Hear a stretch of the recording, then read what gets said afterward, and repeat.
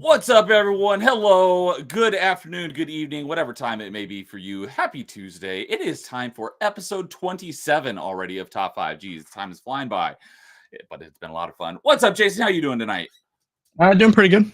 Doing good. Not much going on over here. Me too. I've had a busy day, but ready to talk some video games. So, it's like sometimes because we do this every other week, sometimes it'll feel like, man, we just talked like a couple days ago and had a top 5. And then other times it's like, man, it feels like forever. And for me, this feels like forever since we had our last top 5. See, I'm the opposite. Sunday came, I'm like, we don't have it this week, right? And I was like, oh no, wait, we do have it this week. So yeah, no, yes, the Sunday is always my gauge on, did we have one last week or was it this week? Or like, I have to go back and forth. Yeah, and I totally forgot to send out the link to you. And you don't necessarily need the link since you've already got access to Restream. But I realized like 15 minutes before the stream, I'm like, oh crap, I didn't send the link out to everyone. But it's good to be back and talk some video games because yeah, it feels like for me at least, feels like it's been forever since we've done the top 5. So I'm ready to talk some more video games with our awesome panel of guests. We've got our recent regular third chair. That's Lowest Expectation joining us for another one. What's up, Lowest? Hello there. I'm back once again. Good to have you on for another top 5. So, how are you doing today? Pretty good. Good. So, all right. And fourth panelist tonight is the always illustrious Melee James. What's up? Illustrious sounds like you're hitting on me. Oh my God. How many chairs are there? I will fill the rest of them. I'll be a great big fat guy. How's it going, everybody? I am so excited for top 5 Switch games. I'm going to cause so much rage and anger and seething. So let's do it. I'm hyped for this one. I brought my Bing Bing Wahoo, baby. Let's go. I can play it while I rank it. I'm ready. Yeah, I think we all have ours probably, don't we? Yeah. Normally I keep mine out in the family, but I'm like, I got to bring it back here for this. We all have different ones. Oh my God. We all have different ones. Show us your Switch. Oh, right. There you go. It's actually the gray one. So yeah, they are all different. Yeah. They are all different. Oh, I got the Animal Crossing one. You can even see the village reflection there a little bit. It's not grease stains, believe it or not. Although my Joy-Cons may as well not exist because they're useless now. Oh, I remember you mentioning that recently. Your Joy-Cons like basically don't work. Yeah. If you ever can get yourself, this is not me shilling for the place I used to work, but this purple thing that I have is fantastic. It has like non-stick drift. If you like to play this on the go a lot of times, these have the joysticks that don't get you stick drift. Buttons are really good. Mine's in the dock 99% of the time. Oh yeah, I think it's mirrored. Yeah. Okay, I was like, are the joysticks mirrored backwards? Because my shirt, yeah, it's mirrored because my shirt says wonky Kanaga. So yeah. But yeah, this thing is a fantastic device. Sweet. And what's that one called? Although, I think they just called it the handheld deck controller, and it's from GameStop. Okay, cool. What was that, Lowest? I was going to say, it's funny I say that my Switch is in the dock 99% of the time because my number 5 on the list is actually handheld only. What? Oh, interesting. Oh my God, I can't. I mean, you can. It's a game you can play docked, but it's way worse. Interesting. And I'll explain that in a bit. Okay, I'm looking forward to hearing that because I didn't even know there was. Like, I know that there's games that like you would only play docked, more so for the motion elements, and like you can't play it on a Switch Lite. But I didn't know there was any in the opposite direction where you basically, for the most part, only play it in handheld mode. So before we get on into it, let's go ahead and say hi, chat. The chat was bumping before we even went live. First off in the chat was Pop Culture Mechanic saying stopping by to leave a like. I don't think he's here, but thank you, Pop Culture. Appreciate that. Good to see you. Always good to see you. And Playtime Edits. I think I've seen you here for the first time recently. Good to see you. Welcome back. Leaving a like, I appreciate it. There's James. Angry Canadian is in chat. Says, I fully expect top 5 Mario episode 2 hot takes from James tonight. Me too. What's up, I just discovered that video like yesterday too. Oh, on your channel, yeah. The Smash Bros argument? Yeah. Yeah. I didn't watch the whole thing yet though. I have it on my watch later. That's Neo and myself being bad because yesterday was Mario Day. You could easily have posted something like that for everybody to recapture up on that one because that was an episode. I didn't even realize yesterday was Mario Day until like someone mentioned it right at the end of my stream yesterday. But it was March 10th. So, but there was, if you, in addition to, because I did clip that out of the stream, there was also a section, I want to say it was number 4, because that's usually the number that has the hot takes. So if you don't want to watch the whole stream, I definitely recommend watching number 4 for another hot take. That was actually, I think, Jason's. Oh, I think it was. Alright. Yeah, it was. So fun stuff. That's where the number 4 and me giving hot takes. It's been not as bad as of late, but that's where that's the beginning of it, we'll say. So, but yeah, that was the top 5. I want to say that was episode 2. 2 or 3, yeah. Episode 2 was Mario games. It was the second episode of top 5. So, but yeah, and we got Fractured Filter in chat saying howdy, y'all. What's up, Fractured Filter? Good to see you as always, buddy. T-Man is here. I've been seeing him around a lot lately. Checking in, saying here. What's up, T-Man? Welcome. Dude is over on Rumble saying howdy. Hello, dude. Good to see you. Free. He says hashtag free Melee James. And he's saying, yeah, the Joy-Cons are the worst. Nintendo controller ever of all time. I hate Joy-Cons are the worst Nintendo controller ever of all time. Yeah. I can't really argue with that. Yeah, no, I hate motion controls, and so I hate the Wii, but everyone loved playing with their Wii. For me, I could keep my hands off my Wii, but the Joy-Cons are just rough, man. They're absolutely terrible. I 100% agree. Like, they just break so easily. I feel like a T-Rex eating with chopsticks. I hate them. But I love the catalog on the Switch. Got it. And Angry Canadian says, Neo saying bumpin' is cringe. I don't remember ever saying bumpin'. Did I say bumpin'? We bumping now. You I got to don't bring it know. back. I don't remember saying bumpin'. If you did, I would have caught you on that one. Yeah, I think I caught you on that one. So I'm assuming either you misheard or I don't remember it, but that would be very unlikely of something that I would say. But I would agree. If I did say that, that would be cringe. So yeah. I think you should just own it. Just like say it every other sentence now to see how much you can drive people mad. This is bumping, yo. Yeah, there you go. See? Yes, yeah. We would have heard that one if you said it. Joy-Cons, they're small, rough, irritating, and they can't go anywhere. I got that reference, Filter. That's a good one. Oh, I always say chat is bumping. I did say that, didn't I? You did. I did. Thank you. Oh, wow. Canadian. I didn't even realize that I said that. Yeah, I will agree. That was kind of cringe. Yeah, I'm gonna clip this. Internet's forever. All right. With that, I did ship think of because I usually always forget until after we're live, but I like to ask a couple leading questions depending on the topic at hand. And I did think of a couple quick questions before we get into things tonight.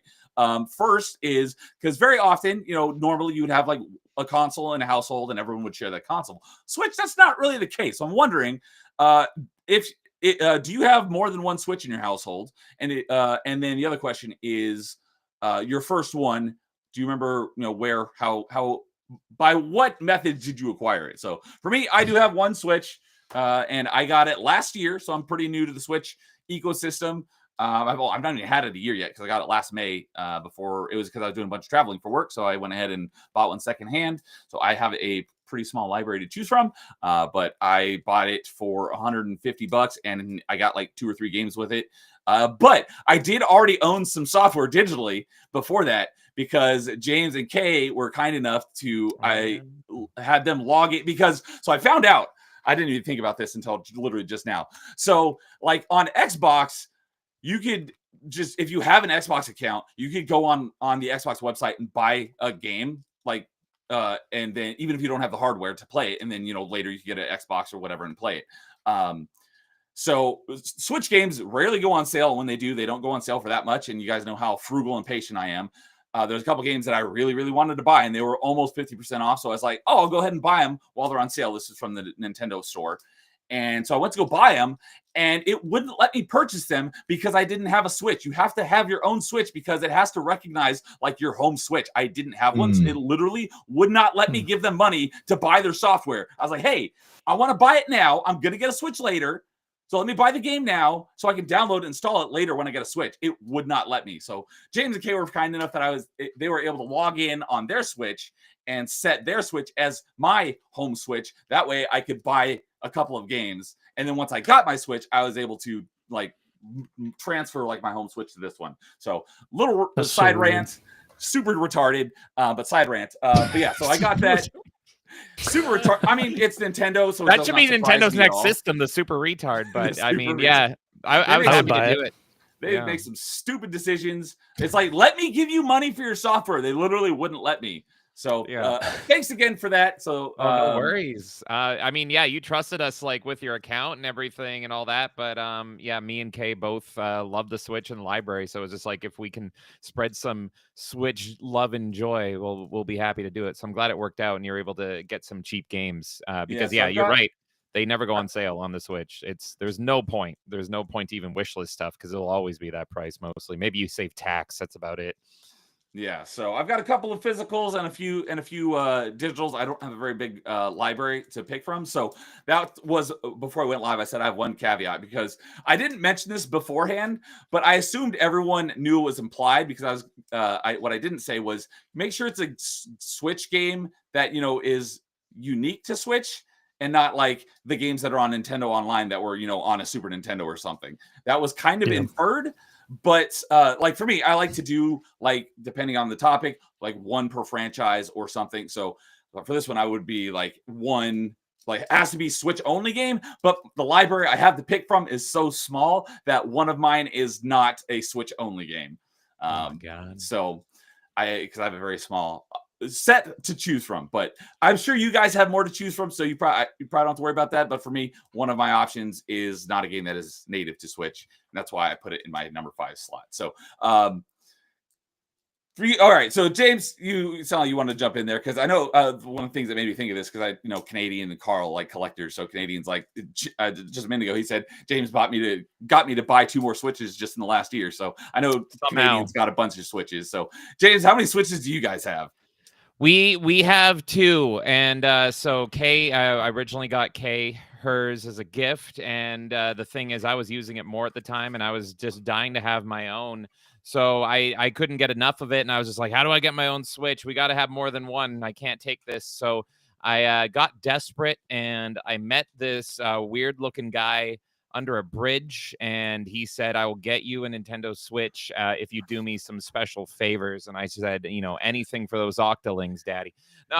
So what really happened was I got Kay her Switch, and then she got me my Switch, and it was actually during Corona, and it was the Animal Crossing era, if you remember the Doom Eternal Animal Crossing arc in early Corona there, where everyone was locked in killing demons and then making a cute little village. And that was my first solo Switch experience. Like I was playing on her Switch for years, but this bad boy came into possession when I was addicted to Animal Crossing, and it was perfect because my hands were like glued to it pretty much. I couldn't sell turnips fast enough, I tells you. So yeah, that's what we do here is we just juggle the 2 of them. Now we can do like co-op and stuff, and it's neat. Having 2 Switches is neat. And you can play Rare Off. Damn straight I can. I hope that's absolutely. On your list. Well, we will. You'll have to see. You'll have to see. Yeah, there it was. James convinced Canadian to buy 2 more Switches last year. Thanks, James. How did I do it? I don't remember this. I don't remember advocating to buy several Switches. I promise I don't work for Nintendo. My uncle does. It's an old joke. I don't know if it still checks out, I hope. But there you go. Oh, Orthodox Monks is here. What's up, Orthodox Monks? Good to see you. So, what about you, Lois? Do you have more than one in your household? We do. I've always had my own, and that my brother's got one later on, and then my mom actually has one too. Oh, cool. You were mentioning something about physical or digital games earlier. I'm actually like 99% physical.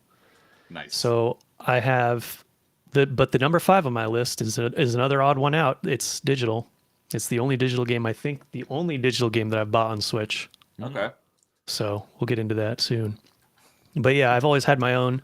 I actually bought it on launch day because I got the Breath of the Wild special edition. Oh, okay. And that was the only way to play it. They didn't have that special edition for the Wii U. So I had to get the Switch version and buy a Switch day one in order to play it, basically. Otherwise, it would have been sold out. The Switch would have been sold out for months, so I wouldn't be able to find one for a long time. So That's what I did. Actually, that was also the only Switch game I had for quite a while. And so I ended up selling the Switch to one of my coworkers. And then I ended up buying it again later on because they announced Xenoblade 2, and I was like, damn it. I got to get one now. Xenoblade 2. It's funny that you mentioned that because I think that was on Canadian's list of hated games for his and Carl's and I's year-long challenge. As it should be. Let me see. Yeah, it's on his hated list. So if he beats it this year, he gets bonus points. Oh God. So I don't hate that game. It's definitely not going to be on my list, but I won't say I hate it like completely because it's not a bad game, but it was such a massive disappointment and a departure from what I liked about the series before. So yeah, You said we don't need you, to get into that though.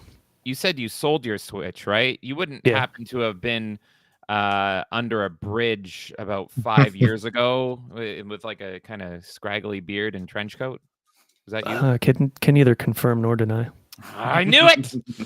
I knew I recognized that sultry voice. Playtime Edit says that he's got 3, one for him and his brother and his dad. Nice. Ooh. So, and what about you, Jason? I'm assuming probably just one. Yeah, so no, this is the time I had my own game store. So I wasn't gonna get one at the time because I felt like I was really burnt with the Wii U. So I'm like, you know what? I'm swearing off Nintendo. I'm done with them. I bought the Wii U. They were supposed to do this, and that. But as the Switch kept coming closer and closer to release, I was like, I kind of want one. And I'm sitting in my shop. I'm like, I kind of want one. And then I had some contacts at the GameStop that was buying me at the time. So I was like, hey, I know you got them in. How many did you get? They're like, if you come after you close your shop, you should be able to wait in line and get one. So got one day one, bought way too many games. Pretty much I think I bought 4 games and everything there. It was like 1-2 Switch, Breath of the Wild, Snipper Clips, and Puyo Puyo Tetris. So I just bought them all just because I needed games to play kind of thing. But yeah, day one, I've had 3 total. I have the regular one. So my day one, then I bought a Switch Lite because I was like, man, this is pretty cool. It's easy to bring with me. Realized, man, games play even worse on this thing. So I could just bring my Switch anywhere anyway. So why not just do that? It's not that much bigger. And then when the OLED came out, I was working at that same GameStop because I closed my store down. And I was like, man, I have to get an OLED because the OLED just makes everything look nice. And I still swear by the OLED. If you have a regular Switch, it's fine. But if you play at all handheld and you don't have an OLED, it's so much nicer. And this is not me shilling for Nintendo. I personally think the colors are just so much nicer. So then I got rid of both of them to get my OLED and didn't have to pay much. So, but yeah, Wait, the hold OLED on. is. I thought this whole stream was a shill for Nintendo. It is. It's sponsored by them, actually. Oh man, Nice. Yeah, That would be we're all getting Switch 2s. yeah. That's where Neo and myself finally say like, hey, we got sponsors finally. Nintendo talk to us. No, no. If Nintendo does see this and they want to, we'll be there for you. But anyway, but yeah. So now I'm on I have one. I have my OLED. I can't remember last time I played in the docked mode. It goes with me. I have like a rotation between Steam Deck and this guy every once in a while, depending on what I want to play while I'm just, sitting and resting. Oh, and I also have my PlayStation 1 too. So I have like a rotational games I want to play as I'm just trying to, lay down and go to sleep kind of thing. All right. So let's see here. Playtime Edit says, what's y'all's favorite game on the Switch? Well, you will find out later on in the stream. Oh, I can tell them right now. Don't worry. Yeah. Let's go to number 1 right away. Dude says Metroid Dread is the only Switch developed game he's played on his Switch. Playtime Edit says Tears of the Kingdom is number 1. Angry Canadian says can't wait to buy my 4th Switch later this year, being the Super Switch, and I will always call it that because it's such a better name than a Switch 2.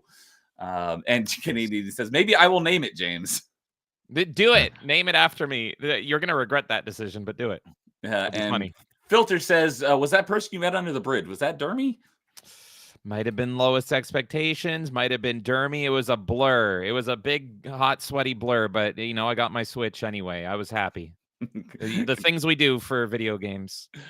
Canadian says, can't wait to suffer later this year. I'm assuming he's talking about Xenoblade 2, the troll that lives under the bridge sells Switches. Yeah, OLED is great. Even though I never played that model handle. And Supersonic JB is here. Yikes, 1-2 Switch was a letdown. Hello, Supersonic JB. I don't think I've seen you around, but welcome. We are about to rank our top 5 favorite Switch games. So sit down, strap in, get comfortable, and let's go ahead and get on into this. So with that, we'll go What's ahead up, and Supersonic get into JB? our number 5. And as is customary, we usually start with Jason. So yeah, so my number 5, this is I guess the most controversial one I guess I could say on this list, because it is a remake, and I was tempted not to put it on this, but it is a remake of my favorite Zelda game, and it's different enough where I can consider that it could be a Switch title in general. Also, I love the toyification kind of stuff, so it kind of gives it away right there. But I put number 5 is Link's Awakening. Yes, it's not technically a Switch game. Like I said, it is a remake. I'd say it counts. It counts, yeah, because like they did a lot to that game to make it different from what it was on the Game Boy. And I mean, if you play the Game Boy one as well, or any of them, you can easily tell the difference. But yeah, Link's Awakening, I absolutely love the graphic style of that. Anytime a Nintendo game comes out with that style, I buy just because I just like it. Don't matter if it's good or bad. I just like the art. I see the chat already. But anyway, yeah, Link's Awakening, I had so much fun with it. It was one of the Zelda games that I can say that I beat multiple times out of any ones that has come out in a long time. But yeah, it's definitely my number 5. Yeah, Canadian saying, Jason, you had so much potential. You were the chosen one. You were the chosen one. You were supposed to join or to fight the. I'm with you there, Angry Canadian. What's funny is I just beat this game last night, like at 2 Oh, a.m. perfect timing. I was gonna ask if you did. Yeah, I literally last night I was like, I need to sleep, but I'm awakening the windfish, and I'm like, surely this fight won't be long. And then I'm like, what was that code? There's a code up, down, left, right. Get through it. Oh God! So I was. Oh, to get through the windfish egg. Yeah, it's amazing. Yeah. And I was like, I know I have that because you can take screenshots pretty easily on your Switch. And I'm like, I saw that code hours ago. Where is it? So yeah, beat it last night. And for perfect timing, it's funny. Yeah, as Supersonic JB says, Lois hates that remake. We talked about that on open mic last week because I know he is not a fan of it. So I was curious to hear why. Yeah, and we don't need to retread that for too long, but I'm a big fan of the original, and I did not like the remake very much at all. Thought it was very disappointing. To me, it did what I needed it to.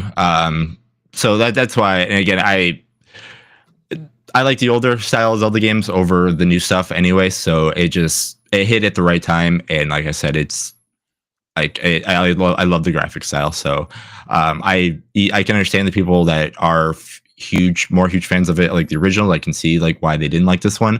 But to me, I think it did a good job on what it was trying to do. Especially they have the newer Zelda stuff for the people that are huge fans, and then this one was more like a get the people into Zelda that aren't really going to play a Zelda game and see if they like it, and then kind of graduate them later on.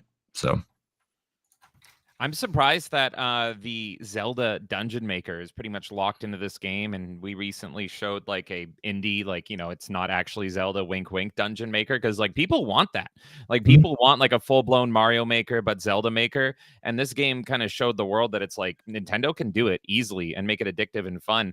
And you can also like transfer your dungeons to Mii's, like any Mii, and that's like a little memory card for it. And I think that's super neat.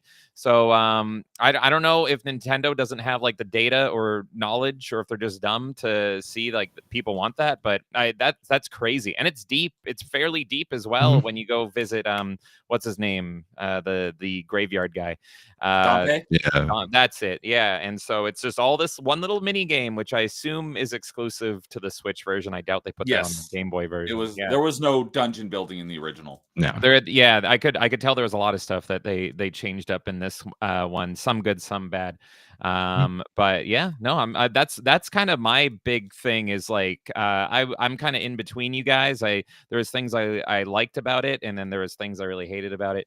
But the Dungeon Maker is just crazy that it's locked to it. Absolutely nuts. They could flesh that out into its own game. Is like a Mario Maker, make it a Zelda Maker. It could sell more than Mario Maker. It's just so crazy. And yeah, it's good. I played with it more than I thought I would. And yeah, it's good stuff. I always play with it more than I think, and then I go blind. That's why I was up till 2 a.m. last night, just playing with it. But anyway. Just whip out your Switch and play with it for a little bit. I got it right now. Just pop that Joy-Con. Excuse me while I whip this out. Dude says, I guess we got another Jason and Kay feud. Yep.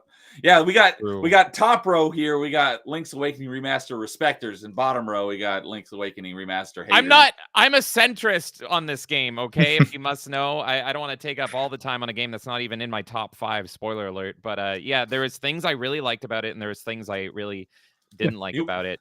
If you want to hear his full thoughts, go check out last week's Melee Madness. He went into full depth on it. I went very tismy on what I think about the game, but Marin is absolutely best girl. Zelda, whatever. I don't care what you do with your life. You know, Marin, you're not even real or whatever. You exist in my brain, which is perfect. I can close you off when I don't want to hear you, and you can do really anything because imagination people can do anything they want. So.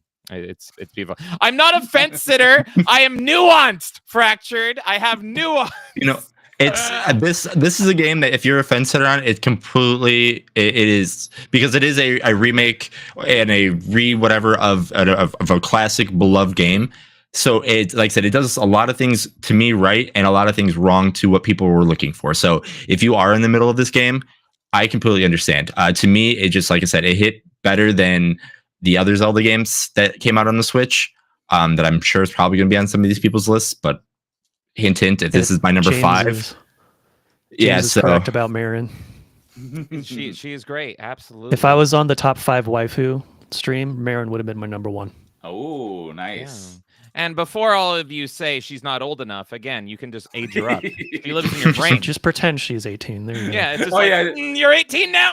I watched Lois's episode 30 of RNG. He makes that point. It's like, it's a video game character. It's like, it's not a real person. But it's especially true for Marin. She can be 60 and whips and leather if you want. There you go. We talked about this too long. Kuluku's in the chat now. Casey here, the remake is ass. I hate it. She watched me play it, and she hates it more than I do. And it's like she had to, and she suffered through me. It was crazy. Oh snap! Dude is enlightening us because he wrote the achievement set for the original Game Boy version of Retro Achievements for Link's Awakening, and saying there's a secret ending for Marin if you beat the game without dying. I did not know that. I cheated and looked it up on YouTube last night. Thank you, because I would have never, ever gotten that ending in my life with the requirements. You have to beat the entire game without dying a single time. Nope, not doing it. But it is great. I'll say the Switch version of it is awesome. It is the secret ending is so good. I don't know if I have done that. It, but you have. I have done that I've 2 or 3 times on the original. I've done that like 2 or 3 times. When I played the Switch. All 3 versions. The DX version is exactly the same as the original one. It's just they added the color dungeon. But the secret ending is different, which is crazy. Oh, I didn't even know there was a secret ending until literally just now. There's 3. See, it's literally because I have no sleep, and this is what I was looking at 2 a.m. So all 3 secret endings are slightly different. They all have the same kind of purpose, but they're very, very different in their execution, which I think is neat. And the Switch one, I think, is by far the best. I think I died once in the Switch version, though, because I played it on hero mode. Oh, Nightmare was here, but he says, can't stick around, but have a good stream. Well, thanks, Nightmare. You have a good one, and I will be talking to him on open mic next week. So have a good one, Nightmare. And yeah, so since Jason and I are both like co-owners of our Restream account, sometimes he'll type and it'll say me, and I'll type and it'll say him. So Katie said, now I feel bad for Jason. Everyone's dunking on his number 5. And he said it's all good. I can take it. That was him, not me. But I would be able to take it. I am with him. I'm not dunking on it because I like this game as well. And I'm with Playtime Edits. He says Melee. He's talking about Melee K. He says, chill. It's not that trash. Thank you. It's not trash. There are way more worse Zelda games, in my opinion. I will say that. But there is also better, which some of them might be on my list. Yeah, Canadian. we've talked about this before, but Link's Awakening DX is also on his hated games list. So if he beats it this year, he'll also get bonus points. I don't know why, because Link's Awakening DX is the game that got me into the Zelda franchise. So it got me into the 2D ones, that's for sure. See, I respect this game, even if I absolutely hated playing it, because the main inspiration for Link's Awakening was Twin Peaks and David Lynch, and that's like my favorite person ever. And in turn, Link's Awakening influenced Zelda forever. With the weirdness of it, because like before this, Zelda wasn't that weird, and so you could say that all of Zelda is influenced by David Lynch, and it's all because of Link's Awakening, because the creator of it went to Miyamoto and was like, I'm watching this weird, wacky show. I'm going to make a Zelda game about it. And Miyamoto was like, what are you talking about? Like, this makes no sense. And they just did it. And yeah, after beating it, because that was my main motivation for playing through it. But after beating it, I'm like, there is a lot of Twin Peaks in this game. A lot that a lot of people don't even talk about. That's like kind of subtle, and stuff that's really not subtle at all. Like Marin and just all the other worldly stuff and all the different people, but they're like similar people, but they're different. It's like, it's straight out of Twin Peaks. It's crazy. So I respect it for that, for sure. So, all right. Well, let's power through real quick, then we'll get to, I think we'll go with Lois next. But Melee Case says, worst hitbox ever in a Zelda game. Get good, Grezzo. And Shane Bentley is here. What's up, Shane Bentley? Welcome. He says, when does Melee K say that Fire Emblem Three Houses is in her top 5? That's a very good question. Probably she didn't come never. on today because her top 5 are just Fire Emblem Three Houses 5 times. Yeah, exactly. Oh boy. And Orthodox Buns, he mentioned this earlier, but he put it all in one chat here. He didn't buy Switch until OLED came out. Dragon Quest 1, 2, and 3 collection on Switch is pretty awesome, but you may not even know it was a thing since it was an Asian region release only. So I don't know anything about Dragon Quest except for what I've learned from when I had Pop Culture Mechanic on, because I think he's a big fan of that franchise. But you know me, I'm not a JRPG fan, so... And dude says Link's Awakening is an easy game. Not dying isn't all that hard. I was going to say, that doesn't sound all that difficult. But I will be playing it again twice, because I'll be playing both the Game Boy and the Game Boy Color version for retro achievements at some point, because I love this game. I will say, if you do want to go for that secret ending, and it is cool, one, you can just look it up on YouTube and save yourself the pain. But two, it actually says in your save file how many times you died. And so I could tell when I beat the game. Yeah, I was like, what's that little tombstone counting up for? Oh, so I died 4 times. That's not bad. 4 times in 25 plus hours is not bad when it's like the 4th Zelda game I've ever beaten. And so I thought it did okay. So yeah, it's not super hard, but Hyrule Heroes doesn't count. Sorry, I played 5 then. So yeah, and there's one that's really It does count. Yeah, thank you. That game is that game is canon, and I won't hear anything otherwise. I know you're on James' side on that. I shouldn't have brought it up. Hey, get on here and back me up. Now. That's not. She's fighting her own fight right now. You fight me on Hyrule Warriors. So all right. What about you, Lois? What is your number 5? All right, so I said my number 5 is an odd one, and it's a game called Voez, Voez. And Never even heard of it. Most people probably haven't heard of it. It's actually originally a mobile game, I believe. And this is what it looks like. So if you play it with the touchpad. Game? Yeah. Okay. This is my old top 20 favorite songs video that I made. It's 6 years ago. So this was a game, I haven't played it in a long time, but I got super addicted to it because it's a phone game and you play it with the touch screen on the Switch. That's why you were saying you wouldn't play this docked. Yeah, if you play it docked, basically you just have to press a button for all these notes to work. So there's like way less challenge to it, but it also doesn't work very well either because there's other notes where you have to slide left or right on the touchpad, or like you hold your finger on hammer on notes, for lack of a better term. You know what I mean, Neo? If you played Rock Band. Yes. Yeah, I played Last Rock. We talked about that last week. So they're like Rock Band hammer on notes, and you basically just slide your hand across when they're coming. So when you play with a controller, it doesn't work very well. You can see the little slide notes. They made it work, but it takes the fun out of the game, essentially. Yeah, it takes all the fun out of it. That's just like in Rock Band, or not Rock Band, in Guitar Hero 3, there was an achievement for beating the game with on hard or hard or higher with the controller instead of the Guitar Hero, with a standard controller. It's like, that takes the fun out of the game. Why do you put an achievement in your game that makes the game worse? Yeah, it does, but that's actually challenging to do. This game is not if you use a controller, and there's technically no fail state. You just play through the song. You don't actually fail out, and it just gives you a score based on your accuracy and it rates your precision. So if you do it a little bit too late or too early, then you'll lose points. Okay. So it's really strict on the timing. So if you want to get like a perfect, 1 million points is the max score for each song, and doing Every that, song has the same max score. yeah, and then each note is like a percentage of 1 million or something like that. Oh, okay. It's kind of weird, Yeah. but it works. Yeah, I was gonna say I've never thought of a game doing it where every song has the same top possible score, and each note is Yeah. a percent of that. But that And makes I sense. can You can do it if that way. if I skip ahead to a different song, that's way harder because they get crazy. I bet.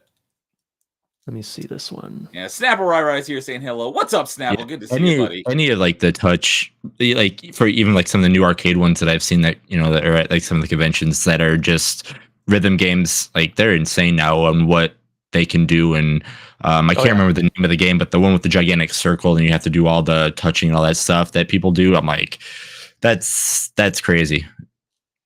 Yep, and there's also like I mentioned, this game is on mobile as well, so it has like microtransactions and stuff like that. On the Switch version, you buy it for $25, you get everything. Nice. Every cool. single song that they've Nice. released and every single song that comes in a future update is completely free. So Very there's like nice. there's got to be over 200 songs by now. That is Awesome. so awesome. And Buying a that, game and getting everything? What a novel concept. that doesn't exist in current year. This is actually one of my favorite things about the Switch. I consider this like a little Switch like life hack or Easter egg or whatever you want to call it, where I hate mobile games and mobile gaming, but there is some good mobile games out there. And because of how the Switch is built, there's a lot of like little hidden gem Switch games that are normally just mobile only. Like I played, what was it, Star Wars Hunters or whatever, and I played that for like 50 hours. And Oh yeah, regretted that's the every mobile second of it. game. And that's Yep. that is like a TF2 Star Wars game that's only mobile and only Switch, and that is it, which is just crazy. James did it. He said mobile. Yes. What is He it? said mobile instead of mobile. Oh, okay. I'll say mobile now just to see how you react to that. But it's yeah. So I mean, I have an honorable mention that is otherwise a mobile only game. So I think this is just awesome about the Switch is that if you are disgusted by mobile games like I am, you can kind of hunt them down on the Switch, and if they're good enough, they'll show up. And like Lowest Expectations pointed out, they'll be even more fair because you can just buy them outright. Like I think that is absolutely awesome. Star Wars Hunters, unfortunately, is riddled with microtransactions. It's not as fair, but if they don't want to deal with like the Switch ecosystem, they're just like, fine, give us money, and then you just get the game. No greasiness, which is just awesome. Yeah. That is nice. Yeah, dude Yeah, says, this game benefited a lot. Dude says, don't let Matt Walsh know this game exists. You're So, wasting your time. How dare you? It's like, have you seen that video of that dude? He got 100% on 200% speed on Through the Fire and Flames. One of those That's crazy. insane video game Oh, things I've yeah. ever seen in my life. I'll never forget like Guitar Hero kind of proved itself as talent when they showed that like Through the Fire and Flames to like Dragon Force, who made the song. They're like, what? This makes no sense. That's not how you play it. Like, Well, it's yeah. just like it's Because like they play in it a on lot a of- guitar in the game, but in real life they play it on a keyboard for the really Yeah. difficult parts. a lot of songs in Guitar Hero, especially like the Neversoft era Guitar Hero, are way easier to just play in real life and just learn how to play real guitar. I think Dave Mustaine said the similar, where it's just like, why are you playing this? Like guitar's easier. Like, what are you doing? Like, it's I like- saw That reminded someone me say of that- something else. Go I ahead. saw someone in the comments say that that doing what he did on Guitar Hero was more difficult than playing an actual guitar, and It like, is! a lot of people were hating on it. It's like, no, he's right. absolutely is. So what was So- that, Lois? Do you Neo, you and I talked about the pro mode guitar and stuff Yes. on open mic. Yes. Do you guys remember those two? The pro mode for Rock Band 3? Yeah, the Vaguely. pro instruments. Yeah, that Oh, was yeah. Like that was for with the extra. Yeah, the extra. for guitar and bass, you had to have the special controller that Yeah. actually had 6 buttons on each fret. Yeah. And then for drums, you had to have the cymbals. Yep. Yeah, so cymbals were someone great. I remember seeing a video of someone who like practiced a lot playing Rock Band 3 on pro mode guitar, I think on like an Avenged Sevenfold song or something. And then they put a real guitar in his hands and made him play the real song, and he almost nailed it. Like on a Nice. real guitar transferred over from playing the pro mode one That's on awesome. Rock Band 3. That's how one of my friends learned how to play drums. Yeah, drums. Yeah, I is can my kind of favorite play the thing. drums now too. And the drums are, well, not counting like the pro guitar, because like playing the regular guitar in Rock Band and Guitar Hero is nothing like playing an actual one. But playing the drums in Rock Band does transfer quite well to playing actual drums. Just Yep. They made that a selling point for Rock Band originally. They said like, hey, you're not going to learn how to play guitar or bass, but you absolutely are going to learn how to play the drums if you play our game. Yeah. So it's I know, and again, I know we're talking about Switch, but I will say the only thing Rock Band / Guitar did teach for me, because I played guitar, is it does teach you strumming. I think rhythm and strumming is like a huge thing that it does teach you, because if you know how to do up down strumming, or when do you actually need to just do down or whatever it is, it does teach you that. But that's other than that, that's about it. It also taught me that my friends hate when I drunk sing at 3 a.m. I absolutely hate that. I'm sure your neighbors do too. Oh yeah. The cats all like decided to go deaf instead. It was terrible. It was a big tragedy. So we're watching your gameplay here. How exactly are you basically like pressing different areas of the screen on the Switch like you're pressing the buttons on a Guitar Hero controller, or like how exactly does that work? Yeah, so usually what you do is you have the Switch by itself without the Joy-Cons, and you set it on a table or something, and then you kind of click along on the bottom with your fingers, kind of like a keyboard actually. Okay, so and then you just play along like that, like this, not like this. Oh, definitely not. Okay. No. And you use both hands too. If you don't use both hands, you're screwed. Oh, so you're kind of doing more like this, like a keyboard sort of thing. Yeah, and I also have like a little phone stand thing where it like stands your phone up on a little stand and you can adjust it. So I usually have it set on that so that it's tilted upwards a little bit. Like the back is tilted upwards, so you're kind of going forward with your hands. It's a lot easier that way. And it also helps it like not slide around on a table and stuff like that. Okay. Yeah. But yeah. Cool. And it's this super was VOEZ. How is it pronounced? Yep. I actually don't know. I'll put the name in the chat in case people want to look it up. See, I had to look it up. I was like, oh, how do you spell it? VOEZ, if anyone is interested in this game, because I'd never even heard of it before. Yep. So there it is in chat, if anyone is interested in checking it out. So I call it voice, like voice, but with a Z. That makes sense. But I don't know. Yeah, that's how I would say it too. So, all right. And Shane says, wondering who's going to say Mario Kart 8 first. And it's something I was going to mention because someone mentioned that earlier in chat. I couldn't find it, but the other person said Mario Kart with a C. Mario Kart is with a K. So make sure everyone knows that, because that is often misspelled. Mario Kart with a K. And Fracture said, Rock Band when playing drums helped me realize I have no ability to play them. I could barely play bass. That should be BASS, not BASE. But I knew what you meant. Had to be on easy mode, and even then. So Filter is not very rhythmically inclined. All right. That's just gotta give it a little time. I'd still play Rock Band with you. If you don't have any rhythm, just join a punk band and then you'll be fine. There you go. Oh, there you go. Yeah. So I even like punk. I don't know why I decided to make that joke. Crucify me, but whatever. I thought it was funny. All right. Well, I guess that leaves it for me for my number. No, James has not done his number 5. I'll go ahead and go next, and then James can finish this off with an actual Switch game for number 5s. So, as I mentioned, my list of games to choose from is very small. So I do only have 4 games to pick from that are actual Switch only games. So I did have to expand my field a little bit to make up this list. So for me, my number 5 is Ori and the Blind Forest. It is originally an Xbox game, but it is on Switch, as I do have it. And one of the cool things about it is that it's one of 2 games on Switch that you can still get Xbox achievements for. And I have played it before. I haven't actually played it on my Switch yet because I'm waiting until I get through this dive to start playing a bunch of games.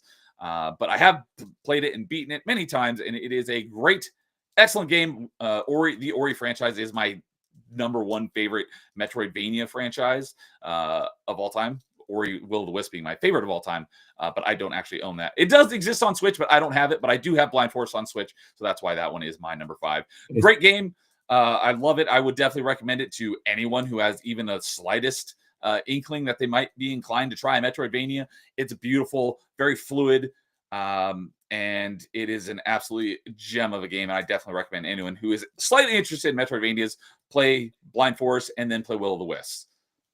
I 100% agree. I played mine on the Switch. It's in minor mentions, but like because you're a huge fan of the franchise, if you ever get a chance, I would just buy the Ori collection physical. You get both games, and it's on one cartridge. It's pretty cool. So, if I were to have it on mine, I just put Ori collection because having the ability to have 2 of them and you have both games and they're separated like that, it's really cool.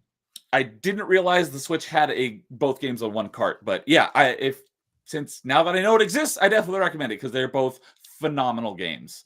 And I do actually have some something different. friends that are fans of the first one over the second one. They are both great. My favorite is the second one, but they're both great. So what was that you were about to say, Lois? I have a different version actually that has both of them, but they're actually in separate carts. There was a special edition version that I forget which company released it, but they released like a special edition with like this sort of stained glass style looking thing. Because there was an original one that was just called Blind Forest or Ori and the Blind Forest. Then there was the Ori and the Blind Forest Definitive Edition. That's the one that is most places. So maybe you have the original one, would be my guess. Is the cover more blue or is it more purple? I'd have to go dig it out. Okay. Actually, I'm gonna check. Let me check real quick. Like the case on the original version is more blue, and then the definitive one is more purple. But most places you're going to find the definitive version because there's actually an extra area and they made some quality of life improvements to it. Like on Xbox, you literally can't even buy the original one by itself. The only way to get it is to buy the definitive edition, and then the original comes with it. Yeah. Oh yeah, there you go. How do you get achievements for Xbox on it? Is like cross progression, or you got to sign into your account there? Or... You sign in. You don't have to, but you can. If you sign into your Xbox profile, you'll unlock Xbox achievements along the way. It's one of two Switch games that can do that. The other one is Minecraft. Is it on PlayStation as well, and you can get trophies? I've never checked. I don't believe so. I'm pretty sure it's on Steam, but I don't know if it's on PlayStation. Yeah. Let me see. Ori PS5. Yeah. No, it's not. All right. So that's why. I didn't think it was on PlayStation, but it's everywhere else. Okay. Wow. PlayStation's going to get Gears of War and Halo before it gets Ori. All right. Jeez. But yeah. So yeah, Blind Forest, great game. Both of them are honestly I found phenomenal. Okay. Oh. Are you able to bring it up, or is it like? I'm just gonna imagine. I see it. I'm imagining it. Okay. No, it's I don't want him to dox himself. It's actually the definitive edition one. It is the definitive edition. So it came with that version, but it actually came with like a literal piece of stained glass that has like the Ori character on it. I forgot. I've got my little Ori right here. And this is also, this is Will of the Wisp, but it's a shadow. I can turn the light on, but on stream you can't really see it because it's all super white. But this is thanks to Carl. Carl had this and he sent it to me. So shout out to Carl of RNG. Good bro. Oh, wow. And it's got Ori and the owl that are like the two main characters in the center. And it's got like all of the supplementary characters all around, like some of the bosses and some of the characters you get quests from and stuff. And it's freaking awesome, and I love it. So that's what that is. If anyone sees it back there and like, what is that? That's my Ori and the Will of the Wisp shadow box, courtesy of Carl of RNG, because he knows how much I love it as well. And he's like, he was cleaning his stuff out. He's like, I know Neo would love this, and so he sent it to me. So shout out to Carl for that. Yeah, I have both games in my honorable mentions as well. Sweet. So, but with that, my other four are all Switch exclusive games. So. If I had more games to pick from, that would have been an honorable mention, but I only have 4 other actual Switch games to choose from. That's fair. All right, James, what is your number 5? All right, everybody. Now strap in. I want to preface this with me saying not only are all 5 of my top 5 Switch games Nintendo Switch exclusive, but so is every single honorable mention. And that's why I was so excited to come on this show. Is it's the Switch is just incredible. It's absolutely incredible, and it rivals the Super Nintendo for like the best Nintendo system of all time, in my opinion. And it's solely because of the library. Yeah, it's not because of the Joy-Cons and the hardware and the performance issues and all that stuff. It's just got such an incredible library, and I'm sure people are gonna get mad at me at some of my games being honorable mentions and not being in the top 5. But it's like I look at my honorable mentions. This was a hard list to put together because there's ones that are honorable mentions that are like 10 out of 10 games for me. Like some of my favorite games. Like the Switch is just incredible. So with that, I'm going to go to my top 5, my number 5 here. And also full disclosure, most of these games I played years ago and I have Alzheimer's. So you guys can help me. remember how these games were. I just have vague fond memories of them, but it's all hazy. So my number 5 in top 5 will be the ultimate cameo game ever, one of the best rosters ever. That is Super Smash Brothers Ultimate. And Kay might crucify me. That's okay, because we are named after. You're in safe hands with me. Oh, thank God! I'm in my safe space. Last time we talked about this and we had that fight, I didn't have a Switch yet. I now have a Switch and I've played Ultimate. So good. I love Ultimate. I was actually shocked at how much I loved Ultimate, because fighting games, for me, I'm very weird with my fighting games, right? And this is a fighting game. For me, a fighting game has to have a hook with it. And so there can be amazing fighting games that, like, they just are pure fighters, right? You get in, you fight, and like they have great mechanics, they have great everything. But if it doesn't have like an addictive, fun single player mode or an adventure mode or something, I'm not really gonna get hooked on it. I'll be like, this is a great game, but I need a hook. And Super Smash Brothers Ultimate absolutely has that hook in the World of Light mode. I absolutely love this mode. I started playing it and I was like, oh no, this is so fun. This is so good. And if you look up that map for World of Light and just how you kind of go through it and you collect the different characters and you can train them and level up, it tickled a certain like grinding itch that I have, because I can love grinding games, but sometimes the grind is not done well, or there's something that bothers me in it. But World of Light is exactly the kind of grind fest that I love and I enjoy. And this is one of my most played games on the Switch solely because of the World of Light. And then the other strength it has is, of course, the roster. The roster is absolutely insane. It's huge. I don't know how they're going to top this. And I always love pointing out the fact that what's higher than Ultimate? I don't know. Godlike. Ultimator. The Ultimist. But it's the example I use on how good this roster is that Nintendo, with a freaking DLC cameo character, respected Banjo-Kazooie more than Xbox has in like 20 years. And it's just like, you want your Banjo 3E? Go play Smash Ultimate. It looks like the character, how he should look in current year. It plays like him. It's just amazing. And Banjo's my main, and it's solely because I just love Banjo. I love Banjo and Kazooie so much, and it's like I feel like I'm playing it. And it's true for all the characters. Like, I suck at Street Fighter, and I pick up Ryu, and I suck with Ryu, and I'm like, it's because he plays like he's from Street Fighter.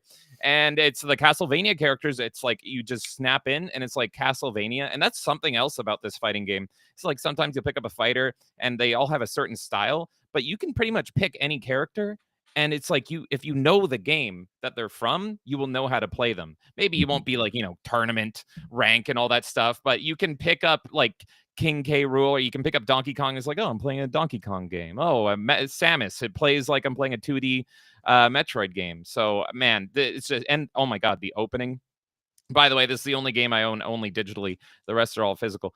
The opening kind of is another great thing about the Switch, is they have amazing lyrical openings. And I don't know what Nintendo did, but I hope they don't change it for the Switch too. All of their openings for their big games have music that you can listen to again and again and again and again. And does the intro to Smash Ultimate just kill it. So I love this game. I don't know how they're going to top it. I thought I liked Smash Wii U 3DS, and this one just knocks the socks off of it, mainly because of World of Light and that amazing roster. So, Kay, feel free to fight me. But number 5 is Super Smash Brothers Ultimate for me. So it's funny that you said how much you love the World of Light. Dude is over there saying World of Light bored me. I was talking with Lois about this on open mic last week, because that was my least favorite part of the game, and I still don't fully understand it, and I need to. He was giving me some tips, so if I ever get back to it, I'll have to reach out to both of you guys to get to refresh my memory, because I did not care for it, but I've really if you cut out World of Light, this wouldn't even be an honorable mention for me. It's solely that world. It is. Jason will understand this. This is my Mortal Kombat Deception Conquest. Like, this makes me love the game. Just absolutely love the game. And like this is the core mode for me that I just like sunk so much time into it. I actually called up my friend immediately when I got into it, because you guys may have seen him in chat or even on our streams, Elvis. He has very similar gaming tastes to me. And I like called him up and I'm like, you were going to love this, because he kind of gets the same itches I do. And I'm like, you need to drop everything and go play Smash Ultimate. It's the perfect like grind fest, and just how it levels up the characters and respects the lore of all those characters. And the opening cutscene, for all you fellow Kirby fans, for the longest time I wasn't a Nintendo fan, I was a Kirby fan. All I played was the Kirby games. Those were my favorites, like more than Mario or anything. Just the fact that everyone dies in the opening. It's spoiler, but it's the opening. Everyone dies in the opening of World of Light because it is the story mode, except Kirby. He's a god.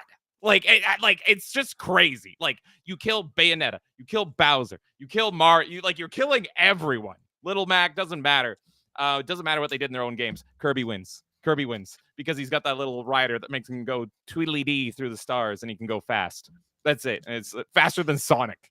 He's faster than Sonic in this game. He can outrun. Sonic couldn't outrun it. Kirby could. So if you're a Kirby gang, they're like, whew, this is a great Kirby game. And for a while in World of Light, you can only play Kirby, but his goal is to save everybody. So maybe I'm biased because I love Kirby so much, but that helped a lot. Yeah, a lot of people who complain about World of Light, what they want is a new Subspace Emissary. Yes, that's exactly what I said.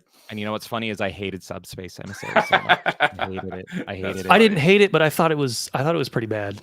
I thought, I don't know if that was the Wii one, right? Bad, but yes, yeah, that the was Wii a one. brawl.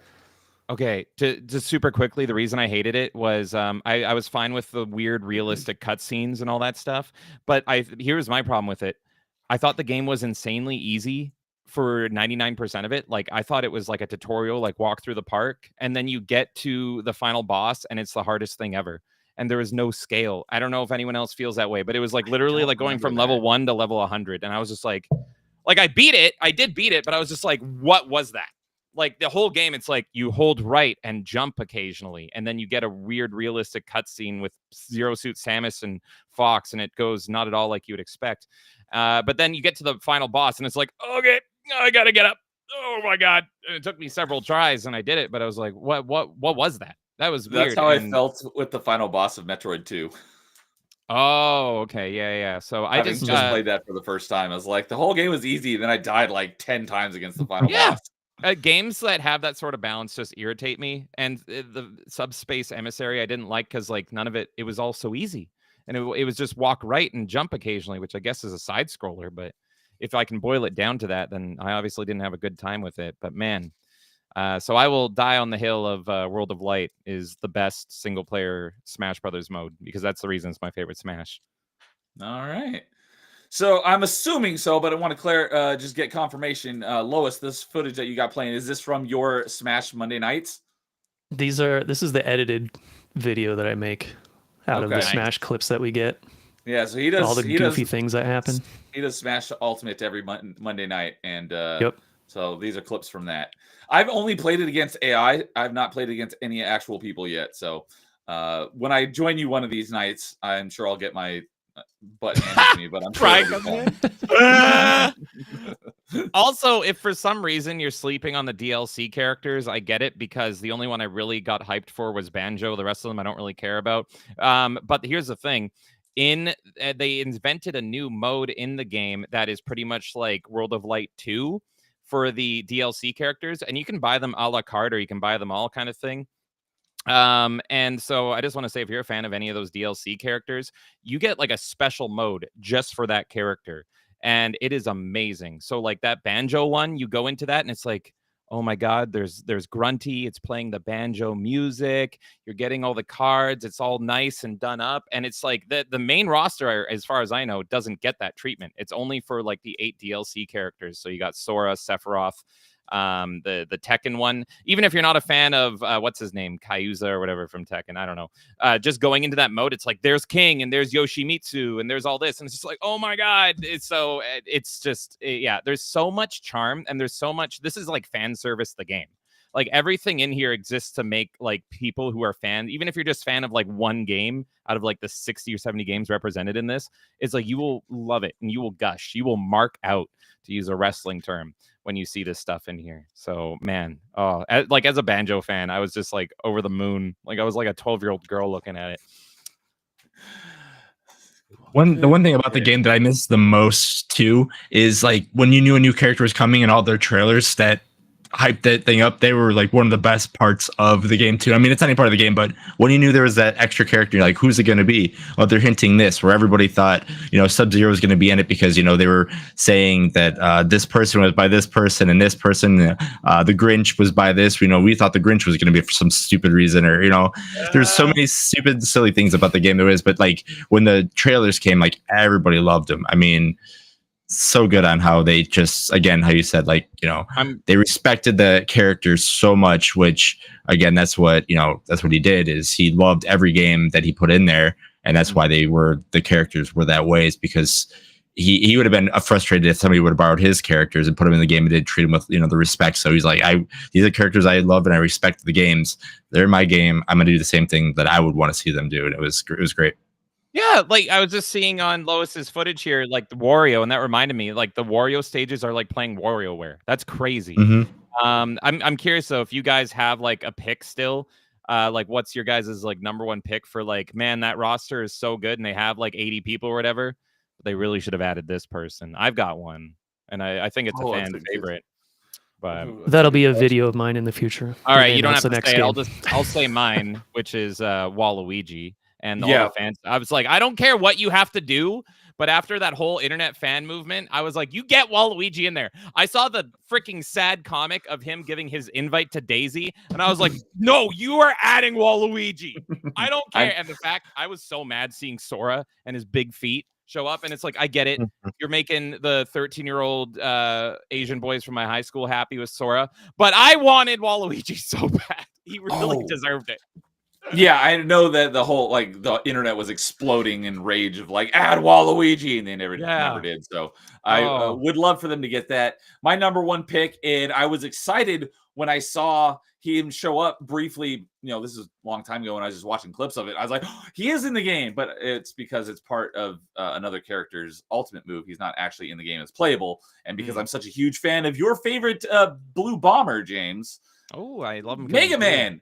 Mega Man, everybody, Mega Man. Oh, I love Mega Man. I do love Mega Man, but I'm not a big fan of classic Mega Man. I love Mega Man X, and he shows up in Mega Man's Ultimate, but he's not in the game as an actual playable character. So my number one would be Mega Man X. My number two would be Zero. Yeah, I get that. Like, I love Castlevania, but Alucard isn't in the game, but he's a trophy. And so it's like, he's so close. You can summon him and he'll fight for you for 5 seconds. And it's like, the moveset's there. Just throw him in. So yeah, I get that. There's characters in the game where it's like you were this close to coming on in. Don't get me started on assist trophies. I kind of love them because they're a weird way to like squeak in a few little more excitements from me. But yeah, it's just that when they are so good, like Alucard, I'm like, they're bittersweet, and I'm sad because I want full blown Alucard. You deserve better. You deserve a full roster. Yep. That's where your characters went to die. You're like, oh man, it was a trophy. Yeah. While we're talking about costume. Or a me outfit, yeah. Or yes. That's actually worse. That was the worst one, yeah. Those. Doom guy. That was the only I have that one. me outfit. That was the only one I made. Was Doom guy, and he's adorable. He plays good. So he plays kind of like Samus. So there you go. Yeah. One thing I did like that was cool about the Me people is you can create your own combos essentially, where you can pick what you want for their up B, their down B, and their side B. I think that's really cool. And I like that it's not overly complicated either. Where it's pretty. You can make them pretty effective in just. Hey, there's a few minutes. Me Captain Falcon right there.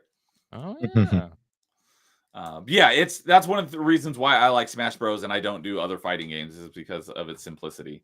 Yeah, 100%. And you can customize it. You can make it a wacky party game and turn all the items on and everything if you want, or you can just only do, Final Destination. It's no Fox, items. Falco. Yeah, exactly. And then that's all you'll ever do. So, but while we're on the topic, really quickly about Alucard, I just played a sequel to one of your favorite games that you talked about on Party Chat again, James, way back. You were a big fan of Lords of Shadow. I finally just played Lords of Shadow 2 for the first time, and the DLC you play as Alucard. Oh yeah, I remember that. I did not even know that until I started playing the DLC. I'm like, oh, cool, you play as Alucard. I hate Lords of Shadow 1, and the people that love Lords of Shadow 1 say that Lords of Shadow 2 is even worse. But I am going to play it one day because I love the story. The story of Lords of Shadow 2 is awesome, but I've only played like the demo. Like back there in was the day on much 360. more story in Lords of Shadow 2 than there was in 1 by like a long shot. And I Yeah. was surprised because I was expecting it to be just like Lord of Shadow 1, which is a very linear level based game, and Lord of Shadow 2 is actually could be qualified as a Metroidvania, 3D Metroidvania.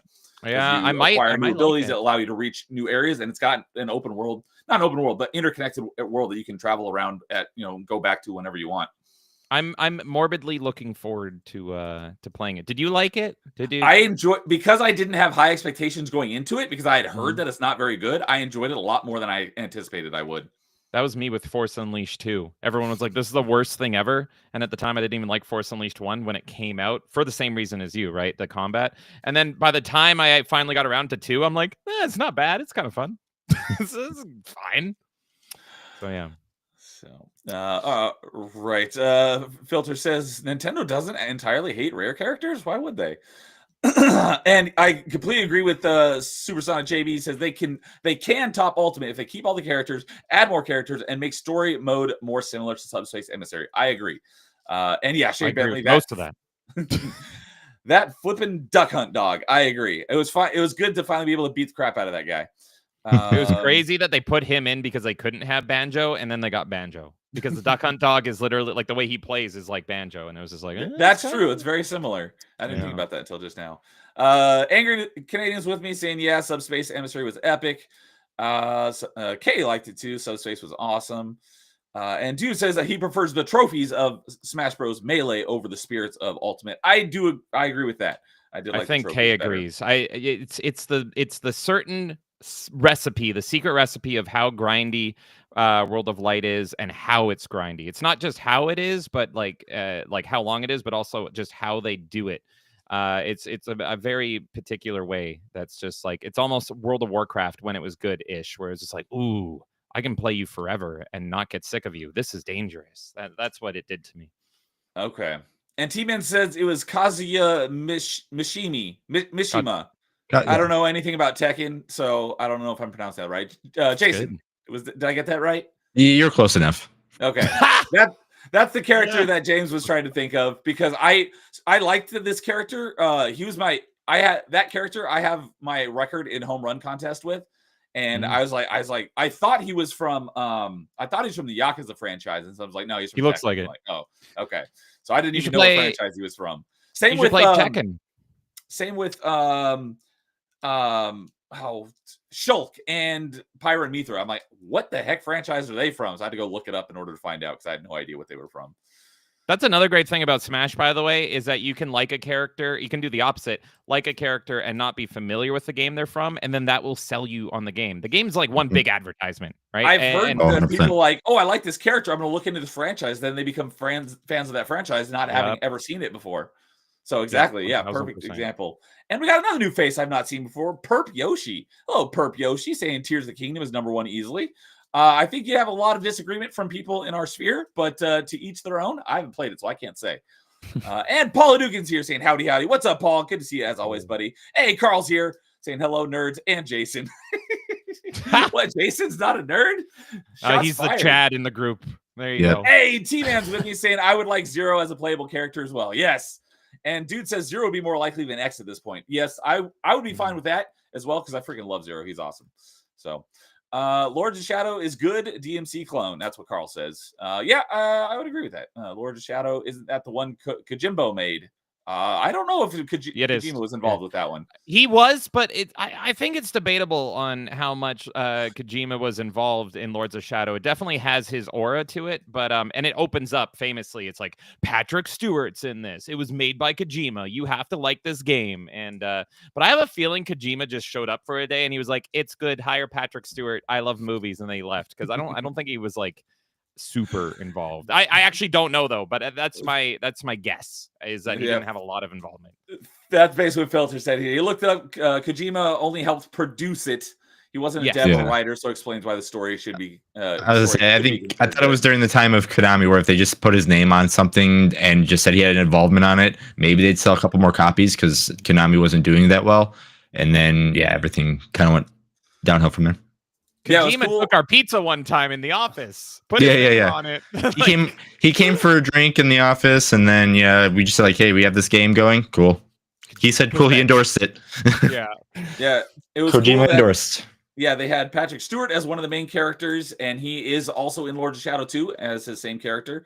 And Robert Carlyle was the voice of Gabriel Belmont, who you play as in both Lord of Shadows 1 and 2, who I knew because he was one of the main characters in Stargate Universe. Oh. So I was like, wait a minute, I recognize that voice. And I looked it up. I'm like, it is him. I forgot his character's name in Stargate Universe. It's been so long since I've seen it. But yeah, that's why I knew who he was. So, and lastly, Shane's saying my best character is one of the worst characters in the game. My main jam is Ganondorf. I believe Dude's main is also Ganondorf. So you're not alone, Shane Bentley.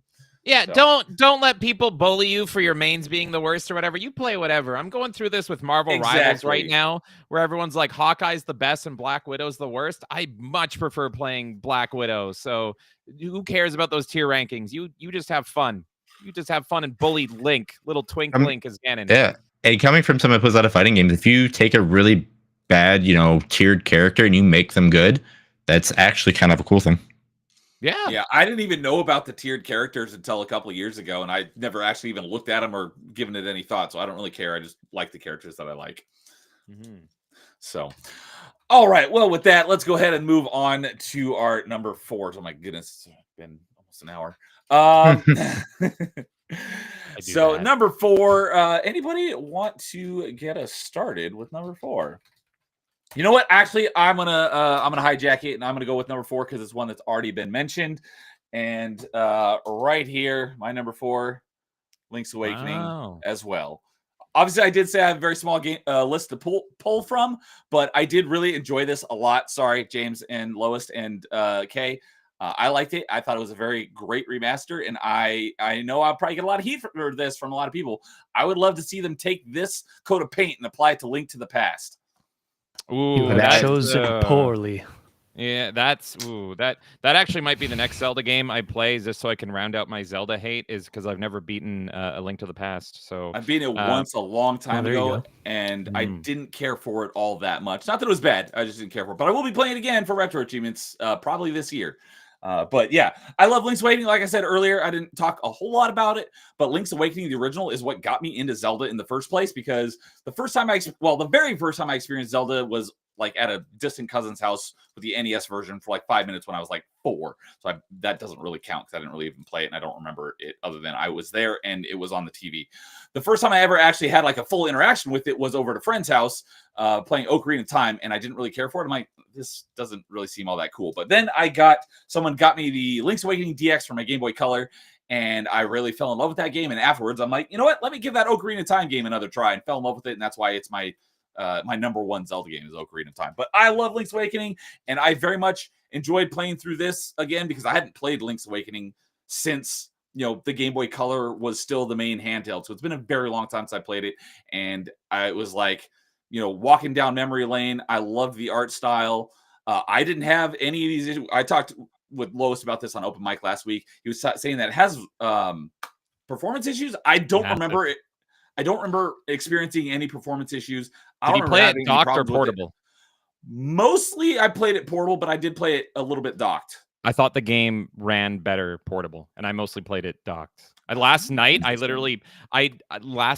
took a video and posted on Twitter because I was like, this is running so bad, and there's input lag at a part where there shouldn't be. I saw your tweet about that. I'm like, what input lag? Because you were trying to do the little puzzle we have to control. Oh my God. Blocks. I literally gave it like 2 tries. What was your It took me about 20. I gave it to Kay as well, just to be like, I just want you to feel this for a second. And she was like, what? And I'm like, yeah, you have to like predict where you can't turn on a dime. You have to predict where you're going to go, or else it errors out. And then I took the video and then I pulled it out. And then as soon as I put it in my hand, I'm like, oh, input lag is gone and performance is up. Performance isn't perfect. There's always been a thing on the Switch, though, is that some games will run better docked, some games will run better portable. It depends on kind of resolution versus how much it like needs to pull from like being plugged in, like just running off the internal battery kind of thing. So it's not like it's definitely a gray area. It's not like everything will run better portable or anything. But I think this is a portable game, and I played 90% of it docked. That's interesting because I played it portable. I played it 100% docked, and maybe that's why I noticed it and you guys didn't. Because the game is maybe I played all mine portable. Around.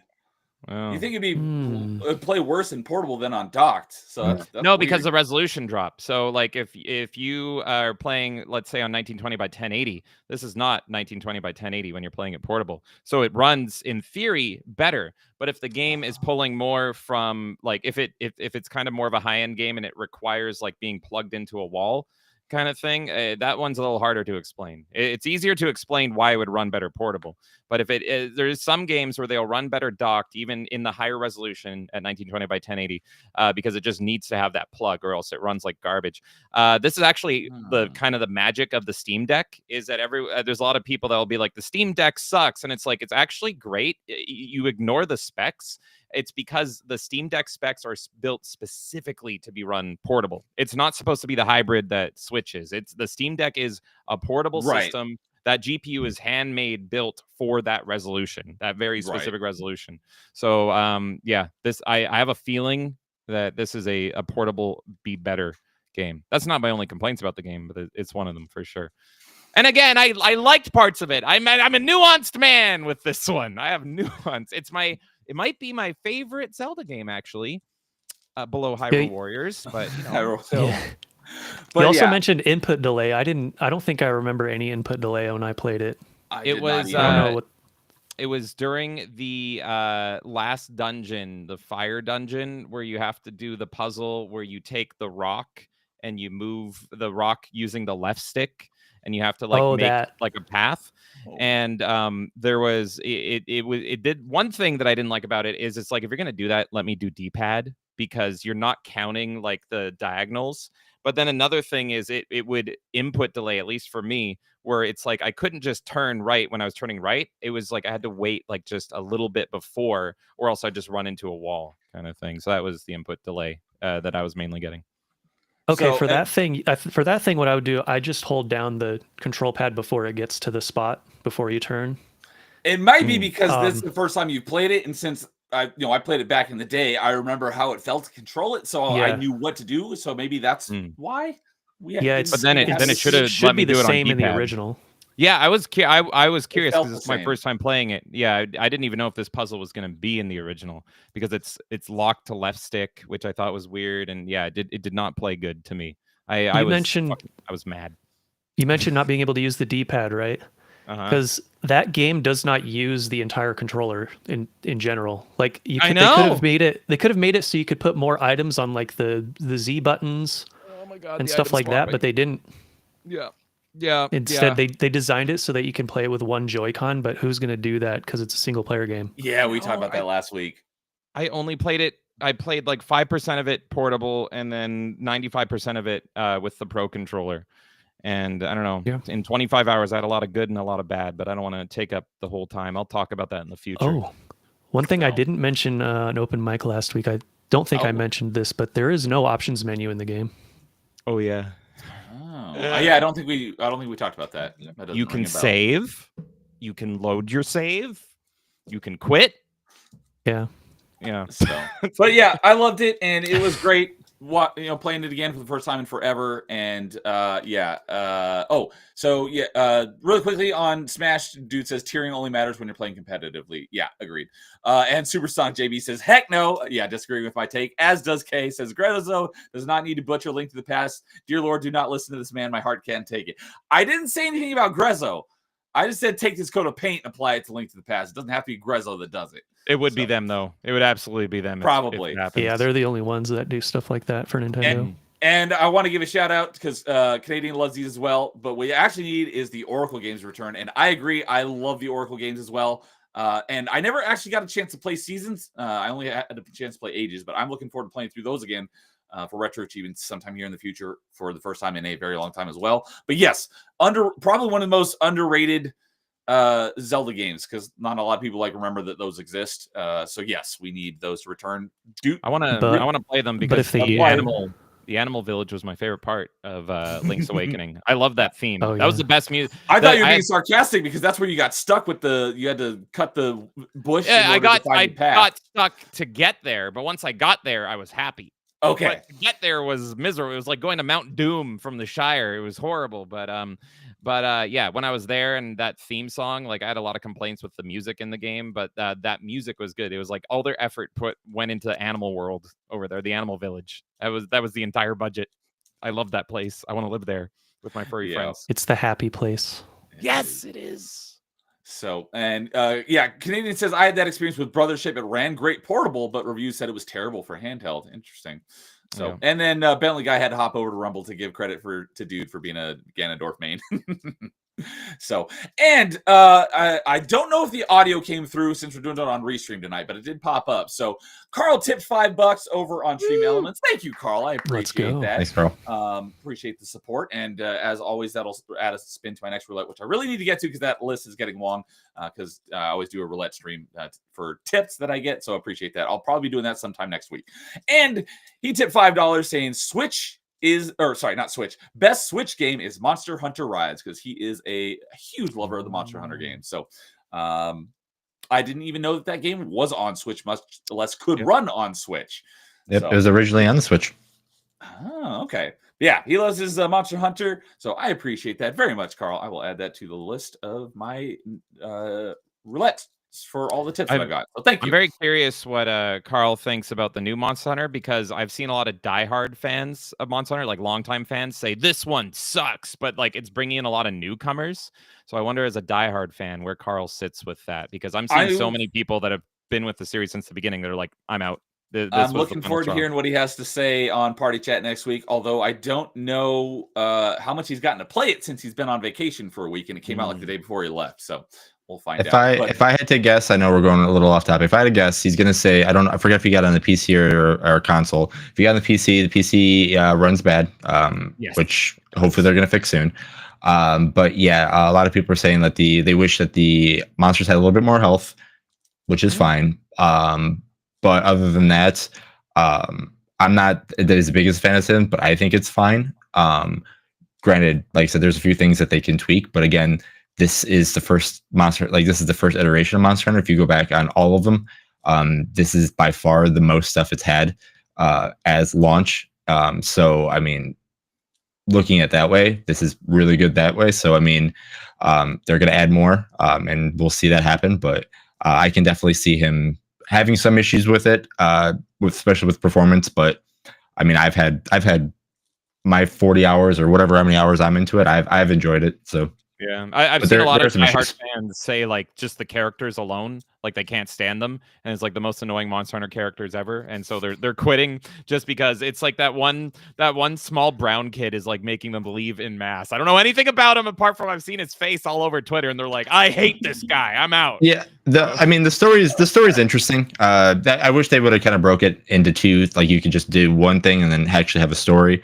But I understand why they kind of did what you would do like for Diablo or with Path of Exile. Like you're forcing them play a story to learn the game. And then when you get to high rank, and then you could just do stuff. But I mean, like I said, all the criticisms they're all completely justified. But gameplay is what you're playing it for, and it's the gameplay is still good. The gameplay loop is super, super addicting as always. So Bentley Guy says, all right, heading to bed. Y'all have a great night. Thanks for hanging out with us for a little while, Bentley Guy. You have a great night. We will talk to you later. And Carl got it everywhere, essentially, PC and both consoles. He can never have too much Monster Hunter. So. Like I said, it's fun. But like I said, when he plays that on PC, he's gonna know, and he's gonna be kind of frustrated. I don't know how far he is either. Paul agrees, says it does chug on PC. Yeah, there are secrets that I have found out that can make the game a lot better. But yeah. And then lastly, T-Man says, Lamau, I thought it was Carl from Octane Hunger Force. It is, as Canadian said. Carl of RNG, that's what he uses for his online avatar, is he puts the Carl face on a bunch of different characters. So you were not mistaken. That is the Carl face. Here, I'll show you again.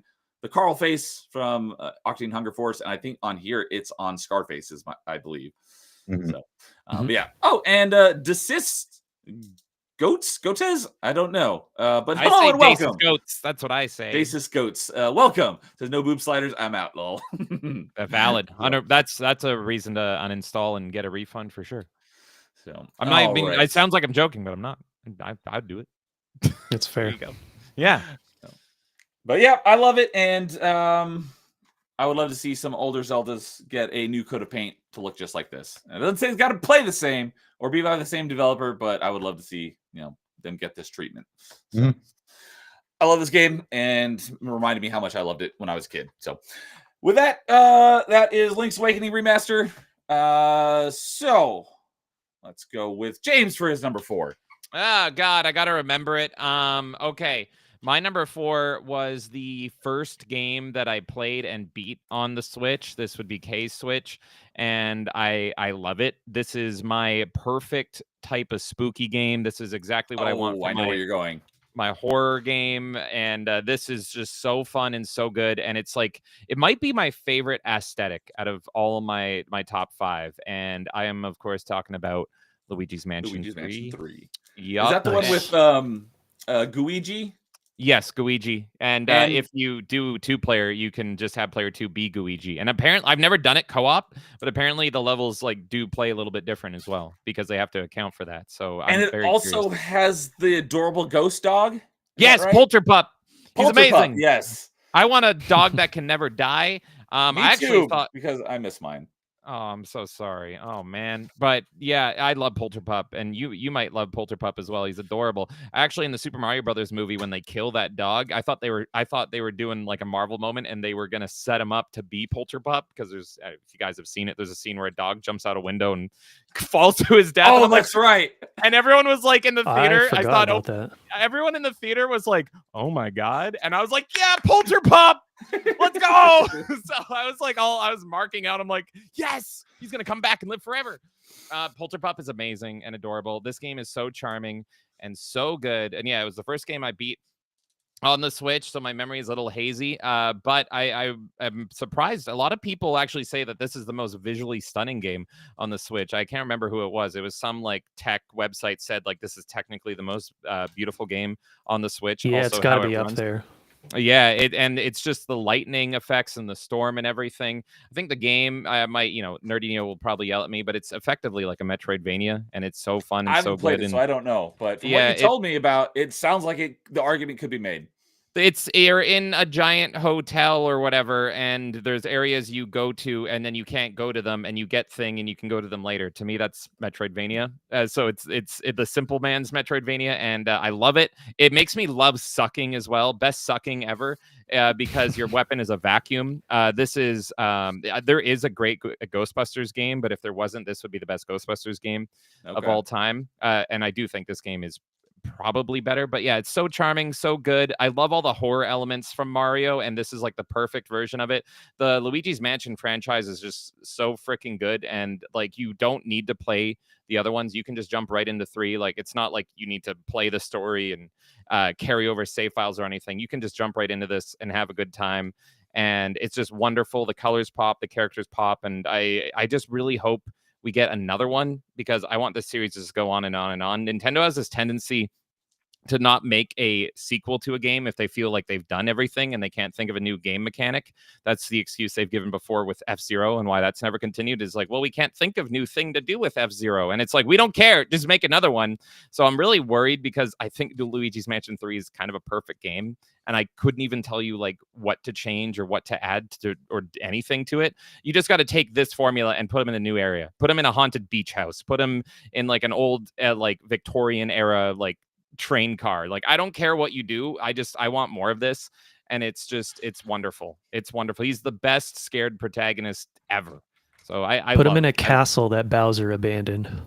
Yeah, like there's so many scenarios you could do, and that's the thing is Luigi's Mansion 3, like the hotel is so massive that they pretty much check off so many different scenarios, and it's wonderful. It's my favorite Luigi's Mansion, which I know is also going to anger people because 1 is so near and dear. I actually think 2 is not good, so I think everyone about that.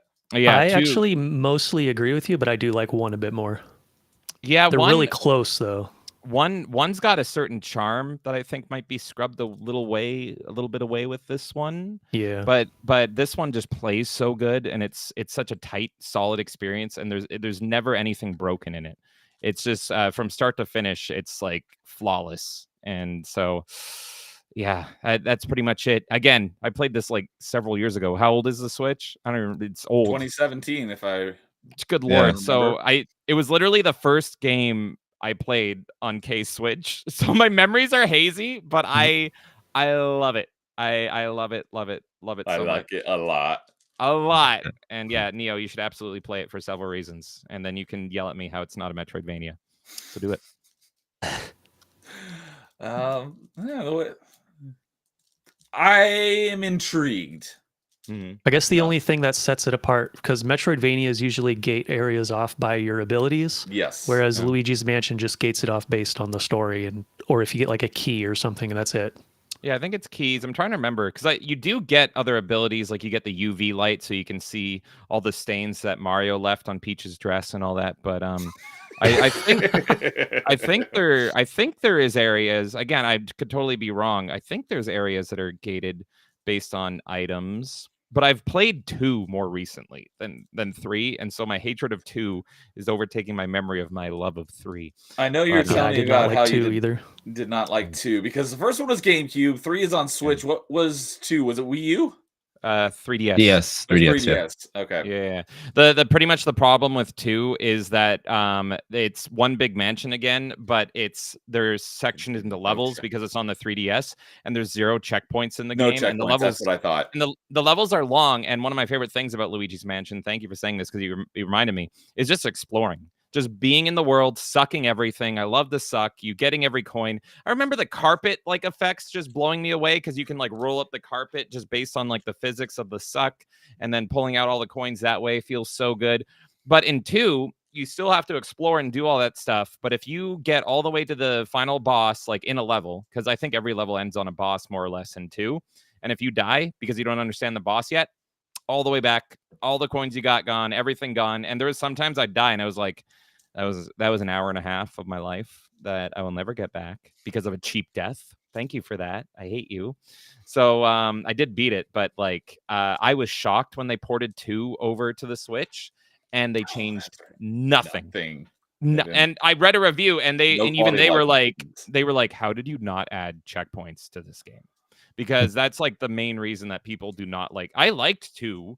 It was more the same, but it was just hard. It was Luigi's Mansion Hard Edition, and not in a fun way. So it's shocking to me that they didn't add checkpoints. So I'll never touch 2 HD for that reason because I already played it. I don't need a slight up-res. I don't care about that. Right. But 3, I will play again, and I'd love to play again just to see how the co-op holds up because I haven't even touched that at all. Or the multiplayer, really. I never really did the multiplayer. It seemed kind of tacked on, but whatever. I'm fine with that existing. All right. Well, good pick. So we got a lot of Pirates Yakuza going on in chat right now because I mentioned that Carl's been away and we're wondering how he's liking Monster Hunter, and he says he's only played it for 1 hour. He's trying to beat Yakuza Pirates right now, and Canadian's like, yeah, it requires max focus, and Kay's playing it literally right now. Can't blame you for that. But she says that Luigi Mansion 3 feels better, but 1's atmosphere is better. So 1 has more spookiness, whereas 3 feels almost Disney-esque, but the game is long, and so they throw in a lot of wacky. If 1 is spooky, 3 is like wacky. But they're both excellent. Just skip 2. And never play 2. Supersonic JB says he prefers Luigi's Mansion 1 as well. The atmosphere was best. Oh. So, all right. Yeah. Oh, JB, he brought up a good point. They changed the price. Oh, when they ported in the Switch? in Luigi's Mansion 2, they made it $60 instead of $40. Oh, I was going to say, price is that good or bad? So bad. Yeah. It's bad. Wow. Yeah, wow. It baffled me because I love Luigi's Mansion, and so it was almost like I was almost a consumer, and I was almost like, of course I will buy this. It's Luigi's Mansion, and I stopped myself because I'm like, there's literally 0 point, and I really hope they don't base the sales of Luigi's Mansion 2 on whether or not they would continue the franchise, because it's like, I own it. I've played it. I beat it. You were offering me nothing. Absolutely, there is no experience I'm getting on the Switch that I'm not getting on my 3DS. So no, I wouldn't buy it for like $1. So don't base it on that. Oh. And dude saying he helped convince Carl to stick with Yakuza Pirates, since if he leaves to play another game, he won't come back to Pirates. And Pirates is so long as well. And I've heard who's played it is like in love with that game. So All right. Jason, I haven't heard from you in a little bit. What is your number 4? So my 4, 3, 2, and 1 was the hardest. I think like they're all like literally this, and this. So really, my 4 through 1 all could be easily my number 1 games. Okay. So yeah, it's very, very difficult. But for when I made the list, I have Metroid Dread as my number 4, which was nice. Yeah, which was very, very difficult for me to put it there. But as I look at the other ones out there, I'm like, yeah, this, it makes sense in a way. Yeah, when I heard Dread was going back to being 2D, I was super, super excited. I loved the new suit. I loved the game. Everything that about it when it was just being shown off, I was great. I was a little hesitant about like the Nemes and all that stuff. The Emmys. I call them Nemes because of Nemesis. Okay, that makes sense. Yeah. So like being chased, it kind of threw me, and that's like the only complaint I have about the game, because I kind of want to just stop and just explore. That's one thing I love about Metroid games, but like knowing that I have to, get out of here as soon as possible. Yes, it does add that little challenge. It does get you very frustrated when like I parried that attack. I swear to you, I parried that attack, and you're going through that over and over again. But that's still that little problem there still wasn't bad enough for me not to enjoy the game. Final boss was great. The story that they were trying to show you was good too. So yeah, everything about it, I mean, I hope we get another 2D style Metroids. Metroid's obviously one of those weird things for Nintendo. But yeah, another one just like that would be fantastic. Less without the Emmys though, in my opinion. I agree. That was I love this game. I absolutely love Dread, and it almost made my top 5. And the Emmys were one of the few things I didn't like about it. And it was mainly like I actually liked them at first. I'm like, ooh, this is actually scary and good. But because it's a Metroidvania and you want to keep backtracking and finding everything, having to keep going through those areas, and it's like, I've done this, please let me leave, and I just have to sit there and wait and be like, I gotta pretend to be scared right now, like what? Mm-hmm. That's when at end game the game was frustrating me, because it's just like, please, I've done this, I'm not scared anymore, I'm just frustrated and I want to go home. Yes. So that's legit like my only complaint about the game. And it's also the anxiety I had the whole time playing. I think I told you this before, but the internet, I played it a little bit late, like months after it came out. I think this still within the year. Oh wow, yeah, first time. I just got my Switch last year. That's so all right. My games that's right. Okay. Since May of last year. Wow, yeah, and so I think I played it within the first year of it coming out, but like maybe 6 months or so later, and everyone online was like, "This is the hardest game I ever played. This game is so tough. Don't touch this game." And it's like, I don't like games. I like games that are difficult, but not like they're so hard you're gonna break your controller and regret living. And so the whole time I'm playing the game, I'm like, "Oh my god, when am I gonna hit the point where I regret how much time I'm sinking into this?" And I beat the game, and it never happened. And I'm like, "You jerks!" Like I had this bull anxiety the whole time playing this game, expecting it to get hard, and it never got super hard. There's harder games I've beaten on the Switch, way harder. I heard that complaint from a lot of people. It's like, "Oh, it's so hard." I'm like, it's not that hard compared to other Metroid games, because Metroid's not really known to be like a very difficult franchise. Compared to other Metroid games, it's easily the hardest. Really? It's still not that hard of a game. I think it's the hardest too. Maybe it's because I like the controls, because if I remember correctly, Samus moves very fluidly. Like you can aim in any direction. Yes, I love it. Yes, I beat Fusion more recently. I had a way harder last night. I had a way harder time beating Fusion, and Fusion's my favorite Metroid. But I had a way tougher time getting through Fusion than I did that one boss, the weird garbledy monster guy, the weird face. Oh, that's the like third to last boss. I beat that one on stream last night. Yeah, that took me like 20 I did all of them because I did the whole game. I started it last Monday and I beat it last night, so I was able to do it in 2 streams. Yeah, that took me like 20 tries, but Dread on like the normal standard difficulty, like I think like no boss took me more than 3 or 4 times. And so I don't know. Maybe I'm just in melded with Dread, but I did not find Dread hard like at all. At least on normal, it's not too terribly difficult. So Angry Canadian is saying Dread mode is insane. I haven't even unlocked Dread mode because you have to beat hard mode first. I haven't beaten hard yet. Okay. But yeah, I've heard Dread is ridiculous. Dread mode is difficult. He says hard mode isn't even that hard. I've started playing on hard, and it's pretty difficult. You have very little health because you have the same amount of health as you normally do, but you lose your health super easily, so you can barely take any hits before you die. So hard mode is pretty difficult. Was Dread Canadian though? Was Dread the first 2D Metroid that had difficulty options?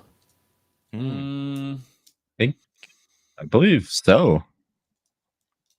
I had to because the only Fusion. I'm trying to think of Samus Returns. I'm trying to think if Samus Returns had a difficulty options. I don't know about I didn't play that one. I haven't played it, but Fusion does not have a difficulty selection. Super Metroid does not. Metroid 2 does not, and original Metroid does not. So yes, it is the first one. The Prime games do, but you have to beat normal to unlock hard. Yeah. But the 2D ones, no. I believe Dread was the first one that had multiple difficulties.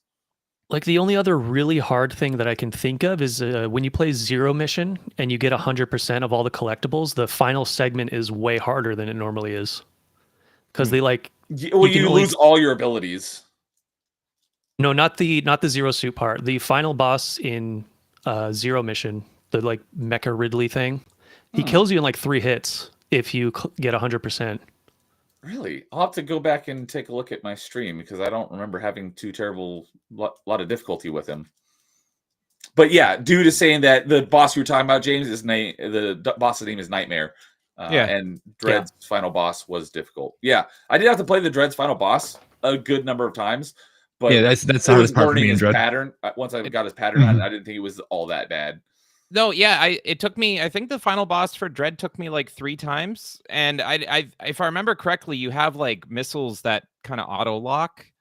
If I remember correctly, in Dread, it's been. You do get like where you charge it up and you shoot a whole bunch at one time. Yeah. So I mean, I guess game spoiler, but all I had to do is like I have auto locking weapons. As long as I focus on him not hitting me, I don't have to worry about aiming. And that's how I beat him. It was just like, okay, I just have to dodge his attacks and I will do my auto lock weapon. And it was easy for me. I don't think that's what I did. Yeah, that's not what I did. Oh, okay. Yeah, I think like the auto lock did less damage, so I spent more time in the boss, but it's like, well, it works. And I have to focus half as much. So but I like that there's multiple ways to take him down. Because that was the boss. Everyone was like, "This is so hard," and I'm like, "I can cheese it." There you go, auto lock missiles. Dude is correcting us. He's saying that Zero Mission did have multiple difficulties, as did Samus Returns. I played Samus Returns, but I don't remember multiple difficulties on Zero Mission. But yeah, see, I said that's the one I couldn't think if it did or not. Like that was the only one. If I didn't know Zero for sure, but I could remember Returns did, and that's what I was trying to remember. But thank you for that, dude, for correcting us. Appreciate it. And Fractured saying, I need to officially grab Dread to play through it. Yes, you do. Oh, good. But what did I really like and felt like they took the controls from Metroid 2 remake, AM2R, and really refined them in a great 2D, 3D Metroid. Yeah, Dread was great. It is, unsurprisingly, it's on my list somewhere. Wink, wink. Foreshadowing. And I want to say, my honorable mentions. Big surprise, given that Metroidvania is kind of my thing. So it's in mine as well. My honorable mentions, and I want to say to Jason's point, I do think Nintendo will make another Metroid game like this because they slept on. I think someone did the math, and it was like 20 years or so, like since the last 2D Metroid game, which is crazy. Fusion, and then I was just playing it last night, it pops up as 2002. So it's been wow. I don't know when Red came out, but was it like 21? It was like 20 years, yeah, and almost 20 years. Nintendo like issued a statement over because Dread was super successful. 2021. So yeah, it was 19 years. And Nintendo pretty much apologized for the game being a success. They pretty much said, "We're so sorry. We're never going to sleep on 2D Metroid again." Like they said it more refined and elegant than I could, but they literally said, "Yeah, we're not going to ignore this series anymore. You guys showed up. You guys showed up for this one. There'll be more 2D Metroid. Okay, you won. Okay." So I think we're absolutely going to get more, hopefully from this team. I hope so. Yeah, Supersonic JB's got to take off. He says, everyone have a good night. Hopefully Breath of the Wild is on someone's list. You'll be able to watch the replay later and find out if it is. So thanks for hanging out with us. You have a good night, Supersonic JB. And Colt Clay's Classic is here. Yo. I've seen, I believe that's her. Yes. Yeah, I've I seen mean, her in other I haven't chats, checked, but I believe that's girl. That is girl. but I don't think I've seen it on my Yes, channel it is. before. So welcome, Cult Cage Classic. Welcome. What's We up, are talking Cage? about our top 5 favorite Switch games. So yes, what were you just saying about Dread? That they're not going to sleep on. Yeah, that's one of the things that bugs me is that Metroid is, in my opinion, is Nintendo's best franchise, and it's like their most like underutilized franchise. And it's sad that it also doesn't. It's like one of their lowest selling of their big name franchises. Always irks me because I love it so much, and it historically has not sold that well. Nintendo So many has so uncultured gamers out there. Yeah, so I think what I really want is now that Nintendo is taking over Disney, I want like an R-rated Metroid, so like movie or animated film I so was bad. But it I needs don't- to be like it needs to be like Alien, like Alien 1. It needs to be like silent and scary. I was saying on a recent party chat, a really cool thing they could do is take Alien Isolation, but swap the Xenomorph for Ridley and the main character for Samus. Yeah, exactly. That'd be a There's cool concept. That could work. so much potential. I think I would like more than the upcoming Zelda movie. It's like that's the untapped potential. But the average moviegoer, you have to be ready to deal with silence and like scary and just ambiance. And it's like I don't know if they're ready for that because that's what Metroid is so good at is just like that whole like that atmosphere. And I don't know. I mean, like again, this is just me. Again, why number 2 is my favorite. I mean, it happens at all of them, but just like the random little hallway to go to the next level, and all it is just quiet, and you hear just like the water drip or the little background couple notes as you're just running from one spot to nothing to another spot, and you're like, oh, cool, I got a new spot. Like I open up the new area that I have to go, but just that little quietness that you get is so good. Yeah, and that makes Metroid 2 is so good. That makes the great themes like Kraid's theme stand out so much more because like when you fight the boss it's like oh god there's music now dun dun dun dun and it's like Well, now that you brought that up, Metroid. But yeah, I just recently played Metroid 2 for the first time, like the Game Boy version. I really enjoyed it. but now that you brought that up, the ambience and stuff, I didn't really get that feeling at all in Metroid Dread. Same. It's more of like an action-y kind of game. Yeah. People said in the reviews for Metroid Dread that it was lacking in good music. And I thought that was interesting because when I try to make people mad, I'll say that Metroid doesn't have good music, but I'm trying to twist that to be like it's because it's intentionally silent. You know, you don't have the bangers like you do in a Castlevania. It's like it's supposed to be like you're alone and scared. And so it's a lot of it's not really about the music so much. So I was like, why are they complaining about the lack of music? Because Metroid don't have good music. That's more Castlevania's thing. It's more about the slow breathing. Super Metroid has music throughout most of the game, but yeah, just playing through Fusion, and I don't remember a lot of music other than the boss fights, and probably the same for Dread. Yeah, so that from what I remember, the music's pretty good though.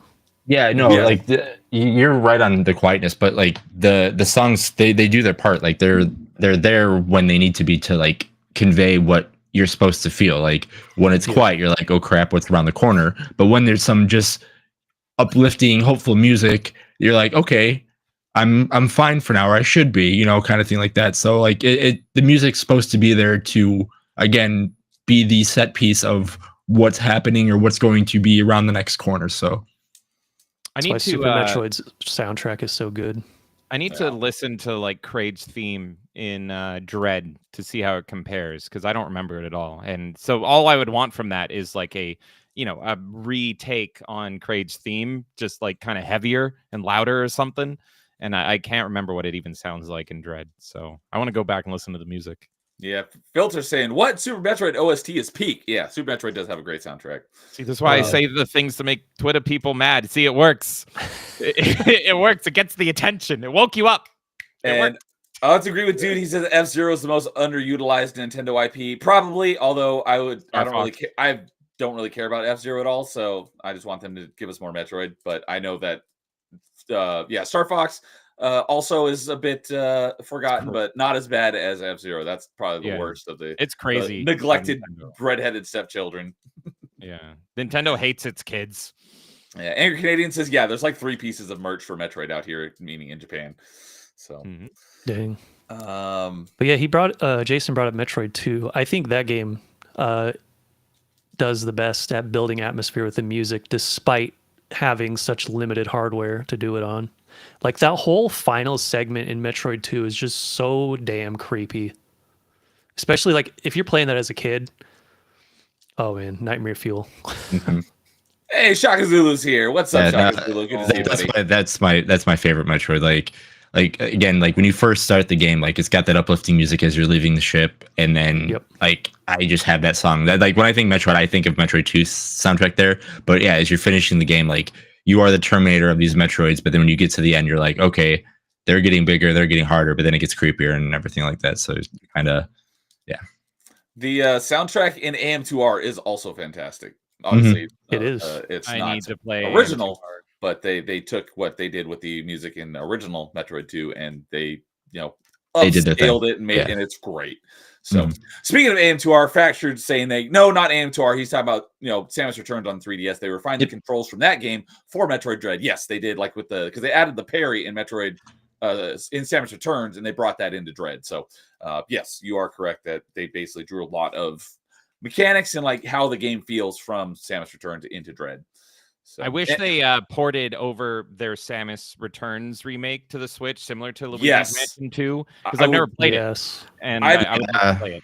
that's the I only don't want to play version. it on 3DS. It's funny because before this year, I had never played any version of Metroid 2, and now I've played 2 of the 3. And the official Nintendo one's the only one I haven't played because I don't have a 3DS and they haven't ported it to Switch. If they ported it to Switch, I would absolutely play in a heartbeat. Yeah, here's hoping. Yeah, I still don't understand the thought on that one either. Like that should be an easy, like not I should say easy, but that should be something that is on their list to do.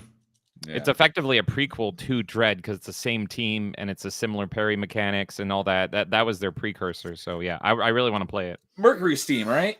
Yep, Because they also did the Lords of Shadow games. they did. I much prefer Dread. Oh. I much no Kojima, no Patrick Stewart. No, it's good. So speaking of Lords of Shadow, Yeah. and then dude saying Captain Falcon is now more of a Smash character than he is an F-Zero character. Yes, he is. Yeah. And Phil just says, I played it when I didn't have a 3DS. That's funny. That's fair. Fair. Yep. Nintendo, it's like, make these games available. But we went over this a lot on the open mic, but I really hate the 3DS. I hate using that system. I hate the little screen that it has. That's the fun, 'cause 3D is worthless. I loved the 3DS. I hated the DS because I'm left-handed, and it felt like I was being bullied. But the 3DS I loved because the games were made just for that 3D gimmick, so I could actually enjoy the system instead of having to scribble on the screen and all that. Oh, I see. Yeah, So I you just had to- played one. There was one Star Fox game I tried playing on the DS, and I it heard was that pretty. one was terrible. You pretty much had to be right-handed to play it, and I just dropped the system entirely. I'm like, no, because every game Oh is my built God. for drawing with your right Right hand. hand. Yep. And I was just like, I can't. This is breaking my brain. But the 3DS has a great library. And similar. So you wouldn't have been able to play Kid Icarus Uprising then. Oh Oh, my tell me about god, that no! one. I've never touched it. Oh, I've never man. touched that one. Are you kidding me? You loved it. You really enjoyed that one, right, Lois? I think I did, but I wish they put it on the Wii U instead of the 3DS. that's right. Because I remember that game got brought up on open mic last week. Yep. So, all right. Well, with that, let's go ahead and move on to our last number 4, and that is lowest expectations. Oh. My number 4 is Super Mario Odyssey. Odyssey. Nice. Yeah.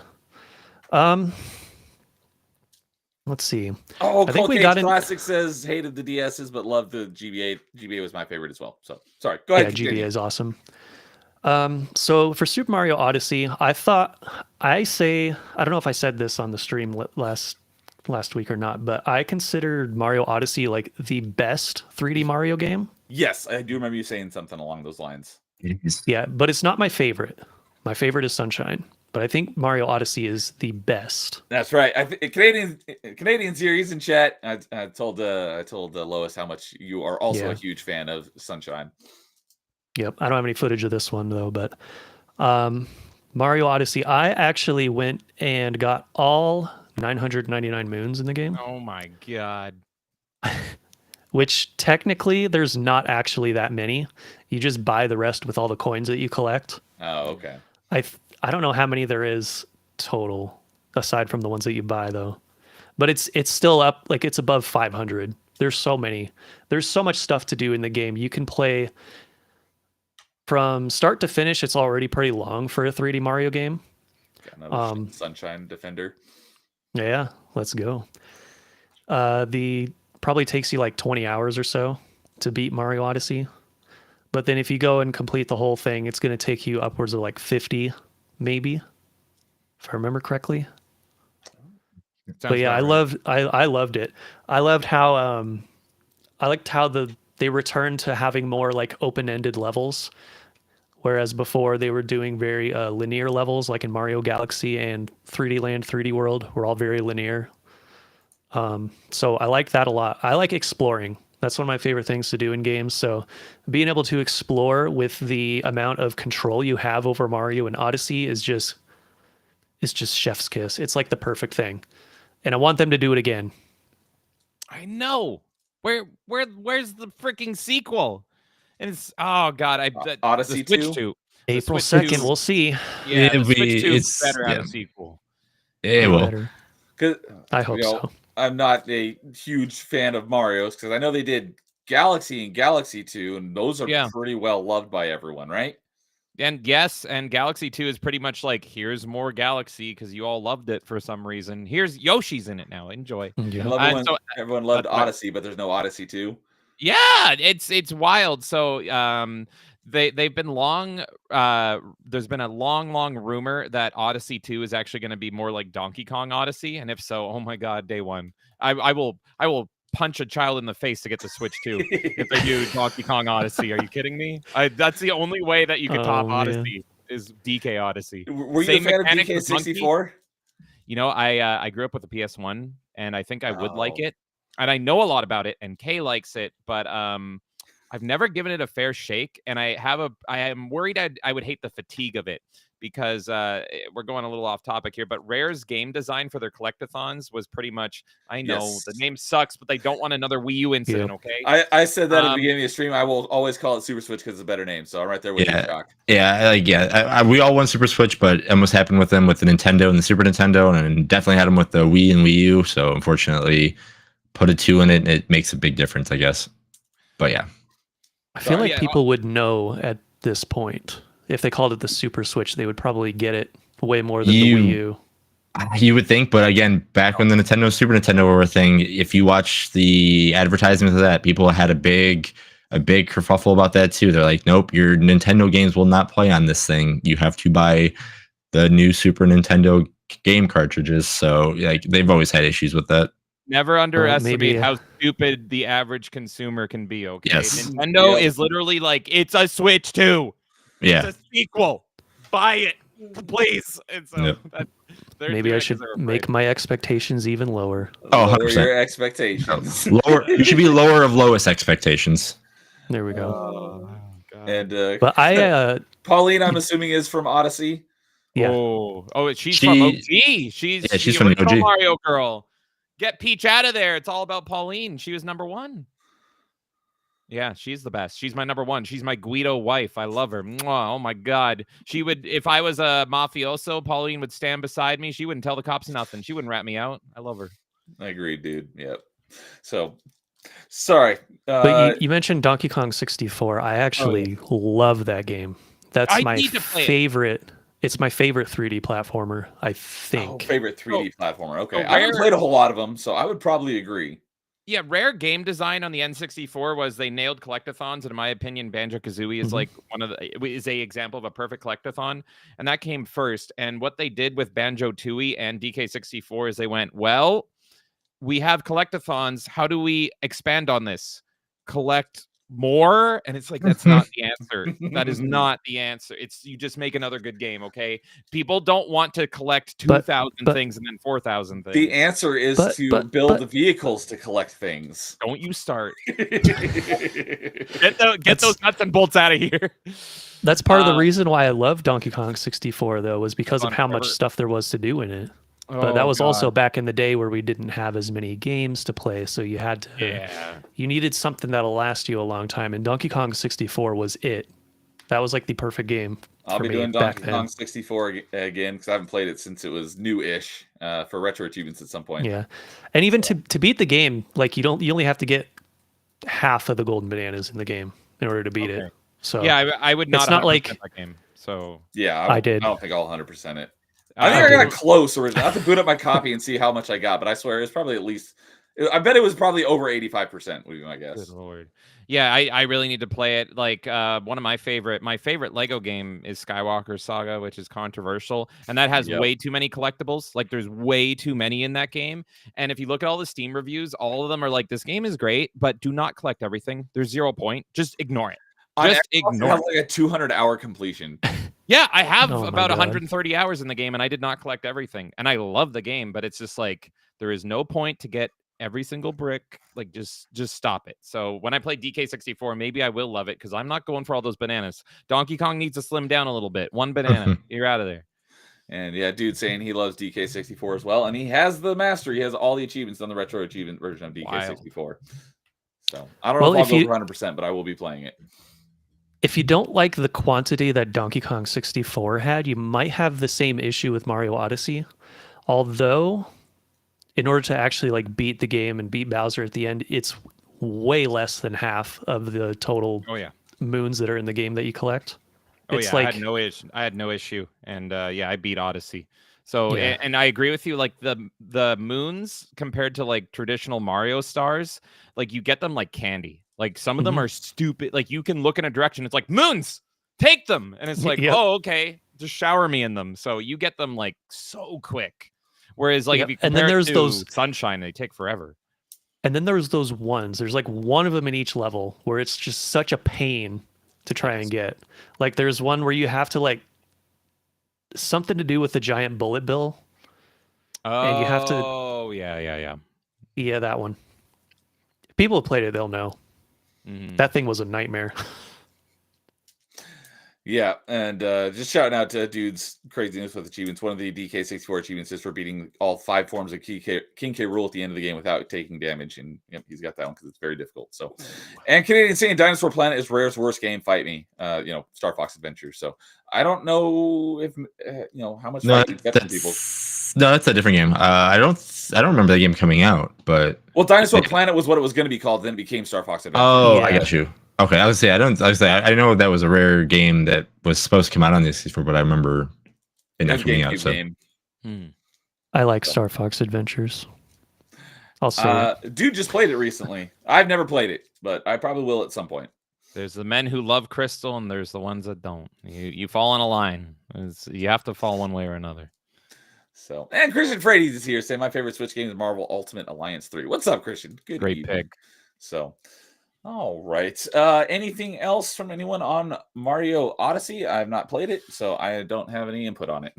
play we'll it. talk about it a little bit later. So we'll see. Oh, all right. Uh-huh. There So, you go. All right. With that, we'll move on to our number 3s. Does that lead into you, Jason? It does not lead into me yet. right. But I can go into my number 3 since All you right. said my name. Mine's kind of a. I have the one that I chose, but mine's going to be kind of a cop out answer. Mine are all the 99s, 35s, or whatever. But if I had to choose one of them, I chose Tetris 99. Mhm. Yes. Oh. That game That's the one in was my honorable mentions. Yeah, I Is that the Battle figured that was Royale gonna be- one? It Yep. is. Okay. That Um, looks cool. I haven't played it. Although I It's do have yeah, it. It's all free the to play. 99s. Yeah. As long as if you want to play, the only thing you have to have is just have your Nintendo Online account to play against people. I don't have one of those. Yeah, I mean, $20 and you have for a full year. It's if for some odd reason, it's one of the things. Is like if you don't have online, yes, it sucks. But if it's $20 for a year, it's worth it because you get some pretty good stuff. And then again, you can play all the like I call them like the Nintendo channel, the Super Nintendo channel, and all the extra stuff like that. So to me, it's worth it. But again, I can buying so many subscriptions, I completely understand not wanting to do that. But yeah, I chose Tetris 99 out of all of them. Pac-Man 99 is great too. The F-Zero one was a lot of fun. The Mario one was great. But again, I kept going back to Tetris. We had a little demo station, and I would always play that when when there was nothing to do or something like that, just because the game was so addicting to learn how to do T-spins of all things. I never really knew what a T-spin was. I mean, I've heard of it and you could do that in some of the games, but to be actually have to learn to do them really well to be good at the game, to actually win, was insane. So, but yeah, just how it brought back life to Tetris after all these years. And again, when it was in a time frame when all you could play or all you heard was battle royale this, battle royale that, and then they came out with this thing called Tetris of all things, did it, and it did it really, really well. Yeah, it's one of the I think out of all the games that I have with the Switch, I think that's the one I played online the most, and that's like including like Smash, and that's including like Mario Kart. Like, this is the one if I wanted to play online against somebody, I would boot up Tetris 99. I love Tetris 99. I still play it. Yeah, same. I love how many themes it has. I'm not even a big Tetris guy, but I like kind of theming in gaming, and I love anytime I boot up Nintendo Switch online, it's like they added like a new like total tile set and background and music from a completely unrelated game, and it's like, it's a game that I wish I liked almost, because that part of it is just so cool. The only reason I don't play it is because I'm not big into Battle Royale or Tetris. Like, I respect Tetris a lot, but I'm just like, I avoid it. But it's just like, man, I wish I liked this more. It's like they have I don't even know how many. You probably know the themes they got, but I think that's like legit one of the coolest parts. They'll use Tetris 99 to hype up other games. Like, I think they did a Princess Peach Showtime set and all that stuff. And it looks so cool. There's another theme coming this weekend, the Xenoblade X. See? That's great. God, I need to start playing it. Yeah, it's so fun. That game will make you get good too. Oh, 100%. Yeah, and again, what I always say to people that are like afraid of it is like, if you're not a fan of Tetris, like that's hard because that's the hook of it. But play it as you're just playing Tetris first, and then you'll start learning how the battle royale goes into it. But I mean, if you're just good at Tetris, you're going to hold your own, and then after that, you're like, oh, this is how I attack this person, or this is how I can do this. Because again, it's weird to be like, oh, what do I do this? Just you'll find one way of offense or your defense in a way, and then you just go from there. And then you're like, oh, I guess I can do this, or I can do this, and then it becomes more of a, oh, I'm not just playing Tetris, I have to do this as well, and it just becomes a little bit more in depth in a way. Then in usual Tetris fashion, you'll be doing great, and then the game will screw you over. 100%. Or the game will lose connection, one of the two. Yeah, I've had that happen several times. Yeah, I one of the things like on the list is like, yes, you're gonna run into those. Like, so I try not to put those things on the list. But yeah, if you're playing an online game, it could happen. It sucks when it's important. But again, it's an online game, so hopefully it doesn't happen. And hopefully it started and you're like, okay, cool, like just jump in another one. Not when you're making this really cool move or you're about to get in the top 5, top 3 situation, and you're like, oh, cool, I have to start over now. Dang. Lois, on your most recent RNG video, there was a lot of Tetris in that. Was that you playing Tetris 99, or was that a different game? Oh, that was the previous one. That was Tetris Effect. That was Tetris, which is a different game. Yeah, gotcha. That's a lot of fun. And that game is on the Switch too, though. But that's probably the best Tetris game ever made, in my opinion. Tetris Effect is. Yeah, I agree with that. So if you don't want to play the online one, get that one. It's easily the best. And the music is so good. The special effects are amazing. I love it. So, and shout out to what we were talking about earlier. I see that Fractured Filter has just gotten a couple achievements on retro achievements from the original Link's Awakening. So, there you go. So, enjoy it. All right, Tetris 99, cool. Yeah, that always looks interesting. I just have never given it a shot. Especially, can you play Tetris 99 without playing online, or is it online only? You can play it without online. I don't recommend it. I think it's the only way to do it is like, I can't remember how it is because it's been forever since I didn't have a Switch online. I believe it was free when you have it. I don't know what the thing is without it, so I'm not 100% sure. Because I know I when I was playing at the booth, we didn't have online for it, so I was just playing against the computer. So I mean, I'm fairly certain. Yeah, because I downloaded it, I just never actually ended up launching it. So maybe I'll have to give it a shot. I haven't played Tetris in forever. I've only played the battle royale version mode, so I don't know. how Well, that you can all play. works. You can play battle royale against CPUs. That's what or at least our station had it that way. So I don't know exactly what it would be on this one, but yeah, you played against a bunch of computer Tetris players, and again, it's a good way to kind of learn too. Yeah, dude, saying hardwire is the only way to connect to the internet. Yeah, although I True. don't think the Switch dock has You it does have it, right? You just can't. Yeah, you no, need to get an you need a- adapter for it. Yeah, The you need a adapter. USB I was like, I was gonna say, I don't think the Switch dock actually even has an Ethernet port. So yeah, if you want to wire it, you have to do an The adapter. OLED one does. Oh, okay, good to know. So yeah, Yeah, if you play Smash Online, it's a necessity. Yeah, okay, you won't be able to I see bought- it. I bought the dongle just for Splatoon because I was like, no chance in hell am I playing it without it. Yeah, you, okay. It's insane that it didn't launch. I With agree. that. I agree. Nintendo Wow. Yep. 90s. They still don't have proper communication service. And they know because like when you connect via the dongle, like you can see that it does have the symbol to be like you're on a wired connection. It's like I'm wired, but you didn't include a port for it. You're crazy. Yeah, it's so dumb. So, but yeah, Fracture saying, "Are you spying on me, Neo? What the hell?" Well, I pulled up retro achievements to go look at dude's DK64 achievements really quick, and I saw that you had 2 points. I'm like, what is he playing? Link's Awakening. So, hope you enjoy it because I will be playing that as well at some point. Another thing about the Switch and internet is that regardless if you're wireless or if you're wired, it will cap the download at 30 megabytes a second, which is just also insane. Because it's like I think I get 700, but I tried Switch Roulette one time and it was like, why is this taking forever? Oh, because it caps the download arbitrarily. That's so dumb. I think PlayStation does that too. I'm not shocked. At least they did on the PS4. I don't know if they changed that since then, but I remembered my PS4 downloads would take ages. Even though I had fast enough speeds to do it, like sometimes it would still take hours to download a game. Literally, why limit us? There's no reason. Ever. Yeah. So, or even just download updates took way too long. And dude saying the OLED swapped the USB port for the Ethernet port. The Ethernet port adapter was mandatory for everyone. Yeah. So at least they made that little upgrade. So, all right, let's go to James for number 3. All right. I forgot I wanted to show some boxes because I love the insides of the Switch. So I just want to say Luigi's Mansion 3. And look, just seeing this just makes me want to jump back into it. There's Luigi there's Polterpup. Like that alone. So I'm going to show there's number 3 as well. Links. Yeah, see? Awakening. Oh, I'd love. You don't get instruction manuals anymore, but at least they add a little charm, right? Like, yeah, I miss instruction manuals. I love the Switch cases. Like how yes, they're small, but like it's not like a DVD case or a Blu-ray case. For me, that has a bunch of I collect all my physical stuff. Just having them sit all row and all this stuff, I think they're cool looking.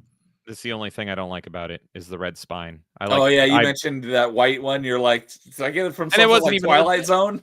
Yeah, I my Link's Awakening, I guess if it has a nice spine, and I thought they just they thought they did it for Zelda, but mine is white with the Legend of Zelda Link's Awakening logo on the side of it, and I'm like, why'd they do this for Zelda? And then you all informed me that it was like, you got some weird when you go to Best Buy and when you go to Best Buy and you find the ones that are on the shelves that aren't for sale. Not that Best Buy sells physical anymore. I think I got one of those somehow, and it looks better. But anyway, get rid of the red spine, even though it's all symmetrical and everything. I want mine. I do not. That's a good debate, though. I like creativity in my spines. I like spines of all sizes. I don't judge. Actually, I judge a lot. Anyway, so what is this, number 3? Number 3. Okay, number 3. I guess, listening to you guys talk, this might be the controversial one. I thought my number 2 was going to be controversial, but to be honest, maybe this one is. Because I said that every single game on my list was exclusive to the Switch, and it is. But my number 3 is Super Mario 3D World. Now, what makes it exclusive? It's the one with the Bowser's DLC or whatever. It's Bowser's Fury. You mentioned that on the top 5 Mario games. So I love this game so much. And the more I think about it, the more I just think Super Mario 3D World is legit my favorite Mario game, period. Like my favorite Mario game of all time. We may have to change my Mario rankings or whatever, but there's something about Super Mario 3D World where I love it so much. Your And number one on top 5 Marios was Odyssey. okay, maybe we'll have to update that. Anyway, I don't. You had keep my- Bowser's Fury at number 2. Oh my God, there you go. Well, here's the thing about Super Mario 3D World plus Bowser's Fury, which makes it an Switch exclusive with this, is Super Mario 3D World. It just makes me feel so good and it's so fun. And I have a similar feeling to this game as I do Kirby's Epic Yarn, where it just puts a big dumb smile on my face the whole time I play it, and it makes me warm and happy. And so few things in my life do that anymore. And that this game does, my friend. Jaded James. This game makes me feel like a kid again. It's like I'm Ebenezer Scrooge until I play Super Mario 3D World. It's so good. It was on the Wii U as well. My friend calls it Super Mario Kitties, and that's so true because similar to like Super Mario Brothers 3 with the Tanuki outfit, it's all about the kitty outfits, and they're just the best. They're my favorite power-up. They're just adorable. The soundtrack in Super Mario 3D World is also my favorite. This is a lot of people will say I like jazz because of ODST. I like jazz because of Super Mario 3D World, which is this upbeat, like really fun, like kind of colorful, warm jazz throughout it. And it's just so wonderful and good. And the whole game is just like a big, dumb smile. You have Kitty Bowser. The game is gorgeous, beautiful. It plays great single player. It plays great multiplayer. And it's like the perfect hybrid between 2D and 3D Mario games because it's not really either of them. Because the 3D Mario games are like a collectathon, but this is more like the get to the end of the level, like the 2D ones, but it's in a 3D plane. So you're getting kind of the best of both worlds. It's very unique in that. And talking about the 3DS, this is a sequel to Super Mario 3D Land, which I also love. If you love 3D World, go play 3D Land. It's just more of it. It's, of course, single player, but it's more of it. And it's honestly probably the best 3D on the 3DS because it's actually mandatory in that one. You have to use the 3D, which is crazy. So I just love this game. Actually. Yeah, like it was the only... That was the one game where the 3D actually did help you. It was the only one I could mandatory. Remember. There was controversy when they released the 2DS because people were like, you literally can't play Super Mario 3D Land anymore on it. You can't play that one because you need the 3D to do some of those movements and everything. So then they ported it over to the Switch, and I was, of course, going to get it because I love this game so much. But then out of nowhere, they announced Bowser's Fury plus Bowser's Fury, and everyone's like, what the hell is Bowser's Fury? I'll tell you what Bowser's Fury is. Bowser's Fury is awesome. Are you a Godzilla fan, Fractured? I know you are. Bowser's Fury is the Mario Godzilla game. It's also effectively, I'll call it canon. It's a canon sequel to Sunshine. So, dude, in Lowest Expectations, you played this Lowest Expectations, dude. This is literally you haven't. Woo! I played the Wii U version. Leave the show. Go play Bowser's Fury. Bowser's Fury is literally a sequel to Sunshine, and in Bowser's Fury, the only reason that it's connected to this and seen as a side game is it's using the same engine. So if you love 3D World like I do, you take the same engine and you make a brand new game into it. It's not super long, but you have a brand new game. And in the game, Bowser Jr. comes up to you and he's like, look, Mario, dude, I know we're enemies and all that stuff, but my dad's crazy. And he's pretty much turned into Giga Bowser. And he's just Godzilla Bowser. Like he's literally like dark, evil, big Bowser. And so Bowser Jr. is like, I'm scared of my dad. Let's team up. And the difficulty in this game is how much do you want Bowser Jr. to help you? Like standard does game designer amount, almost not at all, or like play the game for you. And it's also the first open world like Mario game in that it's all entirely contained in open world. That's right. I remember you telling me about that on top of Mario games. I don't remember what they're called, but the stars, effectively, whatever they're called in this one, they're all in the open world, and you don't go into any dungeons or any levels or anything. It's all in this open world, and it's so freaking good and so freaking fun. And if you love 3D World, it's heavy on the cat stuff. So all the cat stuff from 3D World is brought into Bowser's Fury, and it's just a wonderful time. And I knew I loved the game. I knew this game revitalized my love for 3D World the first time that you turn into a giant cat Mario versus a giant evil Bowser. And I'm like, this is Mario Godzilla. And it's like there's a face-off between them, and it's like it's the coolest thing ever. And it's also the first Mario game I've ever 100%ed. I don't remember how many stars there are in it, but I got every single one because I loved it so much. And a lot of people have not even played it because they think it's just like a little extra gimmick. And it's like, it's a full brand new game. It's not as long as 3D World, but it's literally a full brand new game. And it's a sequel to Sunshine. And it's so good. And so it took my favorite Mario, I'm going to say it, my favorite Mario, and just added an extra game into it, making it an exclusive. And it's so good and it's so much better. So I love you, 3D World. You're just the best. I'd kiss you if I could, but that would be illegal. So I actually 100%. selling I 100%ed Fractured on 3D it. World. Oh yeah, go ahead. Oh, nice. I was so, you know what's weird is I was so close to 100%ing 3D World. I got everything except for doing the boss rush because boss rushes piss me off. And so Oh, the final God. thing you got to do is a boss rush. And I'm like, I can do this. I just don't want to not like my favorite game. Wait. And I don't want to get mad. So I just didn't. I'm like, I'm good. But anyway, sorry. Go on. I don't remember the boss rush. That might Really? not be the last thing in the game. There might be something my else after. Might be after that. There is a boss. Maybe it's exclusive to the Switch one. I don't know. It could But be. there is I don't know what they added. the game ends on a boss rush, and it's just Did every you boss. Did you play a level called Champions Road? I think so. It's after It's the Rosalina stuff, right? I don't remember Because yeah, the that Rosalina stuff. is that exclusive too? No, I remember Rosalina's in the game, but I just don't Okay. remember what's her stuff. Oh, You you unlock her after you in the last special zone, don't you? It's one of these Nintendo games where you can beat It's been the a long game, time. see credits, and be happy with it. But then there's like more levels, and those levels are like, now here's the hard levels. That the game was actually easy, and it's like Mhm. you can stop there. But like, I highly recommend everyone does like they pretty spoiler. But after you beat 3D World, it's you are taken to a galaxy world, and it's all Super Mario Galaxy themed. And when you beat those set of levels, you can play as Rosalina, and she is OP. Like, because they all, and that's another thing, is in 3D World, similar to, I would say, Super Mario Brothers 2, they all play differently. So Mario is like the all-around, Luigi jumps the highest, Peach can float, and Toad is fast as, well, you know what I want to say. But Rosalina has an active attack, and so she is OP. She doesn't have to jump on enemies. She can do her spin, and you can play the whole game over Ah. again with her. So it's like, if you want to cheese the game, get through the Rosalina, beat the game, do the Rosalina stuff, and then go back if you want to get every star, which I think I did. I think I literally did every star except for the boss rush at the end, and then just play as Rosalina, because then you can just do her spin instead of having to jump on enemies, and it breaks the game, and it's so good. But there is I do remember there's a road after that, and I think the road ends with the boss rush, and I was like, and I just stopped like on the last level because I'm like, I don't want to hate my game that I like. I'm good. I saw Okay. credits. I understand that. Yeah. So I remember there being the two hardest things in the game were the level called Champions Road, and then there was another one that had like a collection of all those little mini games that were throughout the game where you unlock. Oh yeah.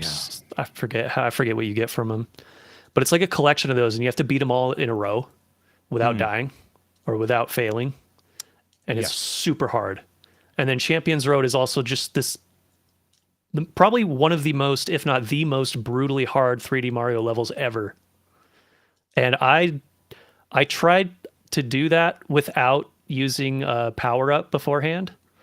So I just kept retrying over and over and over again rather than going back into the levels, getting power ups and coming back with them. And I probably died like 200 times. Yeah. It's I remember looking up videos because like when you get past the Rosalina stuff and you enter that area, I was like, it's like a slap in the face because like, this isn't the game I know and love. And I looked it up because sometimes I'll look up a playthrough of a level that I'm stuck on in a game just to be cathartic and know I'm not crazy, and I'll read the comments. And this was one of them where everyone was like, I love this game. What the hell is this level? It is just terrible. And so those levels that are after the credits exist just to be like, here's a reminder that we can make things really hard. You beat the game, congratulations, but like, we just want to add a little suffering just to put you in your place. And it's like, oh my god, Astrobot does the same thing. And it's just like, don't do this to me. Please, I want to have fun. Those super hard levels are really fun though once you get them down. It's a different kind of, Because the fun is overcoming it feels so good, yeah. them. Yeah. Yeah. But that's the thing, though. Like, that's the reason why I haven't bought the Switch version, was because I couldn't justify buying the game again for that much money. Yeah. That's and a great I don't. insert. I know, and so you see what I'm saying about like Godzilla, and that's how he Yep. looks in the game. It's crazy. So I mean, yeah. And here's the thing: if you do end up getting it, it's the menu is: do you want to play 3D World? Do you want to play Bowser's Fury? They're on like kind of equal footing, so you can just go Right. right into Bowser's Fury. If you 100% it, it's pretty decently long. But if you speed run it, it's it may not be worth your money, especially with like Switch, how expensive they are. So I can't remember exactly how long Bowser's Fury is. I would say it's probably a little longer than you'd expect from a DLC, but shorter than what you'd expect for it being like a equally build game, if that makes sense. That makes So I sense. don't know. So it's up to you, but I 100%ed it because I didn't want it to end, and I was just like, I'm having so much fun. Keep going. Just don't. And I was so sad. And it also, I won't spoil it because you haven't played it now, but it takes one of my favorite mechanics from my favorite levels in 3D World and brings them back. And I was like, I was so happy because it's pretty much like, how would you fast travel in this world? And it's like, oh, they borrowed that thing. It's so good. So I love this game. I want to replay it just talking about it. I could talk all night about 3D World and Bowser's Fury. So it gets slept on because Bowser's Fury, they kind of just stealth dropped it. And they're like, yeah, there's this. And everyone's like, oh, okay. You added a skin. It's so much more. It's beautiful. So Amon Ra's here saying, "Moo, what's up, Amon Ra? Good to see you Moo. as always." Yeah, and Jaded James saying made me think of him as Jimmy Stewart from It's a Wonderful Life, and this game is his Clarence. Mary, Mario's in a cat suit, Mary. Oh my God, he's a cute little Italian boy, Mary. Given how I know James loves old cinema, I was like, I know he'll know what that means. That's actually my dad's favorite movie of all time. Of course, I know. Huh. It's a Wonderful Life.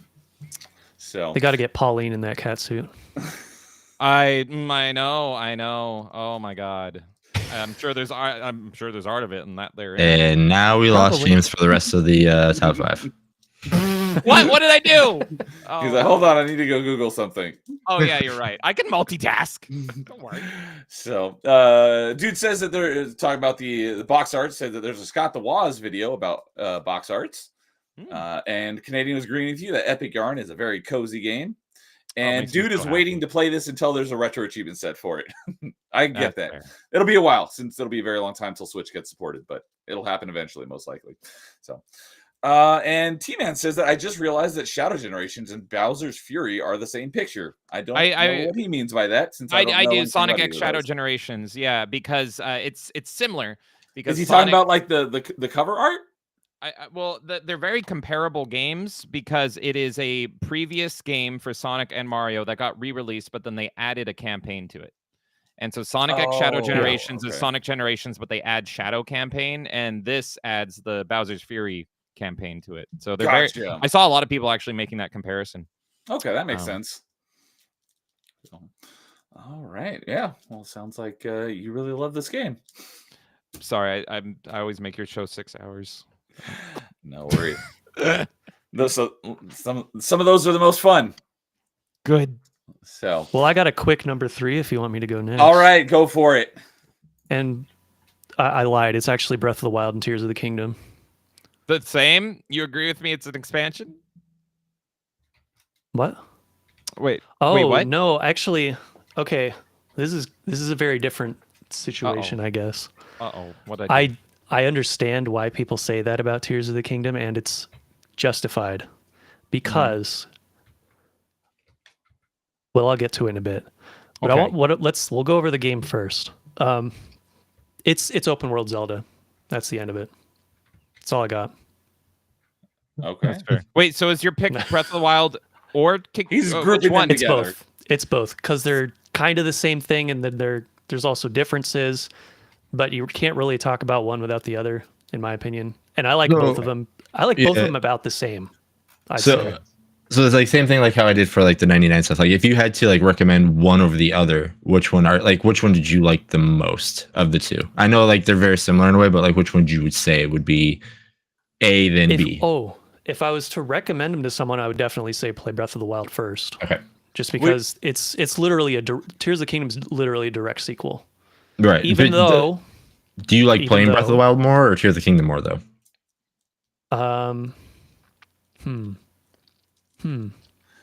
What do you Do you think like on that the for craft If I were to second? go, if I were to go back and play one again, I would go back and play Tears of the Kingdom again, because there's just more stuff. I thought the abilities were a bit more fun in Tears of the Kingdom as well. Yeah. That's And I basically liked. the question I asked last week because I haven't played Breath of the Wild or Tears of the Kingdom. And I was like, I think I'll just skip Breath of the Wild and go to Tears of the Kingdom. He's like, no, you probably should play Breath of the Wild first. I was like, oh, okay. Yeah, you should play Breath of the Wild first, because like there, it's hard to explain this. You are missing out on stuff if you go straight into Tears of the Kingdom, but at the same time you're kind of not, because a lot of the stuff also carries over. Like the sword combat is basically the same in both of them, with the exception of in Tears of the Kingdom you can attach items and different weapons to other weapons to create stronger weapons. So there's that. Let's see. One thing I want to say about Breath of the Wild, because it's not in my list, but one thing I do love about it is that for the first time since I was addicted to World of Warcraft, it actually captured a long lost game design, which people are afraid to do now.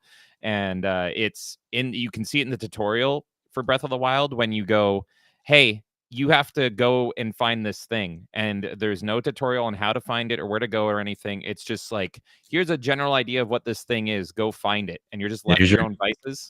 Yep. Here's your context clue. Use it. And they don't make games like that no more. And that was my favorite part of Breath of the Wild. And there's a lot I hated about Breath of the Wild, but I loved that because I'm like, I haven't had this feeling since World of Warcraft, where I'm in a big world, I'm vaguely told where to go, and now I have to learn how to navigate this. And it's like actually like living in a world. And it's just like, why don't games do this anymore? Oh yeah, people can't handle it. And so that's my favorite thing of Breath of the Wild. Yeah, that's what I love about it, and especially in Tears of the Kingdom, there's so much experimentation you have to do that the game doesn't tell you about. You just kind of have to figure it out on your own. The last time I played a game that felt like that was Morrowind.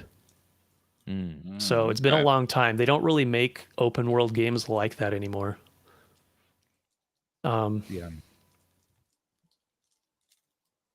I do have, because Zelda is my favorite franchise of all time. So I have a lot of criticisms because like I want the series to be the best it can possibly be.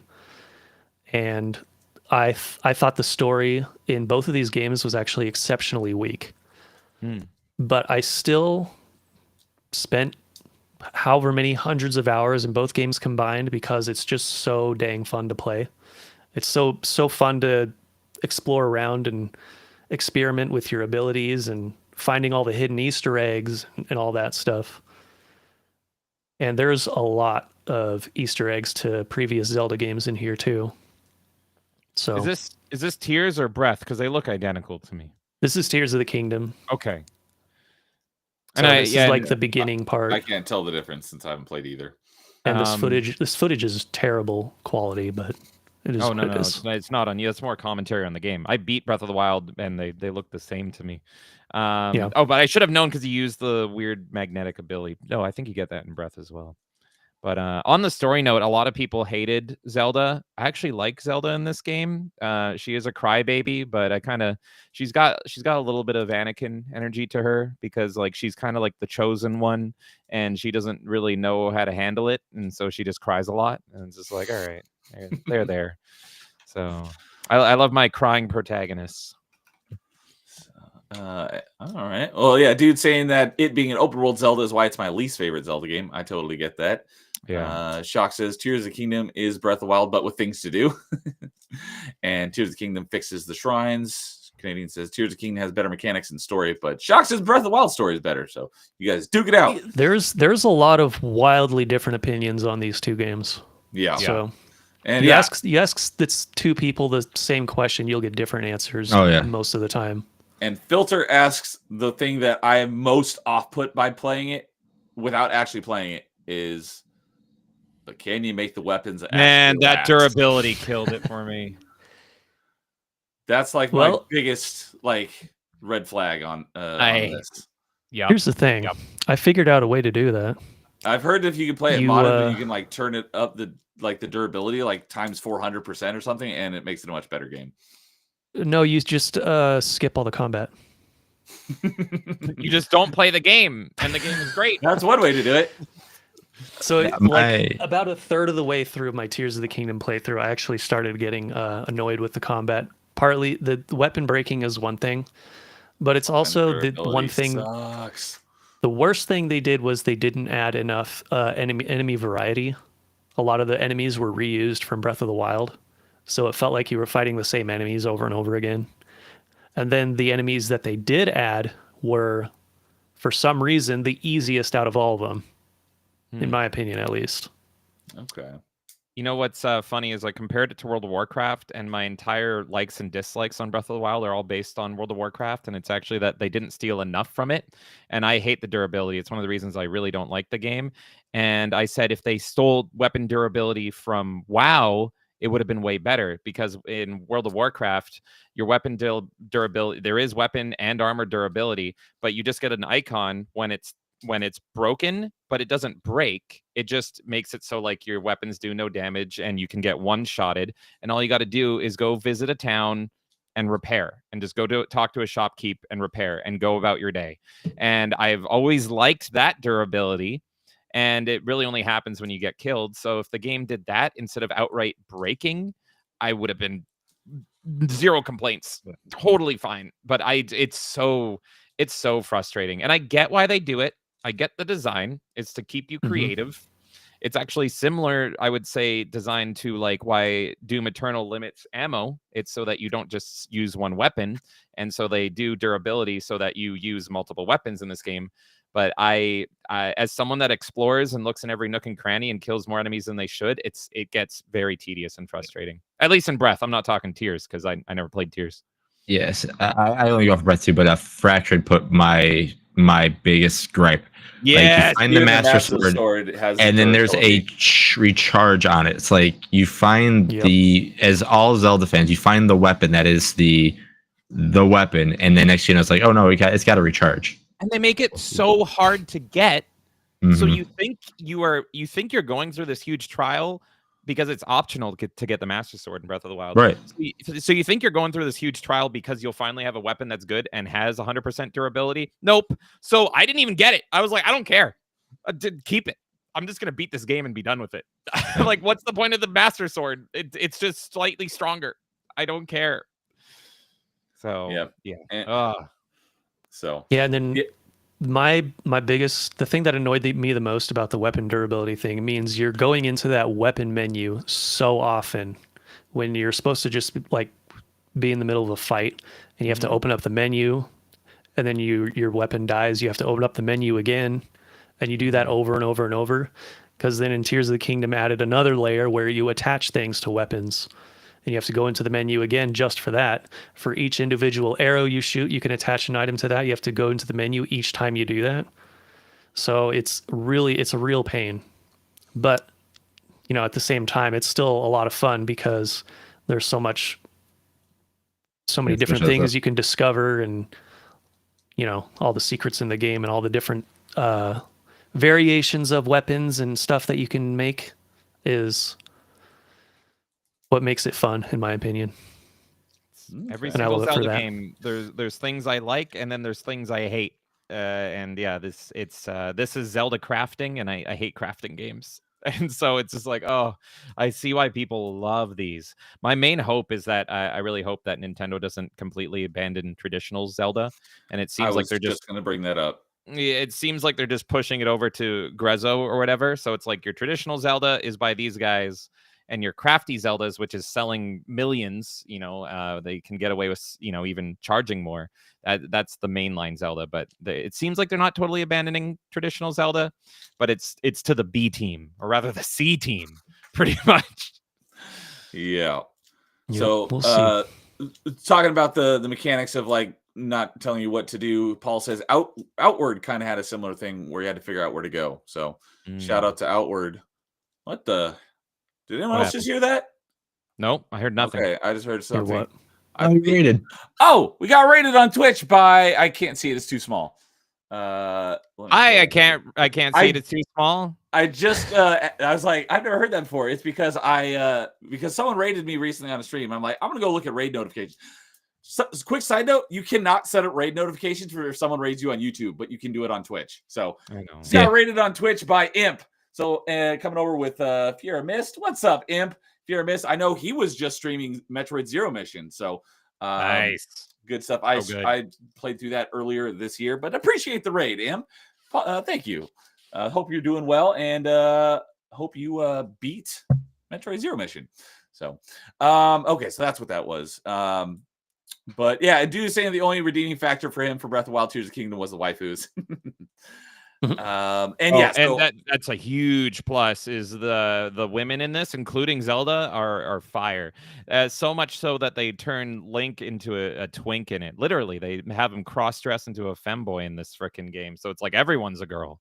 There's no men in this Zelda. It's not Breath of the Wild. It's Breath of the Women over here. So yeah. So and Shock said this. To what I was gonna piggyback off of is. He says, I really like Breath of the Wild. If I knew Nintendo would eventually go back to linear Zelda, maybe just alternate between the two. Yeah, it'd be sweet if kind of like how we've got like the Metroid Prime series, we got the 2D Metroids. It'd be kind of cool if they did something similar with Zelda, where you got like your new open world Zelda is like one, subset of the franchise. Then over here you got your typical, not necessarily 2D, but you could have your not necessarily 2D, but you could have your isometrics, kind of like Echoes of Wisdom. But you could also have your more traditional, Ocarina of Time, Twilight Princess. Wind Waker sort of Zeldas over here, and you could have them, running concurrently. I think the 3D Zelda. No one would have a problem with that.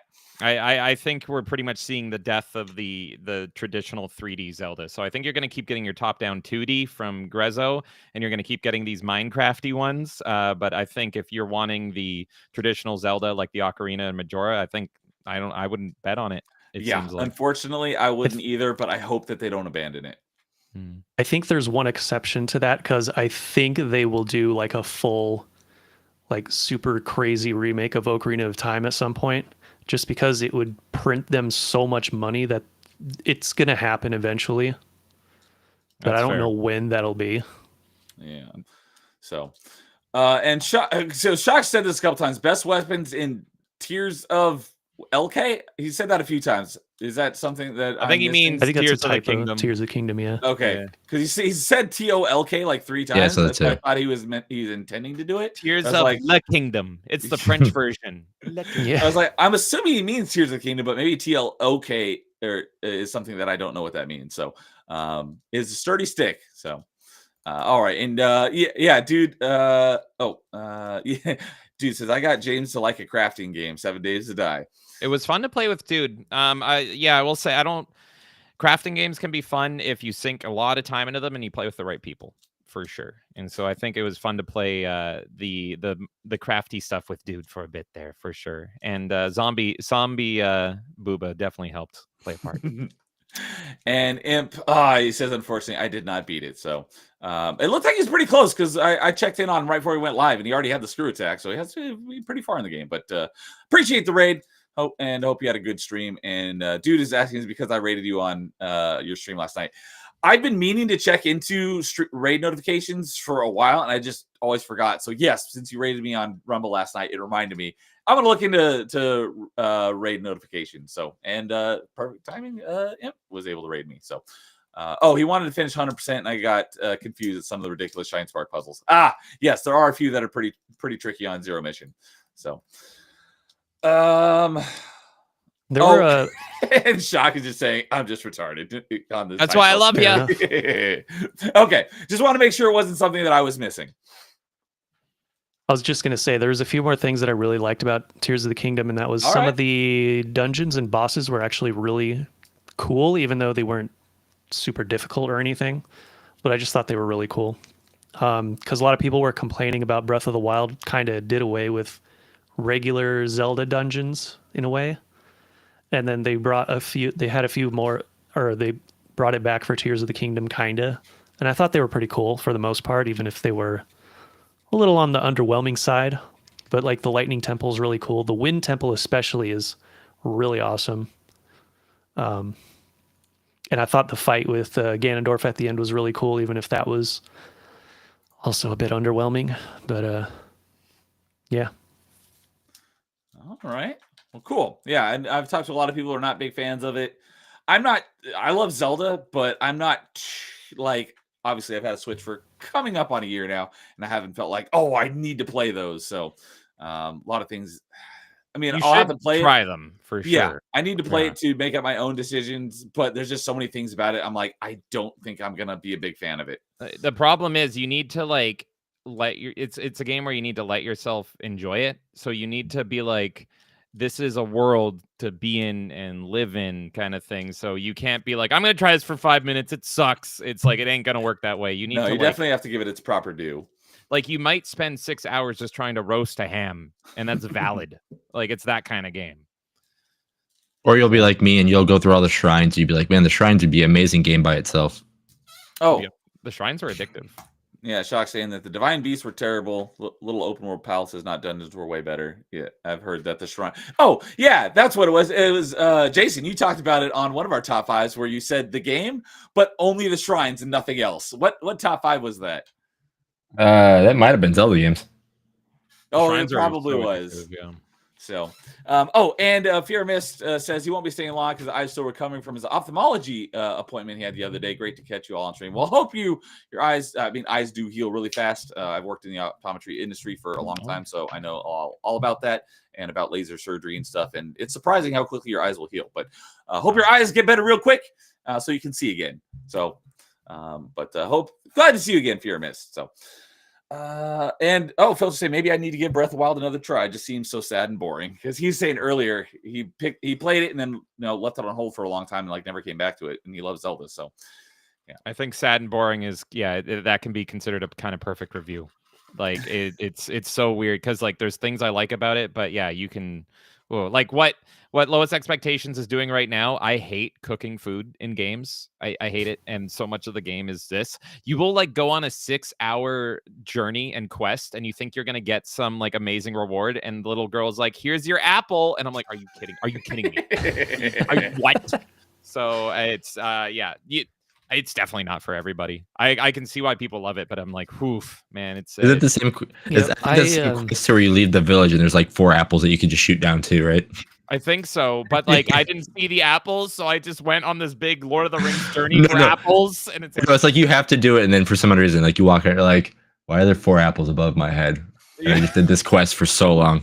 Right? Yeah, there's the game is so open world that one quest could take one person 5 minutes, and then the exact same quest will take someone like 12 hours, just based on spawns and oh god, I'm never gonna play it again in my life. But there was fun there.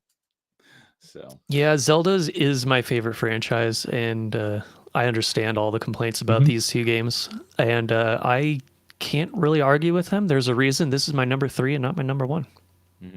Let's see. And again, like there's again, like obviously we're saying what it is, but like there's many more people that love this game that hate this game. So I mean, oh yeah. Yeah, the tough thing for me is like I beat Breath of the Wild and I kind of want to beat Tears of the Kingdom just to see how that story ends. But the problem is you're not supposed to play these games to beat them. That's not the point. The point of the game is to live in them and experience them.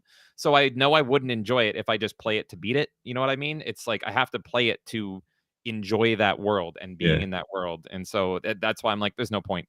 If I want to know how it ends, I'll just look it up on YouTube or something. Yeah, and again, because like I said, I only played Breath of the Wild. Like you can just pretty much beat the game with the pot lid that they give you right away if you just want to beat the game. Like you don't have to do anything. If you're good enough to parry, you could just start the game, beat it, and be done with it. That is one of the cool things. You can go straight to Ganon and beat the final boss right after the beginning of the game if you want to. That is pretty. I spent the first 10 hours just go right for Ganon because I thought it'd be funny, and then I got addicted to it, and I was just like, "Oh God, what am I doing?" Oh yeah, and Angry Canadian saying that the Breath of the Wild and Tears of the Kingdom are the highest selling Zelda games. Unfortunately, crazy for a lot of people who I know are not big fans of it. So yeah, definitely doesn't encourage them to go back to the traditional formula. So. All right, and that leaves me to wrap up our number 3s. Let me switch back to Switch games here rather than Zelda games. So yeah, all right. For me, another one that's already been mentioned. Let's see here. Can you even see it? No. No. Yep. Dwight. It's Smash. Smash Smash. Ultimate. Oh, of I don't have the course. case Oh. for this one. I only have the cartridge. So, but yeah, like I said, I haven't played against other people. I've only played it versus bots, but I've had a lot of fun with it. I can now, because when we talked about this last time, like I said earlier, when we were talking about, Mario games, we talked about Smash on episode 2. And Kay and Jason got into the big argument of Melee versus Brawl. And I also have played a good chunk of Melee in the last year because of GameCube launching into Retro Achievement. So I've played a good chunk of Melee as well. And out of all the amount of time I've spent over the last year playing, those are the only 2 Smashes I've played, because I've not played the Wii U or 3DS one, because I've never even seen either of those two consoles in real, in person, just online. I do have Brawl, but I haven't played it because I did boot up my Wii a couple times just to check my progress on some of my games before I played them on Retro Achievements with the launching of the game, GameCube, because Wii is backwards compatible with GameCube games. And I haven't played the original, N64 Smash Bros. In forever. So over in the last decade, the only ones I played is Melee and Ultimate, and I played a good chunk of both of those in the last year, and I had a lot more fun playing Ultimate than I did playing Melee. So, so they are both relatively fresh.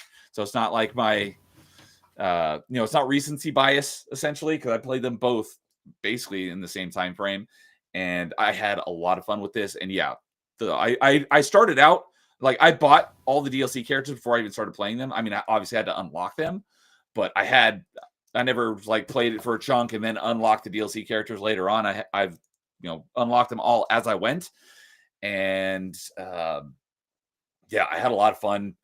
Heck, just playing it for however many hours it took me to unlock however thousands of characters are in this game. Awesome roster. Yeah, we talked about my number 1 and 2 picks for characters to add in would be Mega Man X and Zero. I was not huge on the World of Light, but I'd probably dare need to you. give it more, give it another shot with some more guidance rather than me just kind of fumbling my way through it.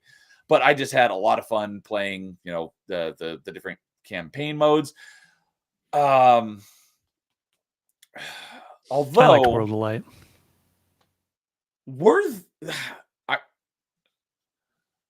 Correct me if I'm wrong. One thing that I think it was missing that was a bit of a deduction, in my opinion, was it didn't have in Melee where you've got the target contest where you have to get all the targets on each character in under a certain amount of time. Did it have that? I don't think so. No, they removed that. Okay, Yeah. that was a big bummer. I wish they had that, but Yeah. probably my favorite modes is probably the home run contest. I just love trying to get as far as I can with the home run contest. And yeah, but as I mentioned earlier, the guy from Tekken, he's the one who I've the farthest record on. But yeah, Actually, I think I don't remember there being a target smash in the Wii U 3DS game either. No, It It might have Haven't been played it. Brawl. Brawl might have been the last one that had Yeah, that. I can't imagine them having break the target for a course for all of those characters, because every character was specifically designed for them, using their moves. With how big the roster is, it would be shocking if they would do Well, that for they had a everyone. solution. They had a solution for that in Brawl, where they just had 5 break the target stages, and you could use Yeah. a character on any of them. Yeah. But then that removes the uniqueness of the Mhm. older ones, which are obviously better. Oh, okay, because it's been forever since I played Brawl, but yeah, playing Melee, each of the stages were basically designed for using each of the characters' Mhm. powers. But I mean, it's Smash Bros. It's Nintendo. They should do that for adding. They're adding a few characters here and there. That should be implied as something that you need to do if you're going to add more characters, and that shouldn't be an excuse on not to do it. But I miss not having those extra. Target smash, and there was another mini game that you had to play as you went through classic mode. Race to the finish, where there's all the different doors. You have to get as far as you can. Smash 64 had a board the platforms one too. Mhm. That's right. So I missed some of those mini games, but overall, having that huge roster, I still have so much stuff to do in that game. Just getting used, because there's so many characters that I played one time, and I need to get more used to them.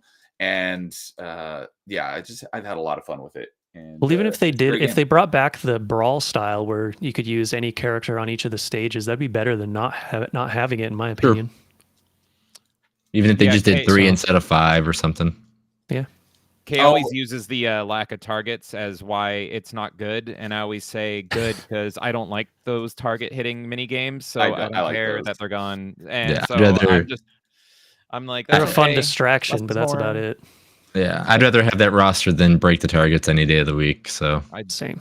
Agreed. Yeah, I would take the raw if I had to choose between them. Absolutely, but I do miss those mini games. But Fear Miss, I don't know if you're still there, but he says he's taking off. Have a good night, Fear Miss, and hope your eye heals Oh. well and you beat the odds. So you have a good night, buddy. And Slow saying, speaking of smash the like button. I appreciate that. And dude is coming in saying Brawl had the non-character specific target test. Yeah. They stopped doing it because of the roster size.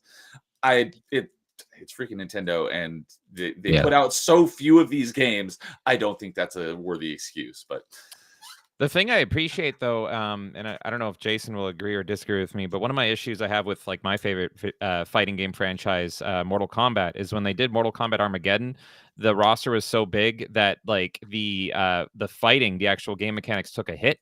And so it didn't play as good as Deception did, which, had not even like a third of the roster, I think. So it's like, oh, you have everyone in it, but it's not fun to play. And that's not true with Smash Ultimate. Like the quality and like the depth to all the characters is still there. And they're still all super fun and super unique to play. And I'm pretty sure it has a bigger roster than Mortal Kombat 100%. Armageddon. Yeah. So yeah, it's 100%. so I appreciate that it's like the quality and the quantity is both there. I'll take, and while you're disagreeing with me, I've got World of Light, Kay. I don't care. I get to be Kirby. If Kay's been watching this whole time, it's been 25 episodes. You can finally see that I was right. You were wrong. It's over. There you go. Please don't hurt me. Shocker, But Kay no. says she'll take better combat over a larger roster. I- But I I think mean- the combat's better in Ultimate as well. Yeah, but no, going back to your Armageddon thing too, and then the also like you can see it can be done, but like they had to cheat and say like, oh, you can create like a fatality in Mortal Kombat back in the day, and everybody's like, oh, this is cool, but they only had to do that is because they couldn't give at least one individual move. Like they're huge on fatalities back then.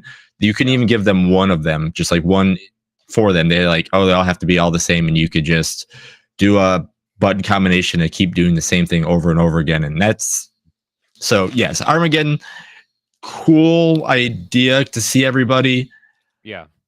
in a bad way, but It was Yeah. quantity over quality, but to me, Smash Ultimate is both. You got the I quantity agree. and the quality. So that's I what I had- love about it. Like I said, I Hey. played both in the last year, and I had more fun playing Yeah. Ultimate than I did Melee. and there's good combat in there. I agree. Yeah. I love it. And So- King K, and the thing is, King K. Rool is so good, and he's only in that one. So how can you deny that? I love King K. Rool. He's my big alligator or crocodile boy. I get him mixed up all the time. I don't care. He's King K. Rool. He rules over both. He's the best. He wasn't in the previous ones, therefore this is the best one. There you Yeah, go. he was one of my most wanted characters. So when he got confirmed, I was like, Oh. oh yeah. I marked out so hard, man. Oh, it's so good. And he plays so good. He sucks people into a gun and blows them out. Like, are you kidding me? So good. So, yep, I freaking love it. My biggest gripe is I just wasn't a huge fan of World of Light, but I probably need to give it, another chance. And I just missed some of the mini games, but overall, fantastic package. Once you get to the auto grind, if you didn't get to the auto grind where you can literally turn the system off and your characters keep leveling, I that's- did not. that's a game changer. That is when you'll be addicted. When you wake up, you have no time just to put in new characters to your auto grind. You pretty much unlock Little Max Gym, and you can just put characters in there, and it's like, all right, bye, and then you come back, and it's like they're level 99. Yay! So I should figure out how far I need to do and get that so I can have it it's do a- something while I'm not playing it. it's a freaking game changer. I was literally launching the game for 2 minutes just to swap in new characters, just to be like, have fun at the gym, and then come back when I'm actually playing the game. There they are. They're leveled now. So fun. So, all right. I guess that will bring us into our number twos. I can leave this up here because my game's already been mentioned. If that's okay. All right. Go for it. Yeah. So my number 2 is Mario Odyssey. So it was Nice. close. Like I said, no, everything that we've talked about Mario Odyssey, I feel the same way. The hardest thing for me was learning the hat jumps, especially to get the one there. That was insane on how to learn how to do that. But I honestly say the my favorite part of the game, because again we're talking about Nintendo and everybody has the thing saying like it's a cozy game or it always brings you a smile to your face, but the ending of New Donk City where you're running through the wall and it becomes Donkey Kong, I had the biggest smile on my face. That is one of my favorite Mario moments. Like after I rented it, I'm like, this is awesome. Like everything, I felt justified for playing every Mario game, and and being a Mario fan since the beginning, just in that scene alone. But yeah, and it was just a great way to end this kind of weird city. Like when I heard about New Donk City, I was like, okay, this is weird Mario in a real person area, but they brought Pauline back. That's cool. But after that was over, I was like, I didn't even think about that part. I was like, cool, this is amazing. It was my favorite part of the game, and the game was like, and that was like halfway through the game, and there was still more to go. So, but yeah, I'm not going to do too much on Odyssey because we talked a lot about it already. But yeah, that by far, Odyssey is not my favorite Mario game, but it is definitely my favorite 3D Mario, and I would choose that to play over again anytime. So, I love. You reminded me of something. Go for it. I was going to say, the New Donk City part reminds me of something. Another hot take I have about this game, I think it's the best soundtrack out of any Mario game. It's a good one. It's not the best, but it's up there. It's in there. I think it's the best. Yeah, the lyrical, I can see why. Like, Jump Up Superstar, or is that what it's called? It's such a great track. That goes back to what I was saying about Smash, where it's like the lyrical songs that they have in so many of these Switch games. The Kirby game that plays a lot like Odyssey, also has a lyrical song, and it's just like, man, these really pop so good. So I hope with the Switch 2 they keep doing that trend. I think Odyssey's soundtrack sucks. How dare you? Why? Because why I do you played hate it fun? and I know what the soundtrack sounds like. It's wonderful. It's absolutely It's wonderful. awesome. How dare you? I'm sure it's probably good. No, I love a lot of the other stage themes too.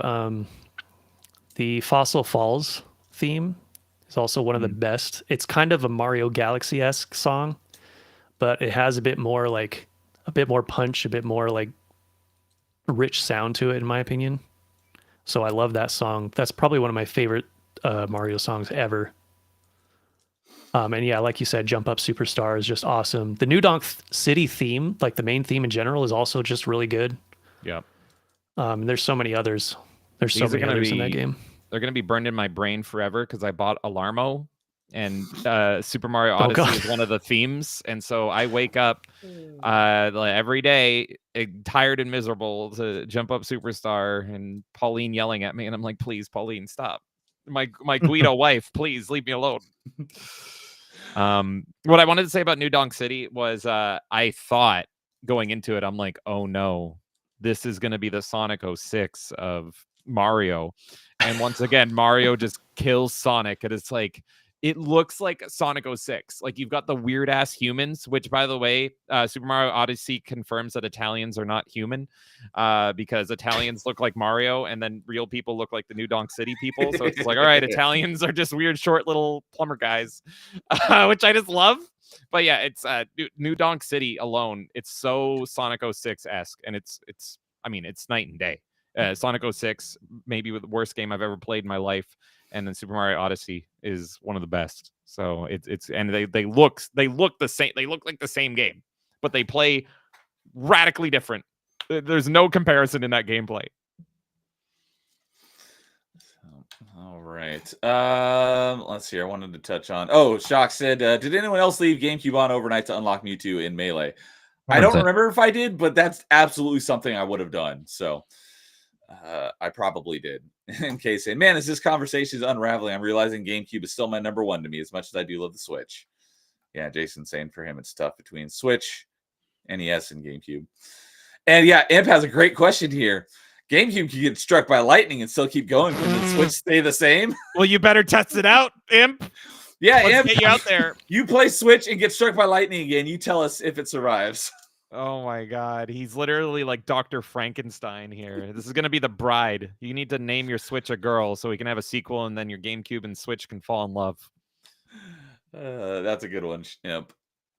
So That reminds me of an old X-Play episode back when it was somewhat good, where they took each of the 3 6th-gen systems and like dropped them from like a 2-story building or something. I remember that. Oh, And the GameCube was the only one that survived because of course. I saw that recently, and like I remember I was like, fake news, because like the Xbox, they just ripped open the front of it, and I'm like, I bet you if they plug that in, that beast will still work. It was just like it was the front was ripped off, but I'm like, you can still hit that power button. I'm pretty sure that's just outer damage. It's still pretty on the inside and it still works. Damn it! But yeah, they didn't test it or anything. That PS2 though was nuked. Oh, it was nuked. The PS2 is what I think one of the most. I can't say the most. The PS2 is super fragile. Yeah. Yep. So, Shock said his Switch died 3 times. It's a piece of crap. How? I'm sorry to hear that. Damn. My 360 died 3 times, but I got it repaired or replaced by Microsoft for free all 3 times. 360 died. So, all right. Anything else on Mario Odyssey again? Again, I haven't played it, so I don't really have much to say. Play it. Leave your own show and play it. It's so good. So I think I will go ahead and go next since mine has also been mentioned, but I don't have the physical copy. This is one that I have digital, but that is Metroid Dread. Great game. Nice. I loved it. Yeah, basically everything you guys were saying earlier, I agree. My biggest issue was the Emmys. At the beginning, I didn't really mind it, but the last like 2 Emmys that you have to fight were such a pain in the butt because literally as soon as you enter there, because at least the Emmy sections are kind of like cordoned off and separate from the rest of the game. So it's not like they can follow you everywhere. They're just in certain little sections. But the last 2 Emmy sections, basically as soon as you step through that door, they immediately know where you are. And it's a race to figure out the way out. You literally have no chance of exploring that area to figure out where you need to go while hiding and staying, not being chased by the Emmy. So those last 2 Emmy sections annoyed the bejesus out of me, but everything else about the game was fan-freaking-tastic. It's a beautiful game, the smoothest, slickest, fastest running Metroid game of all of them. It looks beautiful. I love how, it looks like they built a 3D world, but you exist in a 2D plane because the all the areas have like depth to them. It's just a fantastic the game looks amazing. Yeah, it's a fantastic looking game. And like we said earlier, it was almost 20 years since the previous game in that, the 2D Metroids. And they knocked it out of the park. One of the things I did mention this on open mic last week when we talked about it lowest, but I don't remember which game we were talking about it on this stream tonight where someone said, I don't care what it is, just give me more. Was it Donkey Kong? I don't remember. Donkey Kong 64. Okay, yes, it was Donkey Kong. Maybe. It was Donkey Kong. Yeah. I have the same thing about Metroid because it's like, we had Metroid Dread, not that long ago, but, before that, it had been such a long time. So it's like, just give me more Metroid. I don't care. And we talked about this on open mic. It's like, it's been so long. I don't care what you want to do. Because you asked me, like, what are they going to do to innovate in the next one? I was like, I don't care. Just give me more because we're so starved for Metroid games. When we were talking about Metroid Prime 4. Yeah. So, but yeah, I love this game so much. And it plays so smooth. And I hope that we get more in the 2D because I love, Metroid is my number 2 favorite franchise of all time behind Mass Effect. And I love both Metroid Prime franchise and, the subset of the Metroid. And I also love the 2D ones. So just give me more of both of them and I will be very happy. So I'm very much looking for Metroid Prime 4 in the future. But I don't think this is as much of a hot take as my Link's Awakening one, where I was like, take this and apply it to Link to the Past, or as Canadian mentioned, the Oracle games. Take Prime and apply that to Super Metroid and give us a Super Metroid remaster. With that looks and plays like Dread. Oh my god, that would be freaking phenomenal. I'm absolutely down. There was Do you think they can get the atmosphere of Super Metroid though? I think so. I think if Nintendo watches them carefully, they could. So Yeah. I think similar to how we've seen Prime 4 get restarted several hundred times, I think if Nintendo keeps a close eye on the development, if you have the Dread team doing it and they're just like, you would need someone that is a super insane Super Metroid fan to watch closely from like an art perspective to be like, no, that's not how this is supposed to feel. So me. Yeah, I'll send my application now. do You it. and Extra Zero, both of you guys There you go go. collaborate on it because he was on recently. I think he was on Party Chat, and I haven't talked to him in a long time. And he plays Super Metroid once a year, and I just beat Super Metroid last week, and it was the first time I played it in like a decade. So Yeah, that's my favorite Metroid game. So nice. I get nervous whenever they announce remakes. Like recently, they just announced that they're gonna do something with Chrono Trigger, Oh, I heard yeah, about yeah. that today. and I am scared. I didn't hear about Modern that. Square Enix. I'm Yeah, I scared was for gonna you say. because I don't really care about it because it's a JRPG. But I know it's so many people hold it up in such high regard that I hope that they do it justice. There was two things I wanted to quickly say about Metroid, Metroid Dread. That is, the two things sold me on this game, and it was on Twitter because I was just like, I don't know if I want to get into that right now, and I'd rather play these other Metroid games before I jump into this one. But two things sold me. One is I saw a Twitter video of someone just demoing like the locomotion through the game and how the movement is, and they would just were Buttery going. smooth. Yeah, exactly. The buttery smooth, like the power sliding, jumping, all that stuff. I was like, all right, one. And then the other one was I saw someone say that their favorite genre is Metroidvania and they play them all, and that this was the best Metroidvania map they have ever played in a Metroidvania. And I'm like, that's interesting. So those two things are what sold me on the about game. that, but that's a good question. Because there's so many it little is good. like, yeah, you can tell where everything is, you can mark things so well. And then the only other, yeah, sorry. While we're on the topic of the map, my main issue with the map is not really the map itself, but there's some parts where you have to go from one area to another via like a train or a teleporter, and the time that it takes to do that is way too long. I think that's probably a Switch problem holding it back for sure. It's probably hardware, but yeah, it's like especially with the Oh, yeah. teleporter, it's like to teleport one area to the other. It's like, oh my god, this takes freaking forever. Can you hurry it up? You know how many games I want to retest as soon as the Switch 2 comes out, just to be like, is it going to be quicker, tighter, faster? Like Link's Awakening is one of them. I'm like, oh, is it going to run well?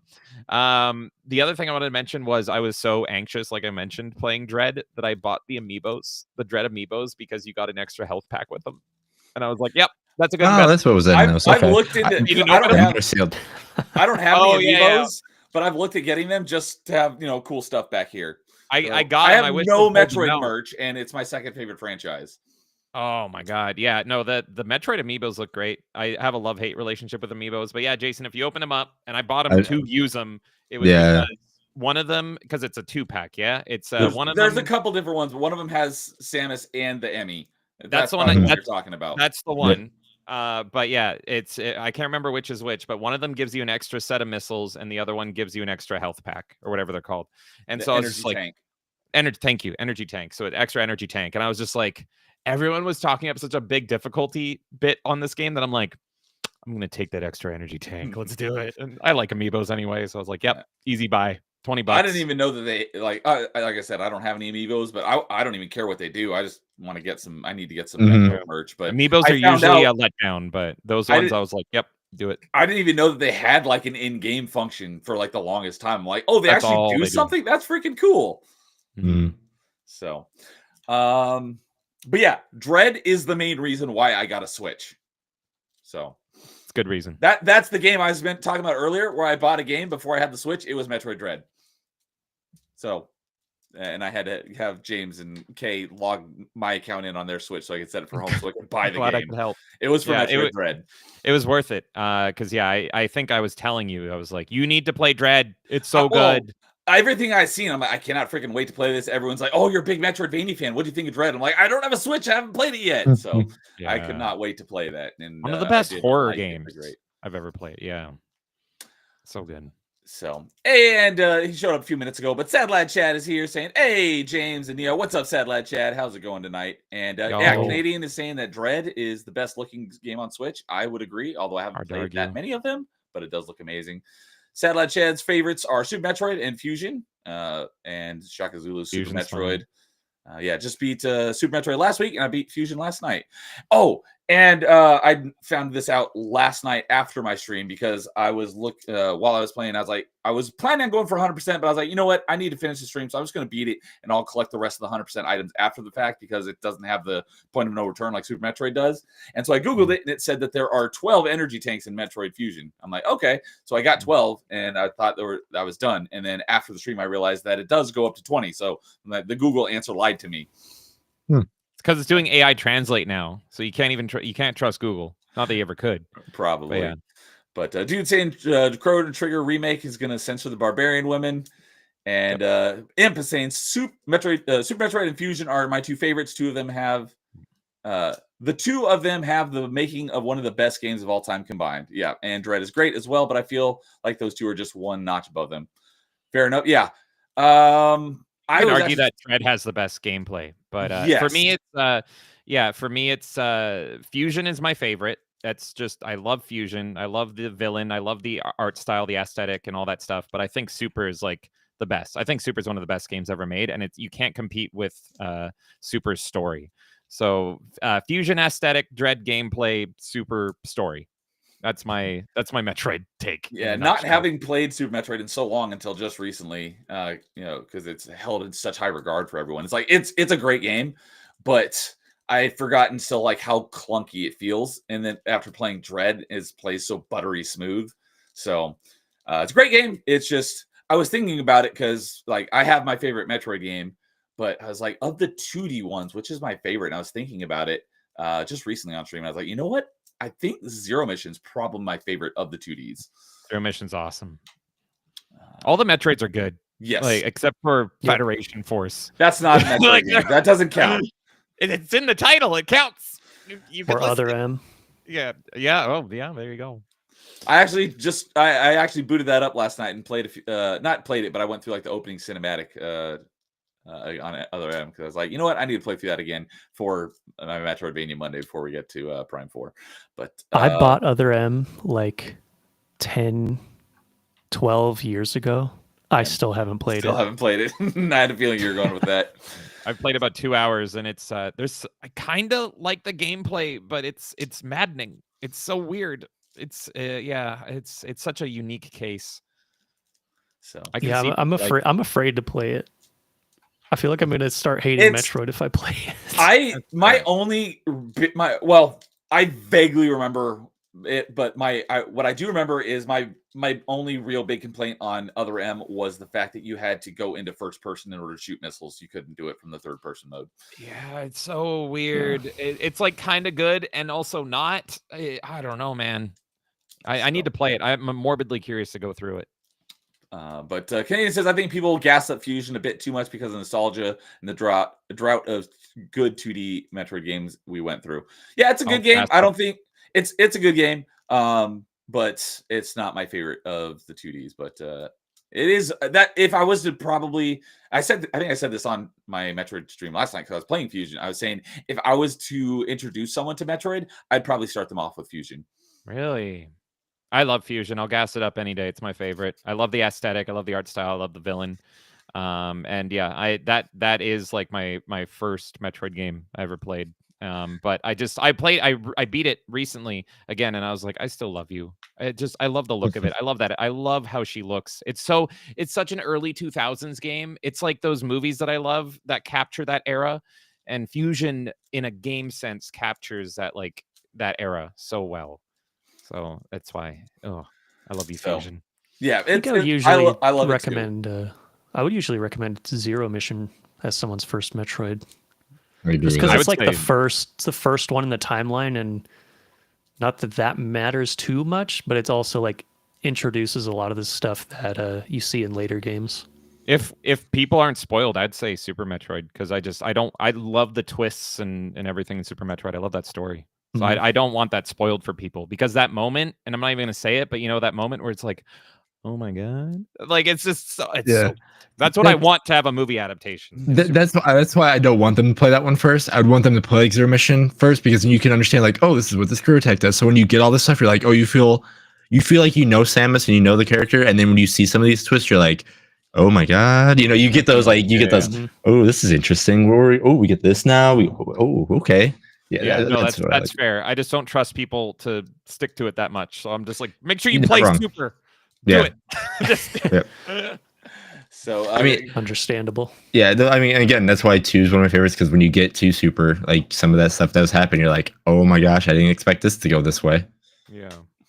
So, all right. Catch on real quick here. Canadian says mechanics wise has some great points. I'm assuming he's talking about Dread, and he's saying rip to those extra 8 energy tanks. I will be getting them. I just won't be doing it on stream. And he says for me, Chrono Trigger is the only game that I played that actually lived up to the hype. I can totally see how perfect the game is. So, Yeah, it's and due to saying Other M has good gameplay, yeah, I didn't mind it. Very unique. Imp saying Chrono Trigger, Mario 3, and Paper Mario are among my rare 10 of 10 games. Nice. And dude, it makes a good point. Federation Force would probably be fun playing with friends. But yeah, other than that, I wouldn't bother. Angry Doing Canadian drugs says, with friends is fun, but I don't recommend it. Canadian says, I'm always down to talk about Other End. I can show you the diamond in the rough. So, and Imp says, Fusion does story incredibly well. Super misses out on the story, but I feel the world level design is genuinely 11 out of 10. I can't really argue with that. Shock says, I'm evil. I had my 8-year-old brother-in-law play Super Metroid. And he lost his mind. Why can't Metroid crawl? Why can't Metroid crawl? And then Imp is saying environmental storytelling is actually incredible in Super Metroid. Yes, it is. Yep. So, 100. but yeah, all that. Dread is a great game. I just had a couple of gripes with it. But yeah, I want to see that going forward because it was great.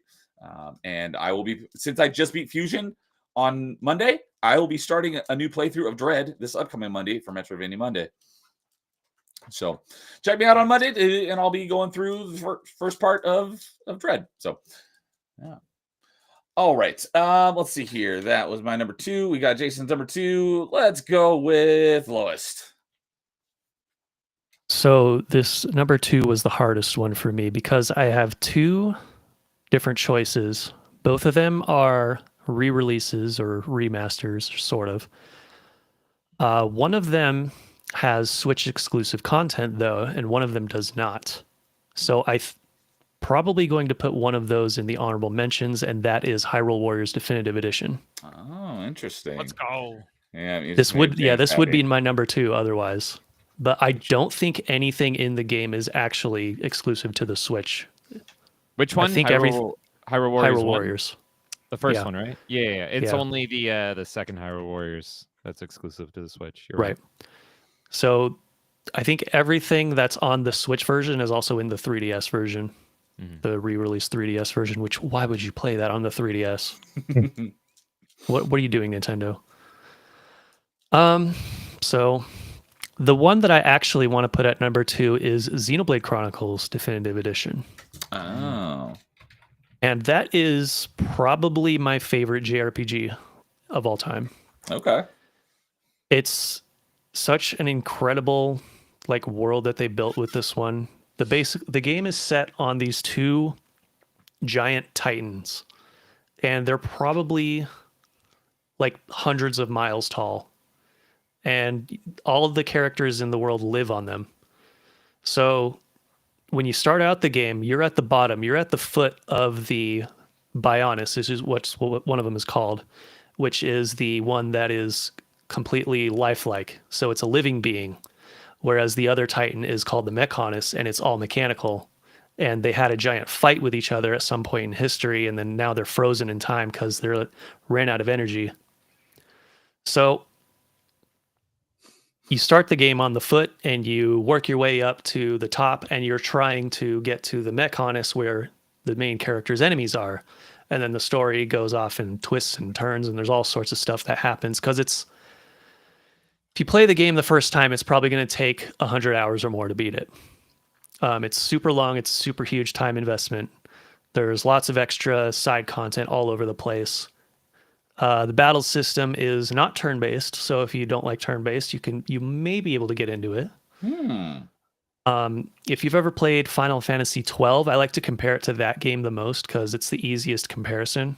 Final Fantasy XII had this real-time kind of MMO-like combat system where you walk around and your characters auto-attack, but then you also select the skills that you want to use whenever you have them available.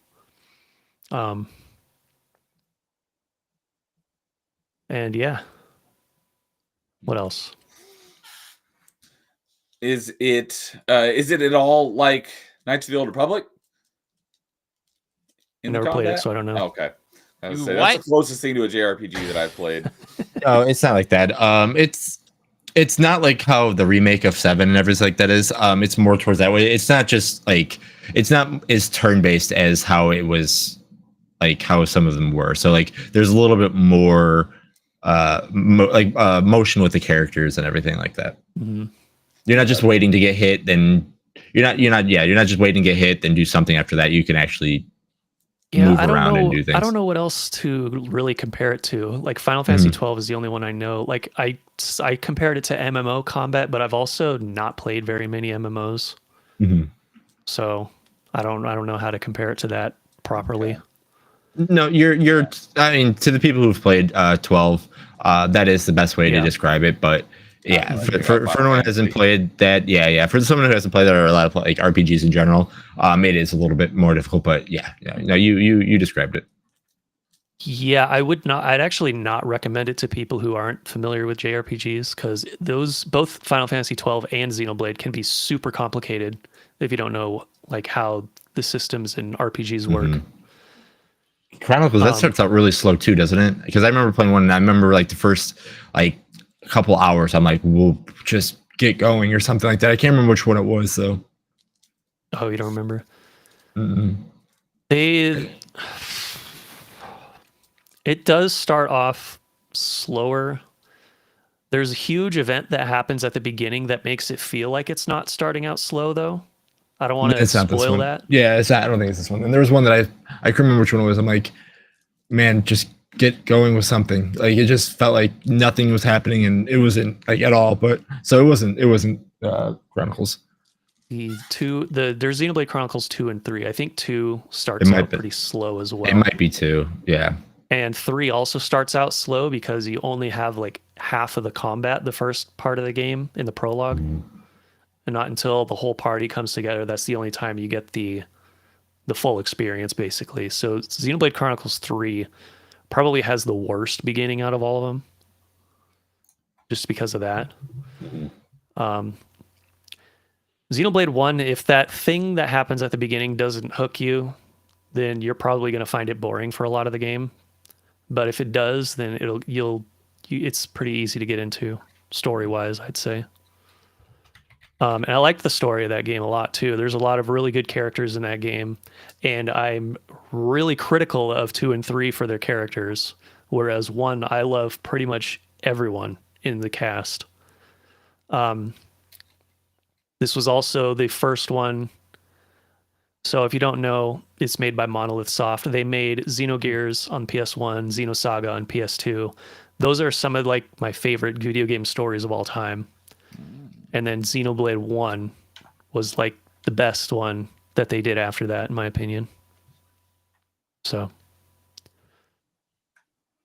yeah. Okay. I don't know if any of you guys are familiar with it, but I know of it. Yeah. Yeah, And Canadian does. He says that Xenoblade is what got him into JRPGs. Yeah, as you know, JRPGs are like a foreign language to me, but I know of them enough, and I bought the first Xenoblade on the Wii, right? It started on the Wii. That's the same one. That's the same one. Yeah, I literally I bought it because it was so damn expensive, and I found it used at an EB Games, and they had to sell it at the price that it was in their system at. And I'm like, yup. Oh, nice.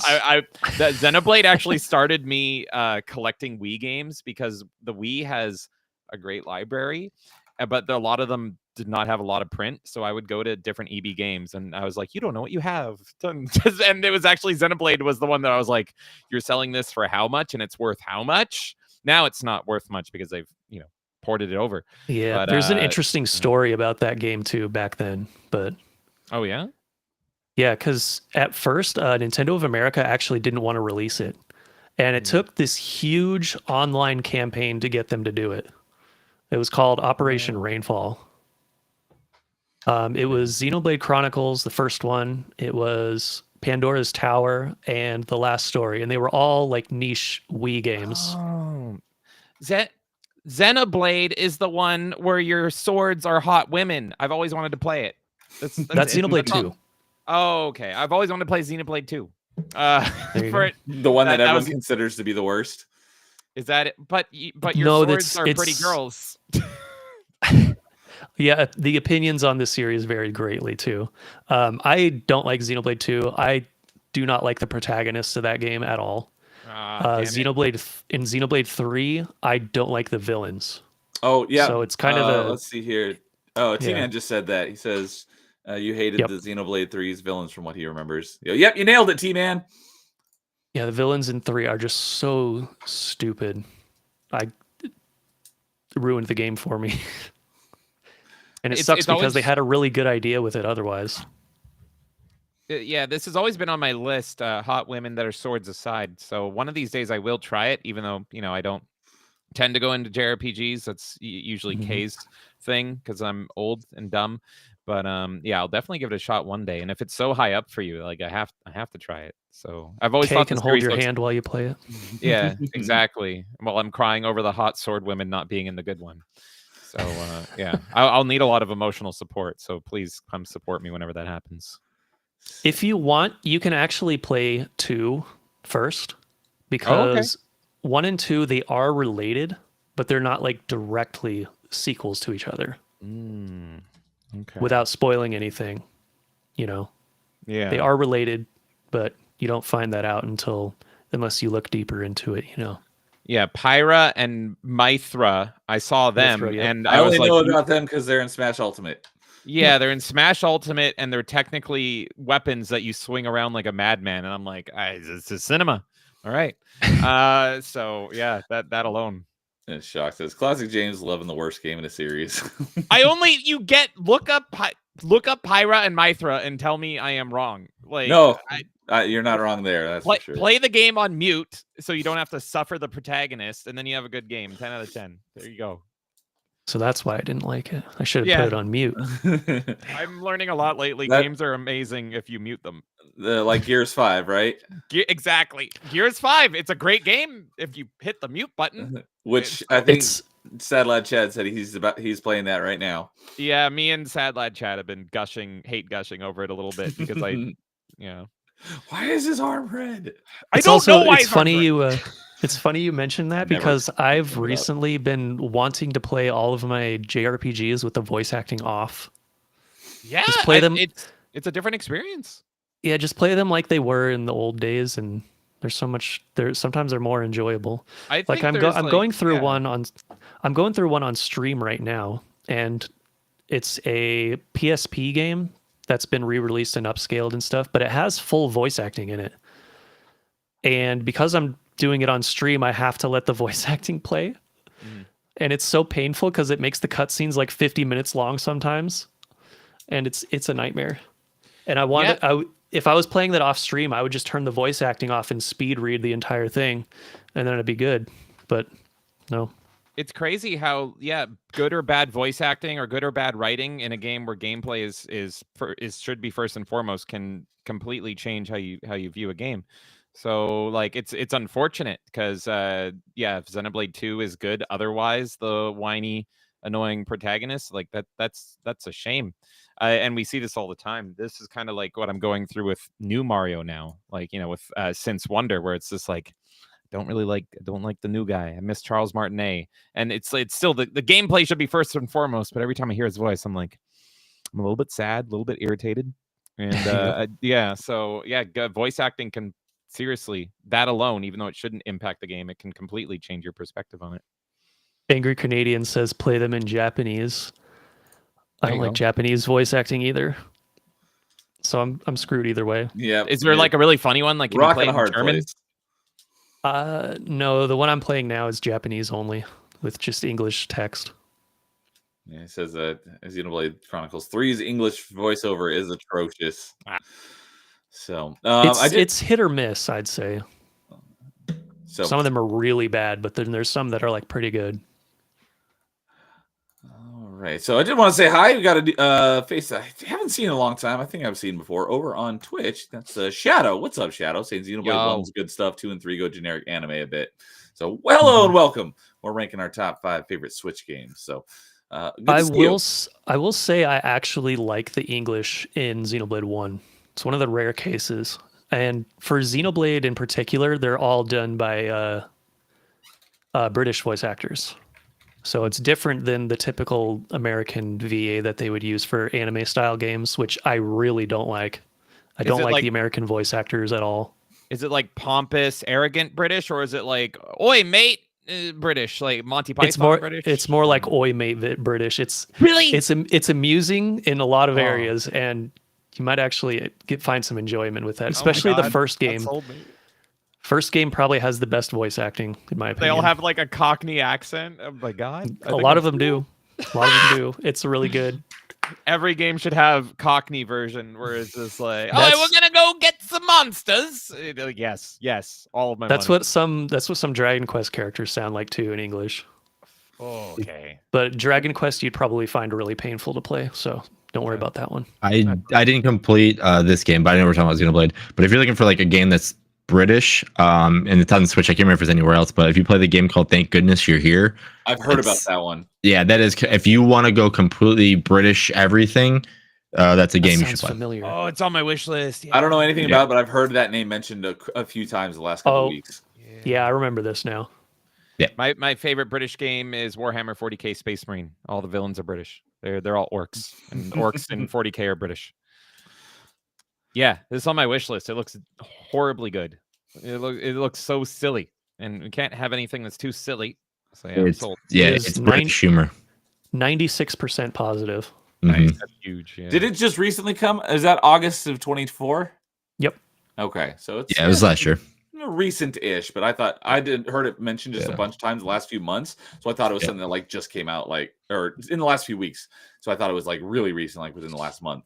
So, but and we got another face that I think I saw on a stream just within the last couple days. But a new you is here. So what's up, a new you saying it's Ryan time? I don't know what that's referring it's to. Rhine time. That's a thing from Xenoblade 1. Because there's one of the characters' name is Rhine. And he's like, Ryan. oh yeah, it's Rhine time, baby. And it's so funny. He's like one of the most British. This is great. He's like one of the most charming characters in the whole series. So, well, what's up, a new you? Good to see you again. Oh, Nightmare's here. What's up, Nightmare? He's saying, I tried Thank Goodness You're Here and could not get into it. I used to love British humor, so not sure why. Yeah, it's easy to get sick of the British people, and then they come around to you again. So try it in a couple of years. Maybe you'll like it. So, all right. Well, I think that wraps up our number 2s. I didn't do mine. James Indus. Yeah, I didn't do mine. Wait, what did I? We've been a long time on number 2. I have something in number 2 for you. What's my number 2? Oh, I wrote it. I wrote Super Mario 3D World number 3. No, I wrote lowest. Bowser's Fury number 2. I wrote lowest number 2 in your spot. That's why. I don't even know what a Xenoblade is. Okay. Our number 2s take a long time. All right, James, then what is your number 2? All right, I want to preface this before I get heat or something, because some people might be like, you seem to love your number 3 more than your 2s and 1s. And it's like, it's true. I do. But I recognize, my logic is I recognize that Super Mario 3D World plus Bowser's Fury is a half measure. And so for that, my logic was it knocked it down a little bit, a couple pegs there. That's fair. Fair enough. Yeah, I was like, because it's a port plus a game. So I'm like, this is a weird case. So I'm like, all right, fine, you're 3. Screw it. But here's my number 2, and I love this game so much.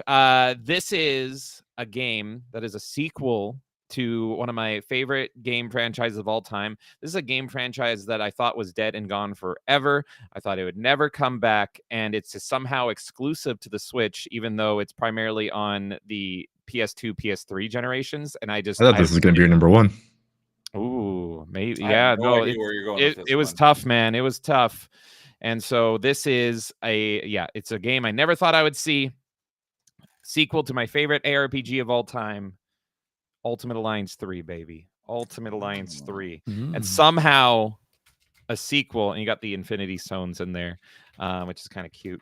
Somehow a sequel to Ultimate Alliance 1 and 2. And yes, I know I can get heat for this. This was my dark horse in the race.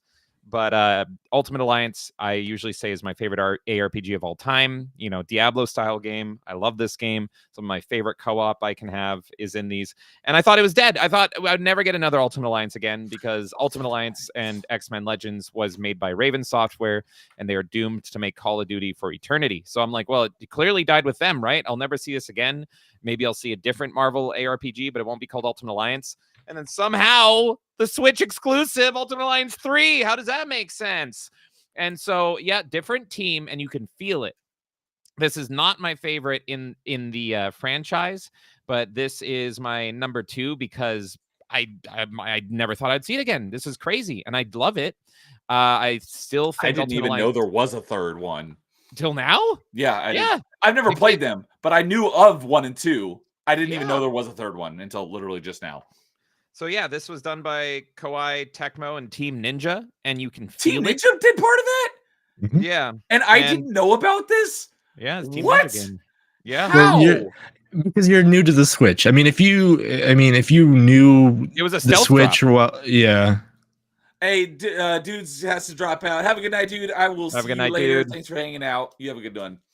Peace. Wow, I had no idea Team Ninja worked on a Marvel Ultimate Alliance game. Well, this game came out of nowhere. Like, when did Ultimate Alliance 2 came out? It was a 360 game. That was the last one. 1 and 2 were both 360 games, weren't they? Yeah, Ultimate Alliance 1 was Xbox and 360, and then Ultimate Alliance 2 was exclusively 360, and it was not even at the end of the life cycle. I don't remember exactly the year, but Ultimate Alliance 2 was 2009. 2009, and this came out in the past, I want to say 5 years. So like, Yeah, I want to say, yeah, 1819, right? Yeah, something like that. I don't see a year on it. I'm just looking at the box. 19 July 2019. So yeah, 10 years to get this sequel.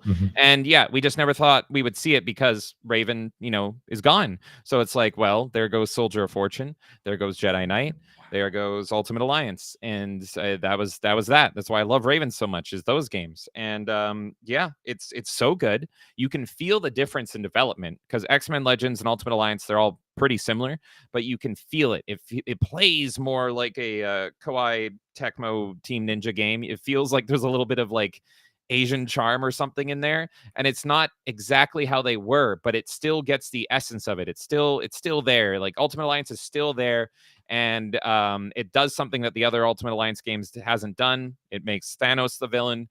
It's like the Marvel superheroes of the franchise, because every Ultimate Alliance and X-Men Legends, they do a different thing. X-Men Legends 1 is very core. X-Men, it's Professor X against Magneto. Then the second one is you have to team up to take on like the Sentinels. So it's, teaming up with the Brotherhood. It's like X2, the movie. And then Ultimate Alliance is like, everyone's here. It's the whole universe. And then 2 is Civil War. This one is, Infinity Saga. And this is Thanos as the villain. And it's great. It plays great. It's so fun. It's got an insane roster. Like, it's huge. Like, this came out in like, the middle of the MCU, middle of like when they're dealing with Thanos. So they tried to include, everybody. I'm looking at the roster right now. You got Venom. 2019 and Endgame, I think, was 2018. So it was still like it was right. Yeah. Before Marvel started going downhill. And there's no MCU stuff in the game apart from like, obviously you have to put like Carol Danvers or whatever on the cover, and it's like, look, no one's playing here. Come on. But like, it's very obvious that it's like we're kind of trying to sell to that, but we're also doing our own thing. So it's much more in line with the comic books and that feel and actiony. The women are fairly sexy in it. It's not Marvel Rivals sexy, but they look good. Looks better than Midnight Suns did. And they've got team ups, and it's just everything's there. And I never thought we'd get this freaking game, man. And it just made me so happy and filled with hope. Because it's like, well, then any game can come back if the right team steps up. You could get another Jedi Knight. You could get another Soldier of Fortune. Never thought, especially this is the licensed game, right? Like, so is Jedi Knight, but still, it's like never thought we would never see this again. And it plays great. It looks great. It's hyper grindy. I would say, how much I was praising the Smash on how grindy that was. This game's almost like too grindy. But I still beat it. It might be my most played game on the Switch. I still beat it maybe 5 times because that's the charm of Ultimate Alliance. It's like, let's play it again with new characters and again with new characters and again with new characters. So, and it even got DLC, got Doctor Doom themed DLC, which is great because for the MCU, Doctor Doom is always misrepresented. He's never really been there. He's going to be there now, but so like obviously the core game was trying to appeal to what was going on in the MCU at the time, but then they're like, nope, screw it. We're going to do Doctor Doom stuff, Fantastic Four stuff for the DLC, and it was also great. So I'm happy and I love it, and I hope Team Ninja makes a 4 because now it's given me hope that I could see a 4 one day, which is just absolutely wonderful. And it's crazy that this is only on the Switch. This really feels like a multi-platform game, and I had to check. It is still only on the Switch somehow. I have no idea how or why, because you can easily have this on the PlayStation, Xbox, Steam, but there it is, Switch exclusive. And somehow my favorite ARPG series returned. So there you go. Nice. And yeah, Shock says, I never heard anyone talk about Ultimate Alliance 3, so it's good. I would, Sounds like it. I think Ultimate Alliance 1 is still the best in my opinion. But I think it's better than Civil War. Ultimate Alliance 2. Nightmare agrees, says he still says that the first one is the best. Yes. Probably because all the mods for it was broken. And the thing about the first one is that it takes place before the MCU, and so it's got charm. Nick Fury is David Hasselhoff Fury. It's not. It's not Samuel Jackson Fury. So I like those Marvel games that exist before the MCU, because even if a game like this isn't MCU, like I said, you can see Captain Marvel front and center. That's an obvious pick. And she was in previous Ultimate Alliance games, but she looked like, how she's supposed to look. She doesn't look like what's her name, the actress and all that stuff. Brie Larson. Brie Larson, yeah, she's got a little Brie. She looks like the Endgame Brie Larson in this one. She doesn't have the Miss Marvel look or anything. So yeah, Ultimate Alliance 1, it's so charming and so good. And 2 is good too, but it's just an unbalanced mess. But I could talk your ear off forever about Ultimate Alliance 2. So I do think this actually beats 2, and 2 was done by Raven. So that's crazy. Interesting. Raven to Team Ninja. Interesting. And yes, Doctor Doom is the main villain of Ultimate Alliance 1. I meant it more like in the MCU era, they always ignore and don't know what to do with Doctor Doom. And this game was like, screw it. We're making Doctor Doom the lead villain in the DLC. And it was great to see him be represented well. But yeah, Ultimate Alliance 1's still the king, for sure. All right. Nice. I think I did play the first one. I don't think I played the whole thing because it wasn't mine. It was at someone else's house. Mm-hmm. It was also on the Wii, wasn't it? Oh God, I think so. Because I think that's the system. Probably. It was on 360. Yeah. So that probably 360, was on Wii. PS3, Wii. Yeah, it was also on Xbox and PS2. Yeah, I think there was a Wii version. I'm actually curious if there's anything unique to that Wii version. But yeah, one thing Ultimate Alliance has always done, which I love, is it gives you a chance to play as your favorite superheroes that you wouldn't normally play. And so I loved Ultimate Alliance 1 because I was a huge Blade fan when it came out. And so I just played Blade again and again and again. And that's true for Ultimate Alliance 3 as well. So like you have Blade in it, you have Nightcrawler in it. Like the fact that Spider Gwen, I don't care about her, but it's like, that's crazy. She plays great. She's so fun to play in this game. And it's like she's there, Gambit's there. You can play as Thanos, and similar to Ultimate Alliance 1, you can have Thanos fighting Thanos if you want. And it's like, well, this is an OP battle. Sure, do it. So, which, yeah, in Ultimate Alliance 1, the DLC, you could play with Doctor Doom and then go fight Doctor Doom, and it would change the dialogue. And it would be really cute. It would be like, you're a Doom clone. No, you're a Doom clone. So, and if you get the DLC for this, which you never know, it's a licensed game, so they could take down the license. So I would say, well, on Xbox, it's all been delisted. Yeah. So I mean, it could with this one, but it adds DLC characters. I'm trying to remember who it adds, but it definitely. Oh, it adds the Fantastic Four and Doctor Doom. There you go. Yeah, I see them right there. So with the DLC, you get the entire Fantastic Four and Doctor Doom. So you can be Doctor Doom versus Thanos in this one. It's just so it's such a it's every Marvel slop fan's wet dream is these games, and I'm just so happy that they were back, even if this is the only time. So we could get a nice, neat trilogy here. Nice. Yeah, I haven't played them. I've seen them play it, and Dude's talked about them because on Achievement Chasers before, because he did. I want to say it was Marvel Ultimate Alliance 2, like when we first started doing Achievement Chasers, he was playing it at that time. So nice. Yeah, I love this series, and the reason they're my favorite ARPG is like they're super fun to play alone, and you're playing in a team of 4, and you just pick your 4 favorites or whatever team up you want, and it'll give you bonuses. Like if you pick the Fantastic Four, you get bonuses. If you pick all X-Men, and then there will be hidden ones where it's like, oh, that's cute. I never thought of combining these together, and that makes a thing. The meme fastball special, I'm pretty sure, comes from X-Men Legends 1. And that is Colossus throwing Wolverine like a bowling ball, and that's been referenced in the movies now. It's a move that you can do in Marvel Rivals now. So it's like these games. If there's one thing I think that X-Men Legends and Ultimate Alliance has impacted on culture, it's the fastball special move, which is I find just neat. But yeah, they're great to play alone. But then co-op, like because you can do up to 4-player co-op, it's just next level, man. It's like the best. Co-op for shines. It's like Gauntlet, you know. It's like the best ARPG multiplayer you could ever freaking play. But they're fun solo too. So it's like I cannot gush about this series enough. I want to play it right now, and I have hundreds of hours in Ultimate Alliance 3. Mwah. Nice. Yeah, I played it. I played it co-op with a younger relative of mine a long time ago. That was it.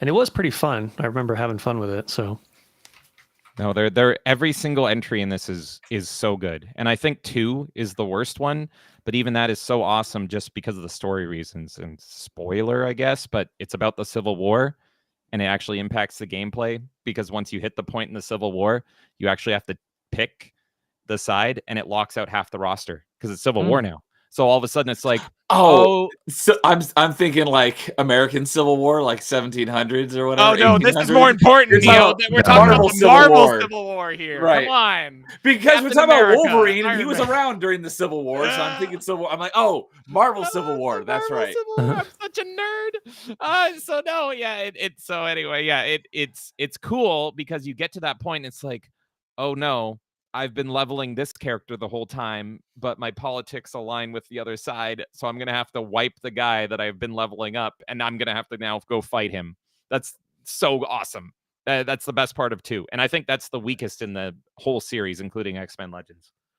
Now that you say that, maybe it was 2 that I played because I vaguely remember that part of the story. That's the only one that locks out characters is 2. And I didn't know anything about the Civil War storyline, so when I saw it, I was like, "Oh, this is kind of interesting." Oh, it was great, and it's like it's good politics. Like it's such a great story arc. I don't even think they did it justice, like in the films, because they just kind of fight around like an airplane strip. But the game is great because it's the entire story from the comics, and so it's actually the moral dilemma, and you can kind of see both sides, like Cap's side versus Iron Man's side. And it's so cool because you feel the impact. It's like, I can't play my friends now. And that's so cool to play with your friends, because I'm sure you would debate with them being like, well, I'm going to side with Iron Man so I can keep playing as him, but then you're going to split your other guys. So God, I just love these. I love these games so much. They're my favorite Marvel slop ever. Kay recently asked me, she's like, what's your favorite Marvel superhero game? And I was like, Ultimate Alliance. And she's like, it's like a cop out. I'm like, you have everything. It's a Captain America game. It's a Blade game. It's an X-Men game. It's a Spider-Man. It's everything. So yeah, I'm so glad it came back, even if it was just one time. So Nightmares knows his stuff on the Ultimate Alliance game. He's fact checking you in real time. He says it locks out 3 characters per side, not half the roster. I might be overhyping it. I think maybe I'm overhyping. The point stands though that you have to basically you have certain characters that you like that you can't play with anymore, and then you have to go fight them. Yeah, you know that thing how you remember something that you loved, and then it's not as cool going back. Don't take this from me, Nightmare. In my brain, it was so cool. It was so good. But maybe that's the reason why I think 2 is the weakest, because I do, out of all of them, including Legends, think 2 was always the weakest. But it's just unbalanced. It's a mess.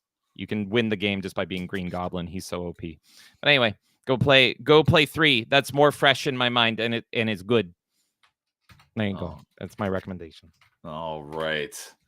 Well, now that we've gotten through number 2, sorry about that, James. That was my mistake.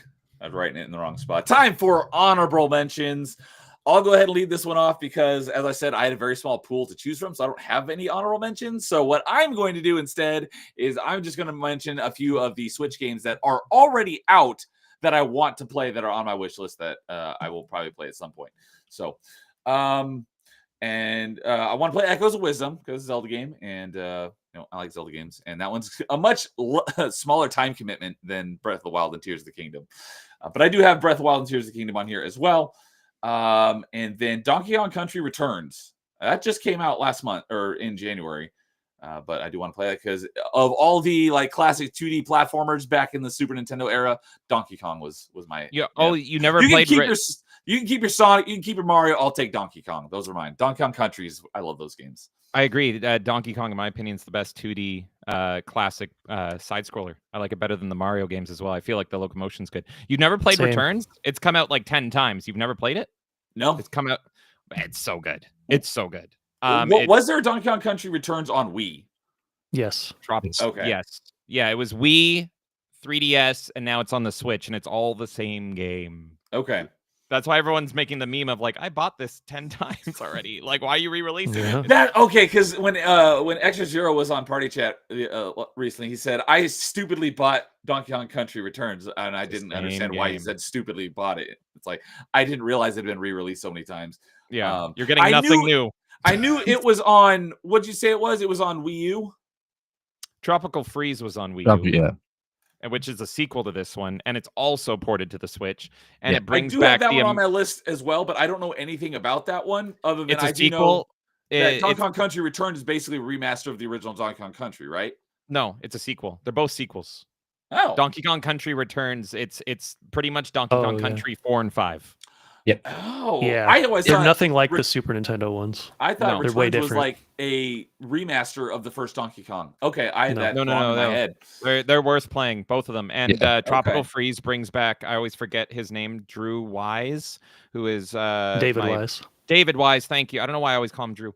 And he's the Mm-hmm. composer of the original ones. So it's got amazing music because I think he's up there with the best composers of all time. Okay. Well, He now is. that I know that those are new games, that kind of bumped them up my priority list now. Yeah, do it. Because I love 1, 2, and 3. I didn't know that those were essentially Yeah. 4 and 5. So I definitely So want to good. play those. And They're great. Canadian says they were on Wii, which I didn't know. 3DS, which I've never had, and then Switch, which I didn't have until recently. So, and he owns all 3 copies. He bought it too. And Canadian also says, James, you're really selling me on Ultimate Alliance 3. So, Did I lose connection for a second? Okay, I'm good. oh, Yeah. you went a little blurry, but we didn't lose your audio. All right, Angry Canadian. Let me know if you end up playing it. What you think? Enjoy it. It's wonderful. And yeah, there's no new Donkey Kong game on the Switch, and I that's why I'm representing because like I love this man. So Donkey Kong Odyssey better be the launch for the Donkey Switch Kong too. Odyssey, that would want be it so pretty bad. great. So, if I did have an honorable mention, it would be I don't have it on Switch, but I've played it and I mentioned it earlier. It's my favorite Metroidvania of all time, Ori and the Will of the Wisps. It is on Switch, so that'd probably be my number 1 honorable mention. I just don't own it on Switch. I've got it on Xbox. But these other games I have not played. So the Donkey Kong Country Returns and Tropical Freeze are on here. I mentioned Tears of the Kingdom, Breath of the Wild, Echoes of Wisdom, and then I played the first one of this on 360 and the 10th anniversary on Xbox One. I've gotten the completion in both, but I have not played 2 or 3 of Bayonetta, so I want to play those eventually as well. Yeah, I haven't played 3 yet either, but I love 1 and 2. So those are the closest thing to my honorable mentions are the Switch games that are already out that I want to play. So, Very but nice. for you guys, since you have a little bit more time in the ecosystem and have a lot more games to choose from, what are your guys' honorable mentions? I can go because my list is long and I'll go super fast. Are you ready? Okay. Here's my honorable mentions. And like I said at the start of the show, a lot of these are 10 out of 10. So don't get mad at me when you're like, this isn't your top 5. I love some of these games. The Switch is like the best library maybe ever for a game console. It's wild. So let's up go. there. Yeah, it's so good. All right, let's go. Super Mario 3D All-Stars. This is terrible. It's a terrible port of the first 3 3D Mario games, but it was the first way I beat them all. That's I the gotta one that stop was it. only released for a short period of time, right? Yeah, they did the Disney Vault. That's so freaking stupid. I hate it, but don't play it anyway. They're a terrible way to play it. Nintendo World But Championship. Okay, I'm not gonna Yeah, ask. it's on my list because it's the first way I beat those 3 games. Okay, That's the only gotcha. Nintendo World, and that's why it's the lowest. I've ranked these as well. Nintendo World Championships NES edition. This is here because it brought back a little bit of that Wizard energy. I love the Wizard so much. So California, that's why it's there. Mario Tennis Aces is actually the hardest game I've beaten on the system. It's Wow. like it feels broken and busted Huh. to the point where As it people will is. scream. Yeah, I beat it and I was like, that was my tweet. I was like, how is this the hardest game? Everyone says Dread is so hard. Mario Tennis Aces, hardest game on the system. Yeah, they haven't taken a super shot to the rack, and then your rack just breaks, and you just lose, and you have to restart. The rackets have durability. You hate it in Oh, Breath of the Wild. The I- rackets have durability. What? I remember you talking about this one time. It's I'm a not Dark playing this Souls. It's a Dark Souls Mario Tennis Dark game. Souls Mario Tennis game. It's There's no great. weapon durability. Oh, yes, there is, but it's just very slow in Dark Souls. The thing Which is it Boo that has the like superpower too that breaks the racket? I'm always forgetting which character it is. There's a character that literally can break your racket super easy, and it's just that's how you win.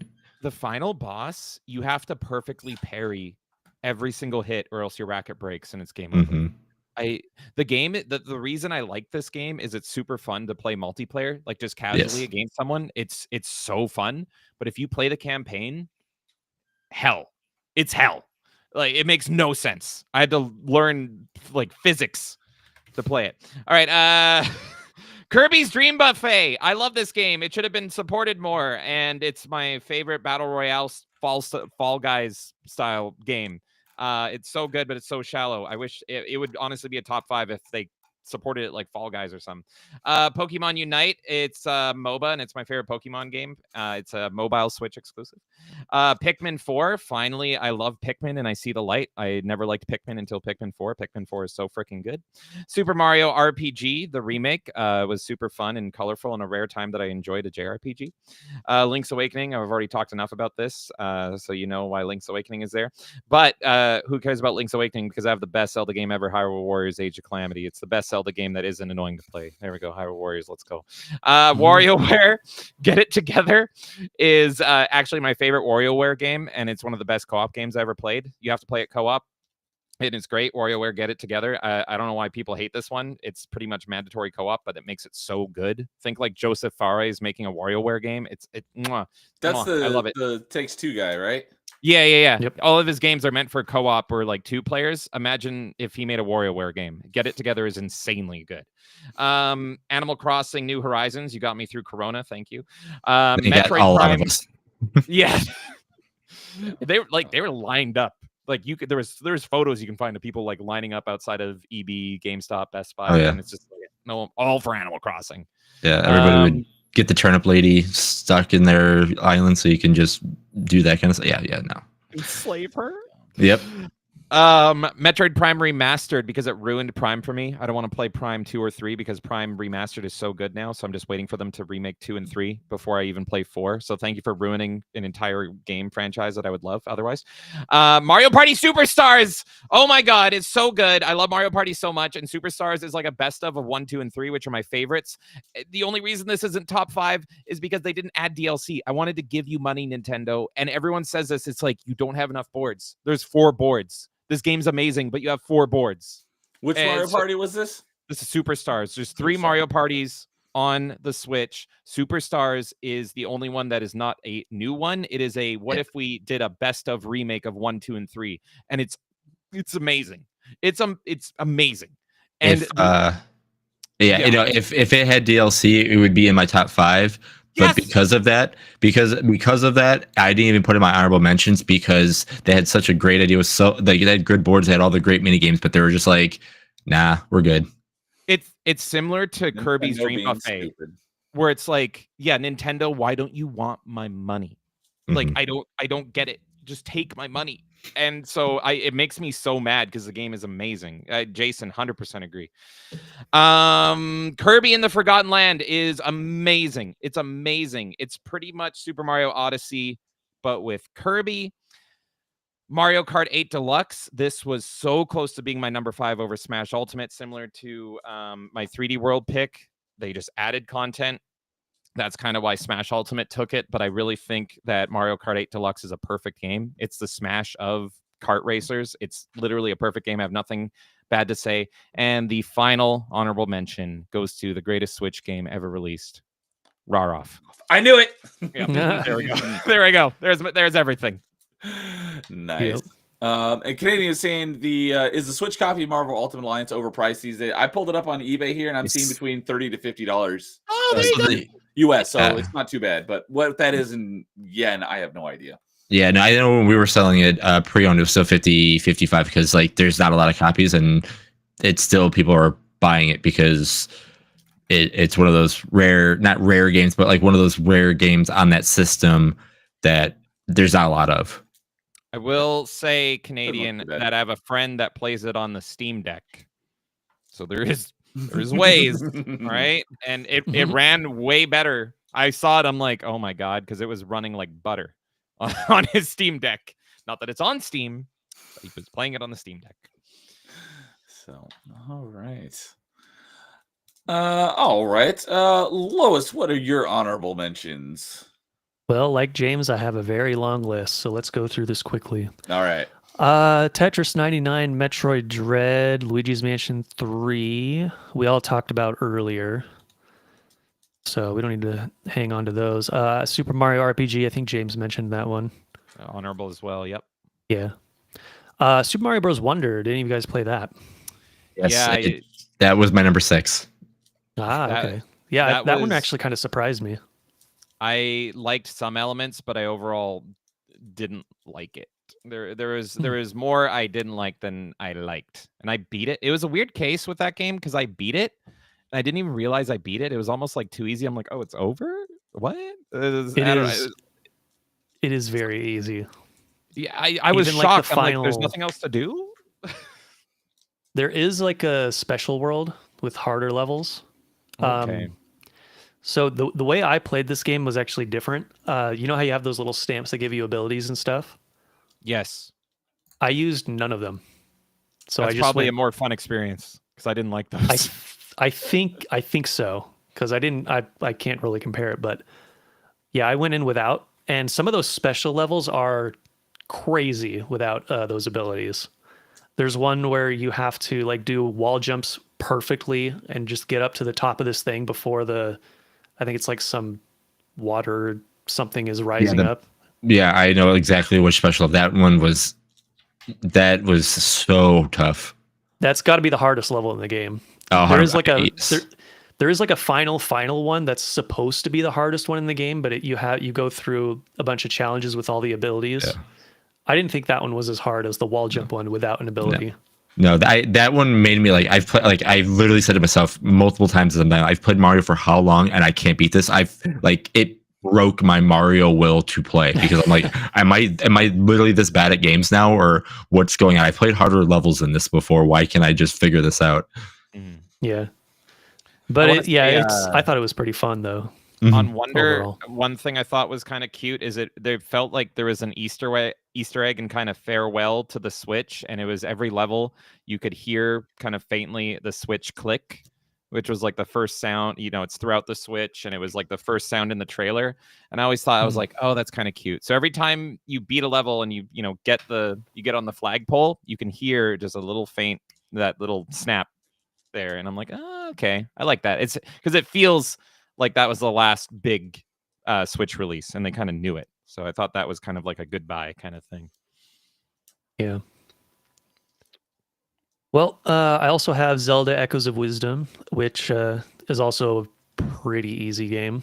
I played it on hero mode with 3 hearts just to make it somewhat challenging. But it had a lot of good puzzles in it, so I liked it for that reason. Astral Chain. Oh, I want to play it so That's bad. platinum, right? Yep, Yeah. it's a Platinum Games game. Sexy police It's- officers platinum. Yeah, I Yep. haven't tried it, but I want to. It's really good. It's definitely not Platinum's best, but it's still super fun, and that's also another one of the best looking Switch games out there. It looks really good. I would not recommend playing it in handheld mode though, because the screen is smaller and it's kind of hard to see some of the things that are happening. It gets cluttered quick. So yeah, it's best played on a large TV, in my opinion. What else? Oh, Fate Extella Link, which is a Weeb game, part of Never an heard of it. anime series called Fate, and it's a war Dynasty Warriors kind of style game. If T-Man's in chat, he'll know it. But what else? Pokemon Snap. The new Pokemon Snap on Switch is actually better than the original, in my opinion. Didn't know It's super Switch had a pretty. Pokemon Snap. It's really good. There is so many different Pokemon in that game, and like there's so many. They have like up to 3 variations per stage that you go through. So there's a lot. There's a lot in that game. I'm not even close to unlocking everything in that game because there's just so much. Pokemon Legends Arceus is also really good, even though it's ugly as sin. Always wanted to try that one. Yeah, good. as compared to like the Pokemon Sword and Shield, I thought it was way more fun because it's so much faster, and the game doesn't like. It's kind of like the Zelda games where Breath of the Wild, Tears of the Kingdom, you go out and just search and do stuff that you want, while also taking care of the main story along the way. It's not as open world; it's more like an open zone kind of thing. So it's a lot more fun that way. I think it's a step in the right direction for Pokemon in general. Yeah, Canadian says it was really pretty. And Yeah, T-Man it is. T-Man knew what game you're talking about. He said he played it. It was fun on that. Yep, it's fun. Wii It's game. also super easy though. And then I have some. Those are like the Switch exclusive ones that I have. I have some more that we'll go through real quick. Dragon Quest Builders 2. It's not best played on the Switch because it runs like crap, but it's one of the best games. It's like one of my favorite games of all time. There's a bunch of the Disgaea series has been ported to Switch. They're best played on the Switch because you can take it with you, and it's a super grindy game. And in those games, grinding is part of the fun, so you got to take it with you. Telluride 1 and 2, part of the Atelier series, probably the best trilogy in the series, in my opinion. Hat in Time and Hollow Knight I played on the Switch, but those are multi-plat. Caves in the Wild Masks is an indie game that plays like Donkey Kong Country. So if you want like an old school Donkey Kong Country game, look that one up. I recommended that to Kay a while ago, and she played it, and she's like, "Thanks, for shouting that game out to me." Kaze. Yeah, I was with her when she was checking it out. It's good. Yeah, I it's have really it, but good. I haven't played it yet. And Returns, yeah. I also played Little Nightmares 2 on the Switch, and I wish I didn't. Sakuna of Rice and Ruin is also one of my favorite games of all time. That one, it's a farming sim and an action 2D game at the same time. You kind of go back and forth in between the two. What you do in the farming sim, you harvest rice, and based on how you do that, determines your stats. And then you go into this 2D action zone it'll feel like a Metroidvania kind of, because it has like this combat and stuff. And it's super fun and super like innovative, and I love it. That's quite an interesting combination. Farming sim fighting game. Yep. Ori Collection, we mentioned that earlier. Fantastic. Sonic Mania I played on the Switch. That's arguably the best 2D Sonic game, though I still like Sonic 2 more. Streets of Rage 4 I also played on Switch. SpongeBob Battle for Bikini Bottom also I played on Switch. And then Trials just left Game Pass. It's shockingly good. Even if you don't like SpongeBob, it's a great 3D collectathon. I consider it one of the best 3D collectathons ever made. It's up there with like the best, like up there with Banjo, Donkey Kong 64. It belongs in that category, in my opinion. It's crazy, but he's right. I know it's you'd never expect it to be as good as it is. Yeah. And then the last one I have is Trials of Mana. Oh darn it! Trials HD. Yeah, I thought you were going Trials HD. Yeah, we talked about that last week as well. I was giving Nerdy Neo a jump stare. Yeah, exactly. Yeah, Trials of Mana. It's a remake of a Super Nintendo game. It's extremely faithful to the original too. And if you don't like JRPGs, this is probably a good one to try out. I don't know if there's a demo or not, but it's an action game, so a lot of people really love it, including me. So there you go. Oh, Shock says, "I'm such a weeb for farming games. What's that game called again?" If you want to put it in chat, for Shock. Yeah, I'll post it in chat so you guys can see. Cool. All right. Well, that's an interesting list. A few games I've never even heard of because I don't know the weeb games. So, all right. And Jason, what? Yeah, a lot of the games that have been announced already. I'm not going to go because, again, I could say Wonder and all that stuff. But ones that I want to give a shout out to is obviously Celeste. You can play on other platforms, but it originally came out on Switch first. So I'm going to give a shout out to Celeste. I did not know that it came out on Switch first. Yep. And then Yeah, I thought it was PC first. Yeah, no, for what I remember, I'm fairly certain it was Switch first, because I remember getting that day one because I heard so much about it, and so I could be wrong. Hopefully, I'm not, but I remember playing it on there. Monster Hunter Rise and Generations Ultimate. Again, Generation Ultimate was on the 3DS, but it was just nicer to play on the Switch. Easy Come Easy Golf. If you're a huge fan of, I just lost it. Hot Shots Golf, and you want like, man, I really want to play Hot Shots Golf again, and you're like, man, where did that stuff go? Easy Come Easy Golf is made by those same people, so definitely check that out. I put Mario Party Jamboree, the newest one. That's a lot of fun. It's really, really good. It's what I mean, granted, we're not going to get the boards, but it's what I wanted to see to begin with, and hopefully they'll do something with it. Hades. And then my last two are Killer Queen Black. I was lucky enough to play that in the arcade a long time ago in like Wisconsin after like a concert. So to see that come to console and be really fun multiplayer game, it's a lot of fun. And then the last one I get a lot of crap for, but the end game is what really made it for me. The Pokemon Let's Go game. I know a lot of people hate it, but the end game for Let's Go is really, really good in my opinion. I never got to end game. That's interesting. I tried playing it. I have a horrible take on Pokemon games, hence why I said Unite is the best Pokemon game ever, because that's the one where I like the gameplay the most. I don't know but Pokemon games. The only one I played is Pokemon Pinball, so that's the best Pokemon game. Love Pinball. That's the second best behind Unite. I tried playing Let's Go. I know. I tried playing Let's Go Eevee, and I got really bored. I think I got maybe halfway, so maybe I should load up that old save file and see what this end game is all about. So the reason why I like Let's Go is because you can fight and train and all that kind of stuff. So it has what you want to do. But in the tagline for Pokemon is collect them all. Or, you gotta collect, gotta catch them all. Gotta catch them all, all that stuff. So if you go in that mindset and do that, you try to catch every Pokemon that you can, do the craziness if you want to get shinies and whatever. But after you beat everything, if you have every Pokemon, there's literally a trainer in every area called the Master Trainer. So your goal is to train your Pokemon of one of every one and beat that trainer to become a Master Trainer of Master Eevee Trainer, Master Pikachu Trainer. And these trainers are super, super tough. So you have to grind and be like, all right, my Eevee, I only use, or not Eevee, my Machamp, I only use that so many times. Oh, I fought this guy, my ass kicked, because it's only a one-on-one battle. It looks like I got to train him so I can go beat this Master Trainer to become the Master Trainer of each individual Pokemon.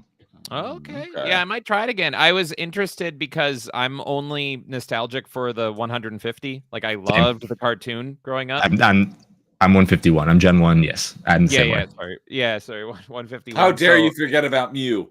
So yeah, anyway, like, this is one of my prized possessions. It's my plaque poster I won as a kid back here for the movie. And so anytime... Is that a shot at Gengar? He's like, what? What did you just say? Sorry. Anyway, you got... sorry about that, but anyway, like Spider-Man, everybody gets one. Yeah, we can't get away. Netflix can't get away with the doing on their show. We can't get away with it here. We're 4 hours in. We're fine. So anyway, that's what appealed to me with Pokemon Let's Go. Is I was like, it's kind of a remake of Red and Blue. So I was like, oh, okay, but then I just got bored. So maybe I'll load up that old save file, try to figure out what is going on in my life, and get to the end game, because it sounds fun. It sounds a lot more fun than the main game. It's pretty too. It's a pretty game. Yeah. No, I can, like I said, I completely understand. Like, I was like, oh, this is fun trying to catch him, but like right when I got to the end, I'm like, oh, this is what I was like. It's a very, very, very long tutorial to get to what you want to do. Right. Okay. Yeah, I didn't play those because I'm like, okay, clearly they aren't making these games for me. So that's when you get to the end game, then you're like, oh, this is what they made for me. I've never heard that. Yeah, I've never heard anyone say anything positive about those games. I wanted to like it because the game is so nostalgic to me, and it's just similar to Zelda. It's like every Pokemon game apart from Unite, which I have like over 100 hours in, and Pinball. Like they never hook me. So. Yeah, no, the nostalgia kept me. Like, again, I said it's not great in the beginning. I completely like everything everybody says about it, 100%. But my nostalgia just kept me pushing and pushing. Then I got to, like I said, I got to the end after everything. I was like, oh, okay, this is gonna be tough. Nice. Okay, you convinced me. I'll pick it up again sometime. All right, and I looked into Celeste, and slight probably just misremembering or misunderstanding. Probably. They originally developed it as a Switch launch title, but Okay. they fell apart. So it launched for Switch, PlayStation, Windows, all on the same day, and then it launched on Okay. Xbox One the day after. But they were developing it with the intention of it being a Switch launch title. Maybe that's what I was thinking. Close I was- enough. But Yeah. so, They also canceled a game recently. The team that made Celeste, because they're having like internal trouble or something. I don't know. Oh yeah. We talked about that on Earthblade. Rapid Fire. That's right. Yeah, that's dead. Yeah. So yeah, Celeste is all you get. So, all right. Well, with that, we'll move on into our number one favorite Switch games. I'll I'll go nominate first. myself. I was gonna say I'll go first. I was because going to say mine's I'll been- go first, but we got three people Oh. jockeying Mine's it out. predictable, and it's been mentioned to death. That's why I said. I'll So go is first. mine. So is Oh mine. well, rock paper scissors. I don't know. Whatever. Lois, you said it first, so you go ahead you and go. go first, and then Jason, Okay. and I'll go. We'll finish with Jason. There you go. Jason All has right. the dark horse, maybe. All Yeah. right, to the surprise of nobody, my number one is Smash Ultimate. Smash Nice. Ultimate. All Yep. right. Oh yeah. It is Word. Smash Ultimate. And I feel forced to put this one here because I've spent probably over 2,000 hours in this game. Holy shnikes. Even though I technically considered Xenoblade like my favorite Switch game has to be this one because I love Xenoblade because of the Wii version, whereas Okay. this one is Switch exclusive, right? Yeah, Mhm. that makes sense. So, yeah, I love this game. I actually loved Smash 4 on the Wii U as well. I played that one for tons of hours despite all the game's immense flaws Yeah, I love that because what you guys were mentioning the whole time you were talking about this game was all the single player stuff. Yeah. But for me, it's all multiplayer. This is like the only, and I'm not a multiplayer person. This is like the only multiplayer game that I play on on a regular basis. So I have like probably over 1,000 hours in Wii U as well. So you can imagine when this game was announced, I was going crazy. It was the game that basically made me start my channel and do my top 10, my first top 10, which was the top 10 characters I want in Smash Bros. And once the next Smash game is announced, I'm going to remake that video. So, what are a couple of those from that last top 10 you want in Smash that aren't already in the game? That aren't already. So I'll name a few of them. Shadow is one of them. I want him to Okay. be playable. Nice. Great. Isaac from Golden Sun is one of them because that was like the game that got me interested in JRPGs back in the day. And it's a Nintendo exclusive series, and for some reason they keep treating it like dirt, which is a normal thing for Nintendo at this point. So Yep. what else? I had Siegfried from Soul Calibur as one of my characters. Okay. I think that would be cool. And the interesting way they implemented Kazuya, they could do the same thing with Siegfried, like give him a bunch of these interesting moves and stuff. My pick would be Nightmare. That he's always been my favorite. You Soul could do a Calibur. palette swap. Yeah, you Yeah. could do like a clone character or Echo Fight or whatever they want to call it next time, Mhm. because they kind of have the same move set. You want to get our good buddy Nightmare into a video game? That's pretty Yeah, cool. it's about Yeah. time. And if you want to go crazy too with the palette swap, if you want to just make it easier, you could just do the Siegfried Nightmare combination that they did in, I believe, 3? 2. 2. Okay, yeah, That was 2. in Sorry. 2. Yeah. And then 3 they split them apart again. Yeah. And they that's gave right. them like a somewhat different move set, but they still kind of play kind of similarly. Mhm. So if they made them like clone characters, I don't think anyone would complain. Yeah. close Whereas enough. like they put clone characters in the game now, and people, including myself, criticize them for it. They should give them some different moves, in my opinion. For some but- reason, my brain registered you saying Siegfried, and it translated it into Raphael. So that's why I was dumb and said, "I want Nightmare," and it's like, okay, that's the same character. I don't know why. I was thinking Siegfried and Roy. They're both blonde white Yeah. boys, and so I thought you were talking about him with his little fencing abilities. Yeah, my Siegfried and Roy didn't really make No, for a put great him in! fighting game character. Bring in those white tigers. Yep. I also wanted Death from Darksiders 2. Would make an amazing. He would make an amazing Smash character. I haven't played Darksiders 2 yet, but I have. I played the first one way back. I haven't played 2 or 3, but I have all 3 of the remasters, and I'll be playing them at some point. Yeah, same. Yeah, 1 and 2 are both good. I think I like 2 a little more though. I have a feeling that I'm going to like 3 a lot because I've heard it could be argued that it's a Metroidvania. Right? In a way, And it's got a all of twin them stick kind one of as are, well. aren't they? I've only played the first one, so I mean, a lot of people compare the first one to Zelda. that's true. And yeah, Zelda's not a Metroidvania, but it does have a lot of similar aspects. The first Similar one appeal, is it's a Zelda game with God of War combat. That's why Yeah. I usually make Kay and other people mad by saying that's the best Zelda game. Is Darksiders 1. Instead of Navi, you got Joker Mark Hamill the whole time. It's amazing. That's right. He was Samael. Yeah. I like to make people mad by saying Star Fox Adventures is a better Zelda game than Skyward Sword. Let's go do it. It's got a better girl. What's up, furries? I haven't played Star Fox Adventures, but I didn't hate Skyward Sword, but it just was very mediocre for me. It's annoying. I want to. I actually liked Star Fox Adventures from a gameplay perspective. So I'm probably the odd one out. I've talked to Canadian about Skyward Sword, and it sounds like most of my issues with the game were alleviated in the HD version. So maybe I'll play that one again at some point.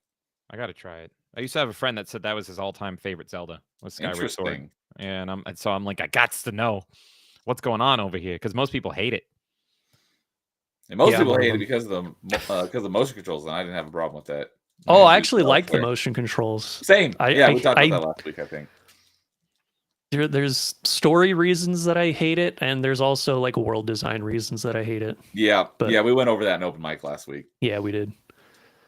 What were we T-Man, talking got a about? Fox girl for furries. Smash! Yeah. Crystal. Dinosaur Planet is better if it was complete. Dinosaur we were Planet is not a Star Fox game. Yeah, agreed. So we were talking sorry. about the characters that I wanted to see Yes, in Smash. yeah. So Smash. my old video is still up. It's pretty bad, but it's still up, so you can go watch it if you want. My number one back then was Neptune from the Neptunia series, which is No weeb idea as what hell. that is. Is that And- the one where you play as Sega consoles? Am I thinking of Yep, the right one? That's the Okay, yeah. Okay. Yeah, one. Shark- She would actually make a really good Smash character, but she's not my number one anymore. All right. Well, we'll just have to wait till your next video to find out who your new number one is. Yeah, let's see if they announce it on March or April 2nd. Yeah, coming around here. And I mean, I don't think they will though. I think it's Yeah. going to be amazing as long as Sakurai is involved. He's always threatening to retire, but like, this is a till you're 90 Hugh Jackman No, situation. They're not going to let him. He's doing something. Good. And it's Smash. If he's doing anything at Smash, Nintendo won't let him do anything else.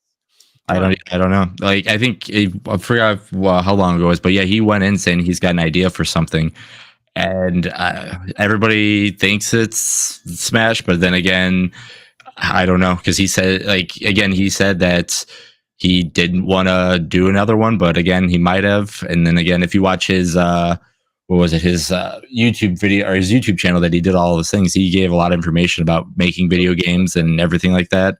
And the crazy part is his finale with he's like, yeah, I did all this in a certain time and I was just waiting to make my finale because I made all this in like a couple weeks or whatever. It's like, you made all your YouTube stuff and it's insane. The man doesn't know how to stop. Yeah, Yep. he's a freaking god in game design. And if you guys are interested in game design, watch his series. At least watch the one where he tributes Iwata and Try Not to Cry. It's so good.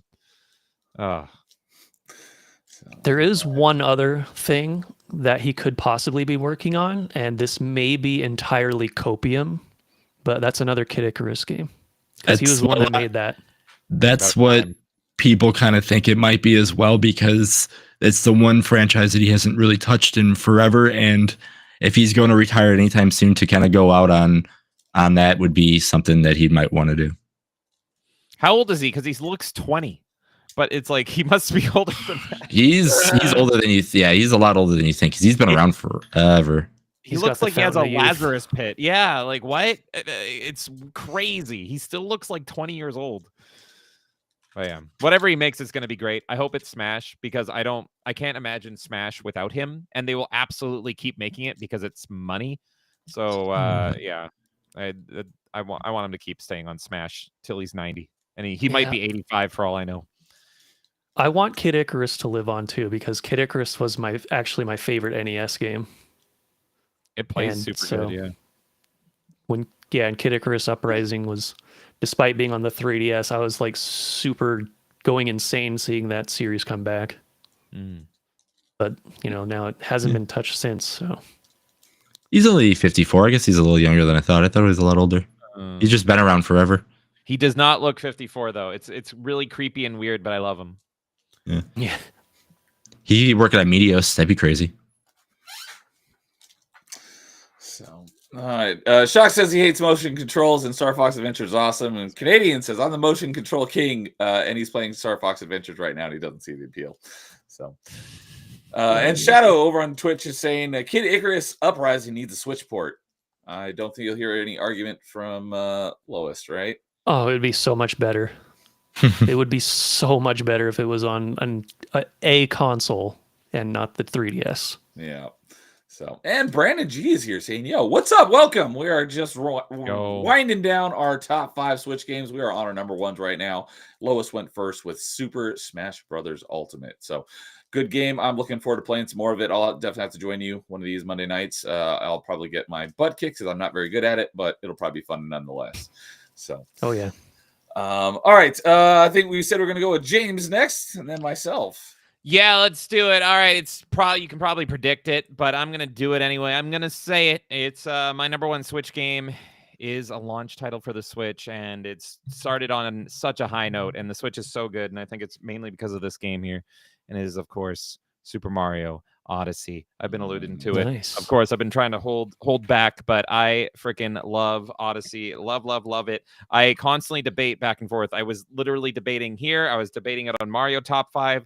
Which Mario game do I like better between 3D World and this? And today I said I like 3D World the best, but still this gets the number 1 spot because 3D World really is a port with an additional game tacked onto it, where this is a brand new game and it's so original, it's so unique, and it's so good, and it plays so wonderfully. This game is just so charming and fun. Already mentioned that I love the lyrical element with Jump Up Superstar, and they know it's good because they print out the lyrics so you can sing along. Come on. All the worlds are great. I'm so happy that they weren't afraid to turn Mario into a Mexican and do mariachi stuff or turn into a giant T-Rex. Like, it's wild. I was going to say, that's the hat one where you take over people, right? Yeah. Yep. Yes. And Take over anything. I love like summoner games, which is why I kind of want to play, what is it called? Wanda Gamelon HD or whatever it is on the Switch. I love games where you can summon things. And in this game, you kind of can because you just throw a hat. You can press B to throw hat and you can throw it on anything. And whatever your hat throws on, Mario immediately possesses that. So it's a possessor game, which is pretty much a summoner game. And so you can play as anything. And once you realize that, you go, oh my God, this game is insane. You can look at anything in the world, and the worlds are so like diverse and colorful and wonderful and gorgeous. Like, this game is super gorgeous. I remember when I first hit the snow level, I was like, oh, it's beautiful. And you just want to go around in this like open world-ish Mario game and throw your hat on everything to be like, what it do. And it's so crazy because like I've loved Nintendo for a long time. But I will come clean. I've loved Kirby. Kirby was all I loved from Nintendo. Then I loved Donkey Kong. But I didn't love Mario until Odyssey. And this was actually the first 3D Mario game I ever beat. And I much prefer the 3D Marios to the 2D Marios. And it really started because of Odyssey. I played Odyssey and I was blown away, and I'm like, oh, this is what Mario is to me. And this is why I think Mario is so good, is that Mario can really be in anything and he can do anything. And so there's a Mario game for everybody. And I didn't realize that until I played Odyssey. So I was like, oh, I'm a little dumb because I am bad at the 2D Mario games, even though everyone loves them. But I felt at home, and I felt like this is where I belong, in this 3D world, and like being in this weird sailor thing. It's just wonderful. The boss fights are so wonderful and colorful. I really don't have a bad thing to say about this game. Just when you think you've seen everything, then suddenly it's like a sequel to Tiny Tank on the PS1 because you throw your hat on a freaking tank, and you're shooting things like Tiny Tank. And I'm like, oh my God. And then before you can even realize that, it's gone. It does my favorite thing about game design, where they don't overstay their welcome. They could easily make a good game if they just did one of these mechanics, but they had the balls to be like, no, you get a taste. You get a taste of what the Switch can do. Just try this for a second. And it's like, oh, this is amazing. Yeah, that's fine. Now try this. And it's like, I'm still not recovered from what you just made me do over there. And now I'm over here. Well, what? There's a billion different game mechanics in this single Mario game, which makes it so special and so wonderful. And it's all because of a stupid hat that you wear. It's so stupid, and it's so genius. And even though it radically changes the game every second, it still feels like Mario. At the end of the day, you can still jump on enemies. You still go wahoo, and you still collect your coins. So even though the game, literally, you can kill people in it because you can be a tank, and even though you see humans as an Italian, at the end of the day, it's still a Mario game, and it still holds its essence, and it still holds its like core Mario values and everything. So I freaking love this game. I never replay games. I almost never do because there's too many good games. I just don't have the time.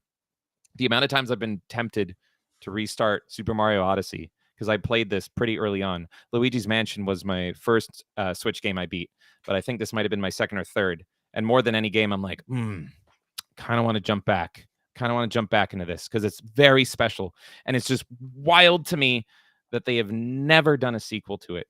And so I'm really hoping with the Switch 2 that it's either Odyssey 2, more of it, more new mechanics, or it's the long rumored Donkey Kong Odyssey, where they take the lessons from this game, give it to Monkey. I love me my Monkey, because that could be so special. Also, Pauline, best girl, and this is her game. So shout out to Pauline. You're my number one Guido waifu. Let's go. So there you go. Odyssey launch title, and it's the best. And it's been the best in this, and I think it's a core reason why this system has now the number 3 best-selling system of all time, which is nuts. Number 3? Yeah, it's third best-selling system of all time. What? I thought it was number 2. What's number 2? I'll double check here. Top The DS selling. is the DS still above? I think it's DS PS2. Oh, okay. I'm thinking just like consoles, not handhelds. That makes sense. Oh yeah. So I'm yep. PS2, DS, Switch, Game Boy Color, PS4, and yeah, Wait, and so on and so on. Game Boy sold more than Game Boy Color? No, it's considered the same system because all they did was add color. Gotcha. So it's yeah. They just added different screen. I thought you meant Game Boy was above Game Boy Color, but they just combined the two. Yeah, Game Boy and Game Boy Color. Yeah. Okay. PS4 is crazy that's high up there because I don't think it's that great, but hey, Sony fans. But yeah, Switch number 3, man, it's just like partially because of Odyssey, Mario Kart 8 Deluxe, all the games we've mentioned should feel higher. Like my God, how's it not beating? It's 4 million away from the DS. And yeah, my God, I think it's just everyone and their grandma and their tween sister had a DS. That's the only reason. Yeah. But yeah, love it. Has Mario Kart 8 Deluxe even been mentioned on the list at all? Even it was an honorable. It was someone's honorable mentions. It was my number 6. Mario Kart 8 Deluxe is my number 6. And yeah, I consider it a perfect game and a perfect kart racer. It's not my favorite kart racer, Crash Team Racing, but it's perfect. I have like 0 bad things to say about it, and it's the Smash Brothers of kart racers, and it's got Pauline. Automatically, it's great. It's Pauline. Probably would have been on my honorable mentions too, but I have it on the Wii U, so I never got the Switch version. Oh God, it's worth it. It's like double the amount of content, if more than double. Mm-hmm. Yeah, it's so good. We have a copy here in the household, so I can just snag that sometimes. You need to get the DLC or whatever. I think you get it for free if you're subscribed to Nintendo Switch Online. The expansion pack one. Yeah, and that's what makes it so good. I should be able to get it then. Funky Kong's in it. Pauline's in it. I'm trying to remember who else was added on the Switch version, but it like almost doubles the roster and it more than doubles the levels. It's a masterpiece in my opinion. So it was so it would have been number 5 if it wasn't similar to 3D World, where I'm like, it's a Wii U game, but it's a Wii U game but better. What if we made this game but better? That's pretty much what it is. I'm curious. So now. I could take my brother's copy, put it in my Switch, claim the DLC, and then just that's it. Yep. Maybe I'll have to do that. Let's see. It added Birdo, the Sunshine Piranha Plant, that weird caterpillar thing, the what's Kamek, and Royal Peach, Diddy Kong, Funky Kong, Pauline. The only thing, there's you can't really claim the DLC, because as soon as you stop paying for the expansion pack, it has like a lock on it, and you won't be able to use it until you renew. You renew it. You can buy the expansion pack, or you can buy the DLC separately and not have to do the expansion pack. But it's just a way. It's like, hey, you're gonna play this online, get the expansion so you can get all these extra stuff, and here's the DLC for free, in a way. Okay.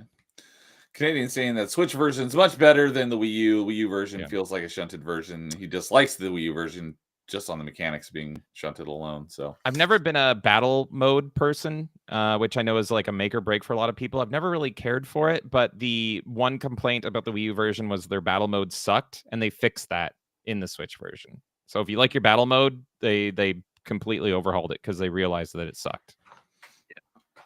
okay. I played a good deal of the Wii U version. I thought it was still good.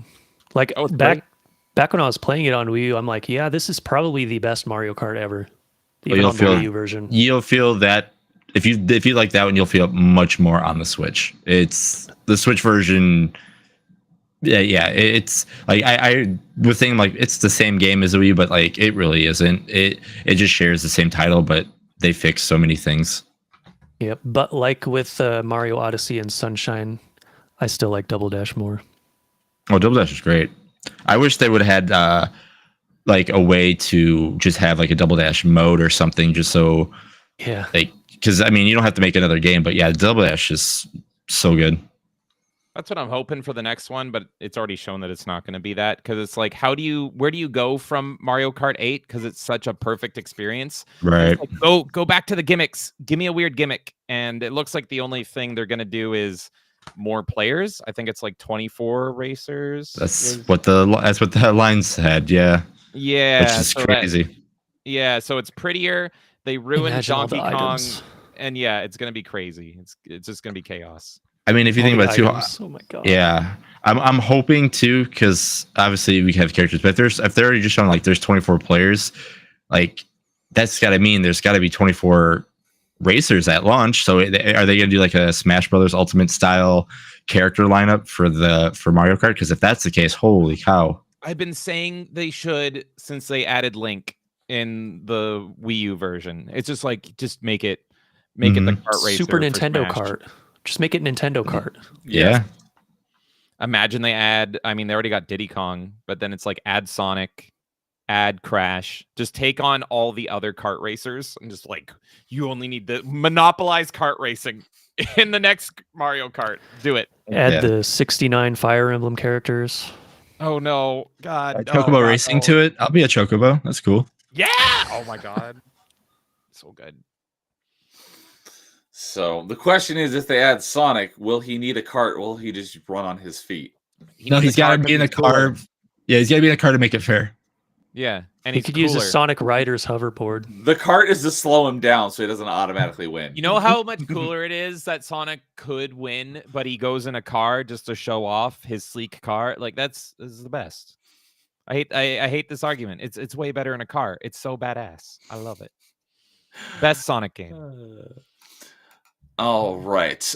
Before I get into my number one, I just have to chastise YouTube yet again because they went full retard and censored something for absolutely no reason. Because I saw that Canadian responded to a question from Shock, but I didn't see it, so I had to go pull it up on YouTube and we put it to a live chat rather than top chat. And he said, "You a VR guy?"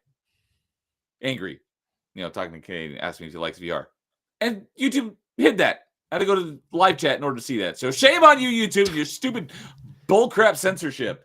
There's YouTube nothing really in hates. there that needs to be censored. He just said, you a VR guy angry. What, because it said the word angry? Are you freaking kidding me? So just had to rant on that for a second. So. YouTube really hates VR troopers. They are Unless- more Power Rangers. Yeah. VR. Unless we don't know what VR actually stands for now. God, stupid freaking YouTube censoring the most Violent. benign crap. Violent retards. Are you a violent, retarded man? Angry? Just- I've been VR, getting my violent retard. I've been getting my chats. My chats have been like straight up deleted by YouTube, and they don't notify me whenever it happens. I have to actually Yeah, I didn't even know that refresh happened. the chat to see if my chat got deleted or not. It's so annoying. Yeah. Yeah, no, I've been looking at the chat. I'm like, I see VR, but I didn't see that thing that you're talking about either. So I was like, yeah. I had to go pull it up because I don't have a way to switch between top chat and live chat and restream. So I had to go pull it up and go to live chat to see what the heck he was replying to. And they censored, you a VR guy. It's like, why are you censoring that? Stupid freaking YouTube. Another thing I noticed earlier when Orthodox Monk was here, I saw him popping up in the restream chat, but not in the YouTube chat. That's which because he was strange. over on Jason's channel. Oh, okay. Yeah, I only have the Neo's chat popped up right now. Yeah. So Yeah. So, all right. Rant aside, my number one, also not a surprise to literally anyone. So this is a little bit of a cop-out since it is also a remaster, but they took one of my favorite games of all time and made it better. And I shout out again to Carl for introducing me to the Fuse gaming community app, where it's got a spot for you to rank your top 10 games. And this fell in my number 5 slot of all time. And the original one was there, and then this one just made everything better. And that is, unsurprisingly, Metroid Prime Remastered. No surprise. Yep. Yeah, it's I love Metroidvanias, and I love Metroid Prime 2 pretty much equally as Metroid Prime 1, but Metroid Prime 1, or when we did episode 1, when we ranked our top 5 Metroidvanias, I did put Metroid Prime 1 over 2 because there's almost no gripes I have with Metroid Prime 1. I have a couple of gripes with Metroid Prime 2, but they're very negligible. And that's why they're basically even. But because of that, I had to put Prime 1. But since we've got Metroid Prime Remastered, I literally have no gripes with this at all. So this is my number 1 Metroid game and also my number 1 Switch game. If they took this, as James was alluding to earlier, if they did the exact same thing with Metroid Prime 2 and or 3, 2 could easily be in this slot as well. But my biggest complaint with Metroid Prime is the crappy tank controls, and you can play it like a modern shooter in this, and that changes everything. I know if Dude was still here, he'd disagree with me because he still plays, even the remaster, he plays with the stupid tank controls. But the modern controls of being able to move around and turn and look and strafe all at the same time without having to, change your camera and lock it in and strafe, with the stupid tank controls. Obviously, it was already a good looking game on GameCube, but it looks beautiful. It plays buttery smooth. But the number one thing that makes this my top 5 games of all time is the modern controls they added in the remaster. This game is phenomenal, and I cannot say enough good stuff about it. And this is the game that got me into the Metroid franchise. And, Prime and Prime 2 are basically tied for my favorite Metroid game. But because we've got this one with the modern controls, this one easily takes the cake over Prime 2. And this game is phenomenal. I love it. And I did play both like I said, I got Switch just, in the last year. So I played this for the first time within the last year. And I went back and I played through the GameCube version of Prime 1 like 3 times last summer because of the GameCube launch and retro achievements. It was my very first mastery on retro achievements, where I got all the achievements in the game was for Metroid Prime. So I played the GameCube version a few times as well. And yeah, being able to play this with the modern controls makes going back to the original a bit painful because the controls are so much better. So I know James, like when we talked about this in the past, he's got like one gripe, and it's like just the door animation. No, it's not actually. It's not actually my gripe. It's the original sound design, because I've only played this version. Okay. Yeah, I my experience with Metroid Prime is I played it at a friend's house when I was a huge Halo snob. I love that insert, man. And so I had a friend, because we all had different systems. I had a friend that had a PS2, had a friend that had a GameCube, and we'd all compare games, and it was great. But I had a friend that was gassing up Metroid Prime, and I was a huge Halo snob at the time, and I'd go and I try it, and I'm like, I'm fine, you keep it. This is terrible. And I went back to Halo, but now it plays like Halo, and it plays so good, and it's wonderful, and it's amazing. So I can live in complete ignorance to the original version. But it was when this came out, it was getting 9s and 10s across the board, but it was the original sound designer. One of the sound designers acted like they killed his baby because they changed the door sound effects or something, or how the doors work with sound. And everyone was like, huh? And it was just it was some very specific, minute detail that he did in the original. And now they remade it without him. And some people agreed, but you have to be a super fan. So that's why I don't exactly remember. Neo, you'd probably know if you looked it up. But yeah, you know more about the behind the scenes stuff than I do. Oh, okay, yeah. I mean, I can. While y'all keep talking, I can try to find it. But it was right when Remastered came out, and one of the original sound designers was pretty much like, "You bastardized my work," and everyone was like, "Huh? This game's great. What are you talking about?" But so that's not even my gripe. I live in complete ignorance. I love this version of the game. The game's amazing. And like I said in my honorable mentions, I can't play 2 and 3 now, and I don't care about 4 because I want to play 2 and 3 before I play 4. So I'm just waiting, hoping that they remaster 2 and 3. Some people make the argument that they're not gonna, because 2 and 3 would take more work. So I don't know, because 1 was already considered a perfect game, whereas 2 and 3 have issues, and so apparently it's not just a copy paste that they could do with 2 and 3. I haven't played them at all. I know almost nothing about them. So I got a question. But yeah, getting a Prime 2 and Prime 3 remastered, it would probably be my number out of all video games. That might be my number one request for a remaster, would be Prime 2 and 3. So yes, give it to me, inject it right into my veins. Lois, what were you about to say? Can you use Joy-Con motion controls? Yes. If my Joy-Cons worked, that's probably how I'd play it. Yes, you can. It's got 4 options. It's got the classic. It's got a modern first-person shooter. It's got and a hybrid of the two, and then it's got the motion control. So yes, you can use basically play it like Metroid Prime 3 with the motion controls. Just instead of a nunchuck and a Wiimote, you got your 2 Joy-Cons. Yeah, that's why I liked Metroid Prime 3 so much. Actually, I love Metroid Prime 3 as well. The motion controls made it feel like you were actually in it. Yeah, it was so much fun to me. I wish I could have picked up the original 2, the trilogy remaster port. The trilogy on Wii. Yeah, I always wanted to get it, but I could never I couldn't find it when it came out. It was a very short supply, and now it's super expensive. Yeah, by the time I wanted it, it was so expensive it wasn't worth it. You have it? He has. I have it. I've never even put it in the system.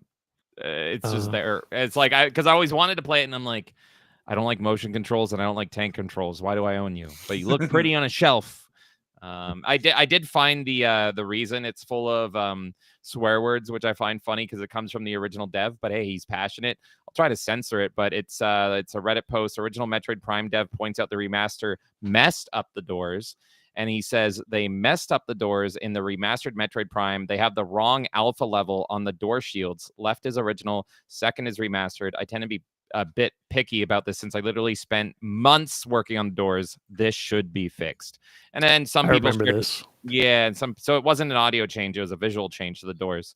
Yeah, I'll leave the link to this article in the stream description, so if anyone wants to check it out after the fact. Or actually, yeah, you can pretty much this guy, it's a complete nothing to a lot of people, not everybody, but a lot of people. But this was this guy's work for months and months. It reminds me of hearing about how someone in Arkham Asylum spent over a year only working on Batman's cape. The cape, yep. So if they mess up the cape, he would notice. And so I feel like this dev, it's like, those are my doors, man. You messed up my doors. So I feel for him. Honestly, I agree with him. But it's still a minor detail. But yeah, it's rough. Yeah, took everything that I loved about it and just made it better. So, but Shock says, hot take, there's nothing wrong with tank controls. I would disagree. And Canadian says, I prefer the motion controls. I'm the odd one out. Shock. I'm going to subscribe to you some Canadian healthcare for that take. Okay. Didn't tank they release controls for horror games are good. Oh. It adds suspense. Canadian says, yes, but not for Tomb Raider. Neo knows what I'm talking about. I have the Tomb Raider remaster, but I haven't played it yet. So I don't know the tank controls of Tomb Raider because I haven't played the classic ones yet. I only like tank controls if I'm playing as a tank. Otherwise, yeah, that's the only time. Otherwise, no. I don't care if it's in Resident Evil, Silent Hill. I think the only game with tank controls I've beaten are like Escape from Monkey Island, which never should have had tank controls. It was just stupid. Resident Evil was so easy with tank controls. People just make it hard. I don't get it. I want to move and shoot so bad. But Canadian says Lois gets it. I'm assuming he's talking about the motion controls. So, Lois, what were you about to say? I was going to say, didn't they release an update that reduced the luminescence on the doors? Oh, really? Did they listen to him? I don't know. They might have. I vaguely remember that, but I might be wrong. I have no idea. If they did, I probably played it after that came out because I just played it, last summer for the first time. And so, as I mentioned, for Metroidvania Mondays, I just finished up Fusion. I will be starting Dread on this upcoming Monday. Once I get through Dread, I'll be going into Prime, and I'm doing the Prime for Prime 1. I'm doing Prime Remastered because it is so dang good. Not to talk about doors nonstop, but someone is saying that the reason they changed the doors was intentional, and it was because it's now a portable game because of portable Switch, and so the doors were too hard to see, so they had to glow them up. So that was one of the few changes. Otherwise, I guess maybe focus testers got lost and like, where's the door? They're glowing. How do you miss them? Well, now they're glowing, but before they were only slightly glowing. They were even on the original. If you shot, because the doors are different colors, and the different colors, you have to shoot it with the different, the beam that matches the color. So once you shoot it, then they stop glowing and it could be hard to see. But if you haven't shot it yet, it's glowing and they're impossible to miss. I was going to say the original, this was not a problem at all. No, even though I've never the older heard that games before. they run at like what, 240p most of the time on the old TVs. I have no idea. So it's like, this is not a problem. I feel for this dev. That's all. I respect his doors. Absolutely. Have a door toggle. So, hey, Chicken's here saying, hi, I'm new. Well, hello, Chicken. We are just about to wrap up. We got one more to go, but we're ranking our top 5 favorite Switch games, and Jason here is about to finish off our list. So, if you want to hear us talk about all of our favorite Switch games, once we're done here, you definitely start it over. It's a great chat about all our favorite Switch games. So yeah, and if you're new, subscribe to mine or Neo's channel, and we have 26 other episodes if you like top 5 lists and like to see categories. Especially since we'll talk about it more as the outros, but the next episode I will not be on. I haven't decided yet whether I want to whether Jason's going to broadcast it on my channel as well or not. But it'll absolutely be on Jason's channel because I will not be here for the next one. So, but welcome, Chicken. Hope you enjoy it. If you like video games, that's all we talk, or almost all we talk about here. So if you like it, if you like video games, you'll find something to enjoy here. So with that, Jason is going to finish off our list with his number 1 favorite Nintendo game. So, Throwing Canadians is on the right. Minds. Yep. So this is where everybody in the chat is going to leave because they're going to hear my game and they're going to be like, what's this game? How is this his favorite? Why is this his favorite? The Resident Evil 4 remaster for Switch. Yeah. No. When I think of the Switch. 7. Yeah, right. No, when I think of the Switch, I think of all the Nintendo games. But the one thing that I think of before, because it was before the Steam Deck and everything like that, I think of the Nindies. The independent games that were on the Switch. It was my go-to console. When I had the 360, I loved Xbox arcade games. Then when the Switch came, they had all these independent style games that were just short to the point, that were just fantastic games. So when I said like my 4 were hard to rank from 4 to 1, number 1 was like the first game that came to my mind. The only thing that I paused on it because I can remember it was just on the Switch, or if it came out of the consoles, it was just on the Switch, which kind of surprising to be honest with you. But my number 1 is Golf Story. Golf Story. I don't think I've heard of it until someone mentioned it earlier tonight, I think. Yeah. So that is my number 1 game on the Switch. It is a RPG style game, and it is also a sport game. You go through like each levels and you literally level up by playing golf. You can play disc golf. There's just these random little things that you do by playing golf, essentially. Like it's like the tri-click golf style game, to level up, to complete levels, to win tournaments, to do these random things by just hitting a golf ball in these worlds that you can just go into. There's multiple courses. They have multiple things to do. And it's just a lot of fun. They had a sequel called Sports Story. It was a big miss on I wish it was as good as the first one, but Golf Story to me is everything I wanted in an RPG at the time. It was a lot of fun. It's super, if like you're a fan of just anything like nonsense in a way like that, it's a great game. It doesn't take too long to beat. It's a super relaxed, hey, I'm gonna hit a golf ball to super far so I can get more power, or I'm gonna hit these birds off of perches so I can get a little bit better accuracy. I'm actually gonna play a course to see if I can win the club championship. And then you're just doing stuff like that. It's fantastic. It's one of the games that if I could erase and play again with not knowing it, I would love to do that again. A golf RPG. That's an interesting combination. Mm-hmm. And Can it's still you- only on Switch. Yeah. It is still only on Switch. Switch Yep. only. Can you equip a hockey jersey and play it like you're Happy Gilmore? Happy Gilmore. Yeah. You can't do any of that. You just get random like golf clubs. But yeah, the guy is such like a simple guy in a green shirt. It doesn't change much on the characters that way, but yeah. Yeah, it's my first time. I know there's so many indie golf games. Like there was one I played recently that's like super intense. I can't remember what it's called. It's not this one, but I had no idea about this one. I've never heard of it, and especially because it's Switch exclusive. Yeah, it goes on when it goes on sale. If it's, or I can't remember how much it is now, but if it goes on sale, I 100% recommend picking it up. Do you know how much it is full price? I think it's not much. Again, I bought it. Yeah, I bought it in 2017, so it can't be more than like $20-$30. Because it's not a Nintendo game, it might actually go on sale. Yeah. Golf Story. Let's see here. Mhm. I got it pulled up. It's $15 full price. There you go. And yeah, people like it. I found a Reddit thread of people gushing over it and being hyped for Sports Story, but no one coming back to update on Sports Story. Unfortunately, Sports Story wasn't as good. They should have just did different. They should have. No, yeah. So the Sports Story wasn't as good to me because they tried to do too much. It was almost like the same formula, but they're like, hey, we got to fit all these sports. We got to fit tennis. We got to fit golf. We got to fit everything we could possibly do instead of just making one really, really good. They just kind of tried to do the same, but with way too much. I looked up Sports Story on Steam to see if that one was an exclusive, and the top result was Naked Story. Never change Steam. Naked Perfect. Story Sports Festival version. Nightmare, are you still here? You know what that No. means. I'm wish listing it. It doesn't look bad.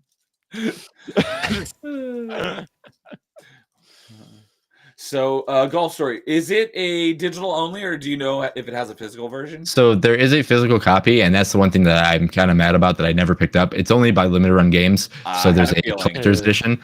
Yeah, I had a chance to buy one physical, and I didn't do that, so now it's gone up a little bit more. So that's the one thing I kick myself for not is I saw it, and I'm like, I should buy this, but I already beat it like 4 or 5 times. I'm like, no one knows about it. It's gonna be fine. Forgetting it said Limited Run Games on it, so. That's the one physical game that I wish I had, just so I could just say, I have it and all that stuff because again, how much I do love the game. But yeah, it's if you get a chance and you pick it up digitally, it's great to have because for me, I can just pick it up and play it anytime, kind of thing. Man, it's so niche that the developer doesn't even have a wiki page. Sidebar Games. Because I was curious what else they have done. I Look think at they've that. only done. I only think they've done Golf Story and Sports Story because they're an Australian studio. Yep. I think you're right. I found their website. I think you're right.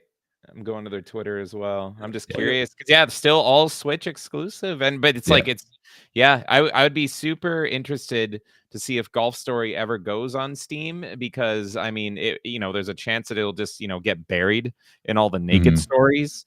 But I mean, it could breathe new life into it, and people could go, "Oh my god, this is amazing!" So yeah, I don't know why it's Switch exclusive still. Totally can go on Steam.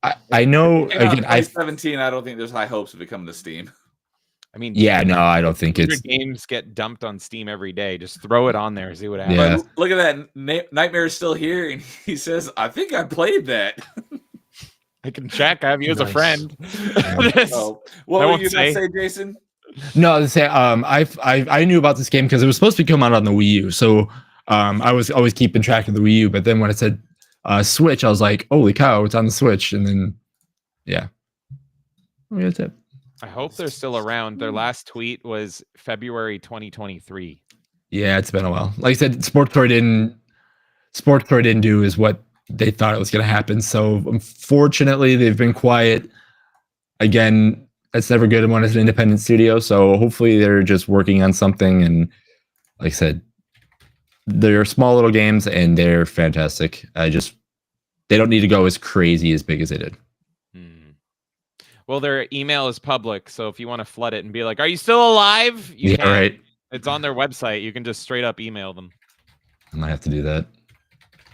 I'd be curious. Keep us updated. Update us if you actually contact them, because yeah, that's worrisome. No sign of the studio actually closing. They're just kind of dormant. So yeah, I don't know. That's a little scary. But I would love. This game does look good. Like it looks like. That's why I'm like almost irritated you telling me about it, because I'm like, man, this could be like a sleeper hit if they just drop it on Steam. So I would love to see them succeed and do that, because Yeah, I I would hate mean, for the game to die. Yeah, especially with like the way it has been. Like if people find out that it's like on other platforms, the people that bought it before are gonna want to possibly buy it again just to support them. But Yeah. two, like gives people like the word of mouth, like, hey, try this game. It's on this platform too now. Like, yeah, it's. Yeah. I hope, but yeah, I don't know. Yeah, absolutely. And then with Steam, there's so many like quality of life things you can do. You could allow mods, you can allow achievements, all that good stuff that will Achievements? get like, yeah. So you can, because no achievements on the Switch. So all this stuff that could hopefully get people playing it for the second time, or most importantly for the first time. Because yeah, it does look good. If you like your little RPGs, it's a cute little one with a twist here. I totally see why you're into it. So, all right. And Nightmare said, "Okay, yeah, I played it, and it's actually a rather disconcerting game." So, all right. And huge shout out to Angry Canadian.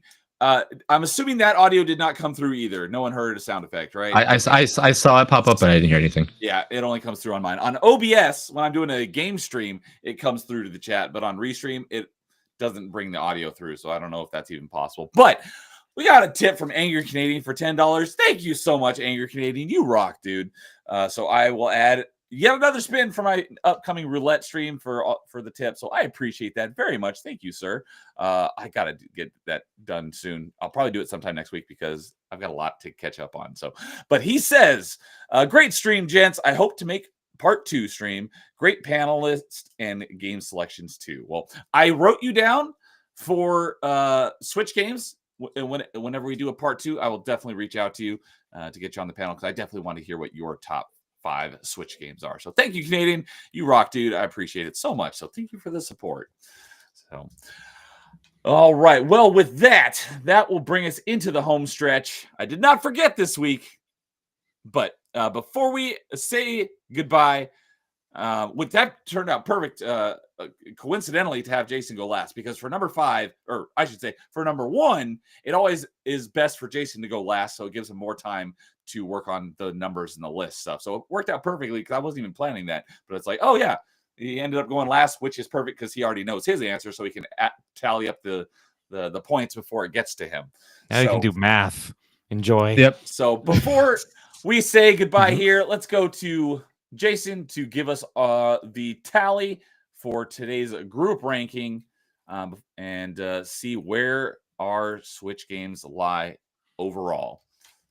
Okay, so our top 5 here as a group is actually going to be 6, because there's a tie for number 5 for now. Obviously, when we do this, I can easily see number 5 and 6 being jumped down, or I should say our tie for 5 being jumped down, but there's a tie between Golf Story and Metroid Prime Remastered. I could see one of those possibly staying, and like I said, mine not being there, but I have to give the shout out to mine. Then our 4 through 1, there's actually kind of a big gap on those, but we have Link's Awakening as number 4. We have Metroid Dread at number 3. We have Smash Ultimate number 2. And then our number 1 for our top 5 is Mario Odyssey. Let's go. Nice. My number one Nice. pick has reigned. I'm loving it. I'll take the title. It'll be taken away from me, but I'll take it for now. So, all right. And Shock said, good night, all. Have a good night, Shock. I will talk to you later, buddy. Thanks for hanging out here. You have a good one. So, thank you guys for hanging out. And these usually go long. I didn't think it was going to go this long. This was definitely one of our longer episodes. So I appreciate hanging out here. It's more so an issue for Jason because he's 2 hours ahead. I think Lois is only an hour ahead, and James and I are in Pacific time zone. We're so the it's same person. Not big deal for us. But thanks for hanging out for over 5 hours now, ranking our top favorite Switch games. That was a blast as always. So let's go around the horn, let everyone shout out what they got going on, and we'll start off with the. God, I just said goodnight to Shock. I was going to say, let's hear from Shock. Lowest expectations. What do you got going on that you want to shout out? All right. Well, I'll probably be streaming tomorrow. I'm playing Trails from Zero on Nightmare mode, the hardest difficulty. And despite that, it's still 60% cutscenes. Oh, yeah. We were talking about that last week as well. Yep. Every Monday, I do Smash Ultimate. You guys can join if you want. It's chaos. It's a disaster. I get my booty kicked all the time. Besides that, I am planning on making a video on what I would do if I was in charge of Smash Bros. 6. And I also have another video planned, a meme video based on a game that I played recently on stream, where I take all of the ridiculous things that I and chat have said during those streams and turning it into like a abridged meme parody video of the game. A game called Legend of Nayuta. So I'll be doing that as well. I may release that video on April 1st. It's probably fitting to do so. But that's what I have going on. So yeah, there you go.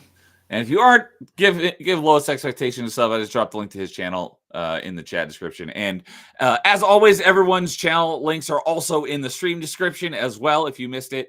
But yeah, go give Lowest a sub. And so, yeah, well, thank you for joining us again. It's been great having you on a bunch of these top 5s lately. It's always fun. I love this format. Yeah, it's fun. I love it. Gets my tism going.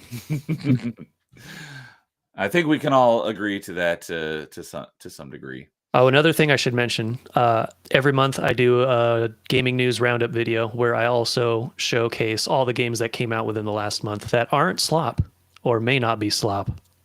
So, that's for your RNG videos, right? Yep. Random news of gaming, or random news of gaming. Yeah, and because every time I see that, I because of RNG, I immediately think of Carl, because that's in his name, Carl of RNG. Yep. So I keep getting you guys mixed up sometimes.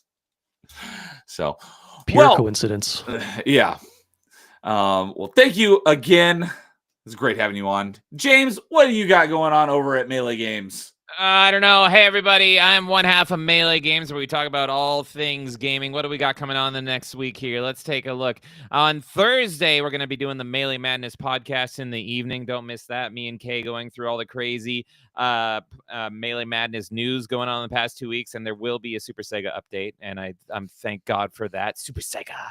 On Saturday night, I'm so hyped because we return to the best visual novel of all time. That is Class of 09. And I'm going to be going for all those endings, baby. I cannot wait to jump back into this game. Backed by popular demand. Class of 09, come on down.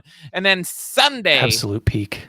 It is wonderful. I want to get all the endings. You got all the endings, right? Lowest Expectations? I did, yeah. Feel free to stop on by if I get stuck. I got like 3 or 5 more. And so it's been a month, so I might be like, did I do this one? No. This one. So yeah, when I was going through the last few endings, I just kind of sped through the game and just got them as quickly as I could. So it's not going to take you much longer, probably. Yeah, I think I'm missing a lot with the white supremacist teacher, and I'm not joking about that. Don't miss the game; it's so good. And on Sunday, it's so good. We're gonna return to our flagship show. That is, of course, Steam Roulette. Over 2,000 games for chaos, madness, and shenanigans. Do not miss that. That is Melee Games everywhere. Come on down, have a good time, and turn your volume down low because I scream a lot. And take your shirt off. And take my shirt off sometimes. Sometimes. Depends how I feel. Mostly. Depends on the tips. Yeah. And how Special generous girl. Bliss is feeling. Yeah, Bliss. Whoever wants to get me shirtless, I'm a video game stripper girl, pretty much. I'm stripperella for video games, and only half as pretty. All right. Well, thanks as always for coming on, James. Always a blast hanging out with you and talking video games. I love it. Hope I didn't ruin it too much. It was great. No, it was a blast. So, Jason, you got anything going on your channel? Nothing Top five? personally. Yeah, the next top 5. Again, we haven't decided if it's just going to be on mine or if it's going to be on both. But if you are not subscribed to mine, just jump over here. Again, I do random games online every once in a while, just whatever I feel like playing or whatever I feel like turning the camera on. Mostly, I just have the second showing of top 5, just because again it's nice to have it on both channels and everything like that. But again, jump over here. There could be more top 5s over here than it could be on both channels in a way, depending on what we're doing or anything like that. But yeah, the next top 5 is going to be Pokemon. We're going to kind of finish March off with more Nintendo stuff. So I believe we have Carl and who's the other one? I'm sorry. So, Me. and that is Pokemon, not Pokemon games. So we're ranking the Yes, actual Pokemon. Pokemon. Oh. Yes, not games. Like one out of whatever how many there are now. So as of right now, we got Jason and Carl and Lowest Expectations and Sad Lad Chad and potentially one more, but we'll see. It's Jinx 5 times. There you go. Spoiler. Why do you need anything other than Ditto? Yeah, Ditto is everything. Vote Ditto. So yeah, and we had this one planned ahead. I was gonna be on this one because I was like, I'm not big on Pokemon, but I know enough about Gen 1 that I could make a top 5 list out of Gen 1. But scheduling stuff, real life stuff is going on, and I was like, I won't be able to make it. But it turned out perfectly because it's not something I'm terribly well versed in. So I was like, you're gonna go ahead and take this one on your own. I don't know if it'll be on my channel as well. I'll have to decide. But it'll absolutely be on Jason's channel. No doubt about it. And I dropped the link to Jason's channel. So if you're not subscribed to Jason's channel, go subscribe there so you can make sure you don't miss episode 28 of Top 5 in 2 weeks. That is on, what's the date for that? The 25th. You know what's going to be interesting about that one is that there's so many Pokemon. People could have so many varieties of favorites that I wonder if any of us will have the same one in Any our list. overlap. Yes, that's a good I have one in my top 5 that I think it's possible someone else may also have, but I don't know. We'll see. The funny thing that I'm, and again, it's favorite Pokemon. So again, this is not to say, hopefully I'm not giving anything away, but like, obviously there's evolutions of a Pokemon. Like if you choose one of the evolutions, that doesn't include the ones before or the ones after. So it's exactly which, like if you had to go and pick your favorite Pokemon, like I like these ones. I like the evolutions, but like I like this one more. Or somebody could have all 3 evolutions of it in their top 5. It'd be boring, but they can definitely have that. I'm not saying like, it could easily be that way. But yeah, it's what 5 Pokemon that you are like, you see them, you're like, man, if I bought something Pokemon, I would want that one kind of thing. So Ditto as Meowth and Ditto as Raichu and No, Detective Pikachu ruined Ditto for me. It got a little creepy, yeah. Yes. So that'll be the next episode of Top 5 back here in 2 weeks. So anything else you got going on that you want to mention, Jason? No, I'm playing Monster Hunter, so eventually I'll turn the camera on. I'm in high rank now, so the story is kind of done, so I won't have to spoil any of that if people want to do that, or if anybody is playing Monster Hunter and they're on Neo's Discord and they want to play or they want to do anything like that, I can help them run through some hunts. Hopefully when Carl gets back, he can show me the way as well, because like I said, I know how to play it decently, but I'm no expert like him. So always having somebody as a party leader is always great to have. But again, I'm decent, but I'm not super good. But if you're looking to play that, that's fun. I have some fighting game tournaments coming up in the summer that I think I might be playing in, so I might have to be practicing those. Fortunately, I have all my stuff just sitting right here, so I got to figure out if I'm going to do that or not. So yeah, there's a lot of things going on over here. Just turning the camera on and trying to entertain you all. If that's something you want to see, is what I should need to do. So all right, well, as for myself, so we finished Dude Souls last week. It was the final episode because after I beat it, then we flipped the script and I watched Dude play it, and he did it in like 5 streams, and he finished it with 34 deaths.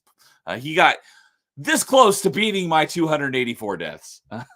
What a race. But Dude Souls is now over, and I am doing a bit of a palate cleanser because I was not a fan of Dark Souls, and one of my favorite games ever is, as I mentioned earlier, in the Fuse gaming community, rank your top 10, and my number 3 was Ninja Gaiden Black, and I haven't played it in forever. So for the next few Wednesdays, a bit of a palate cleanser for me because I absolutely love it. I'll be playing through Ninja Gaiden Black in that same time slot.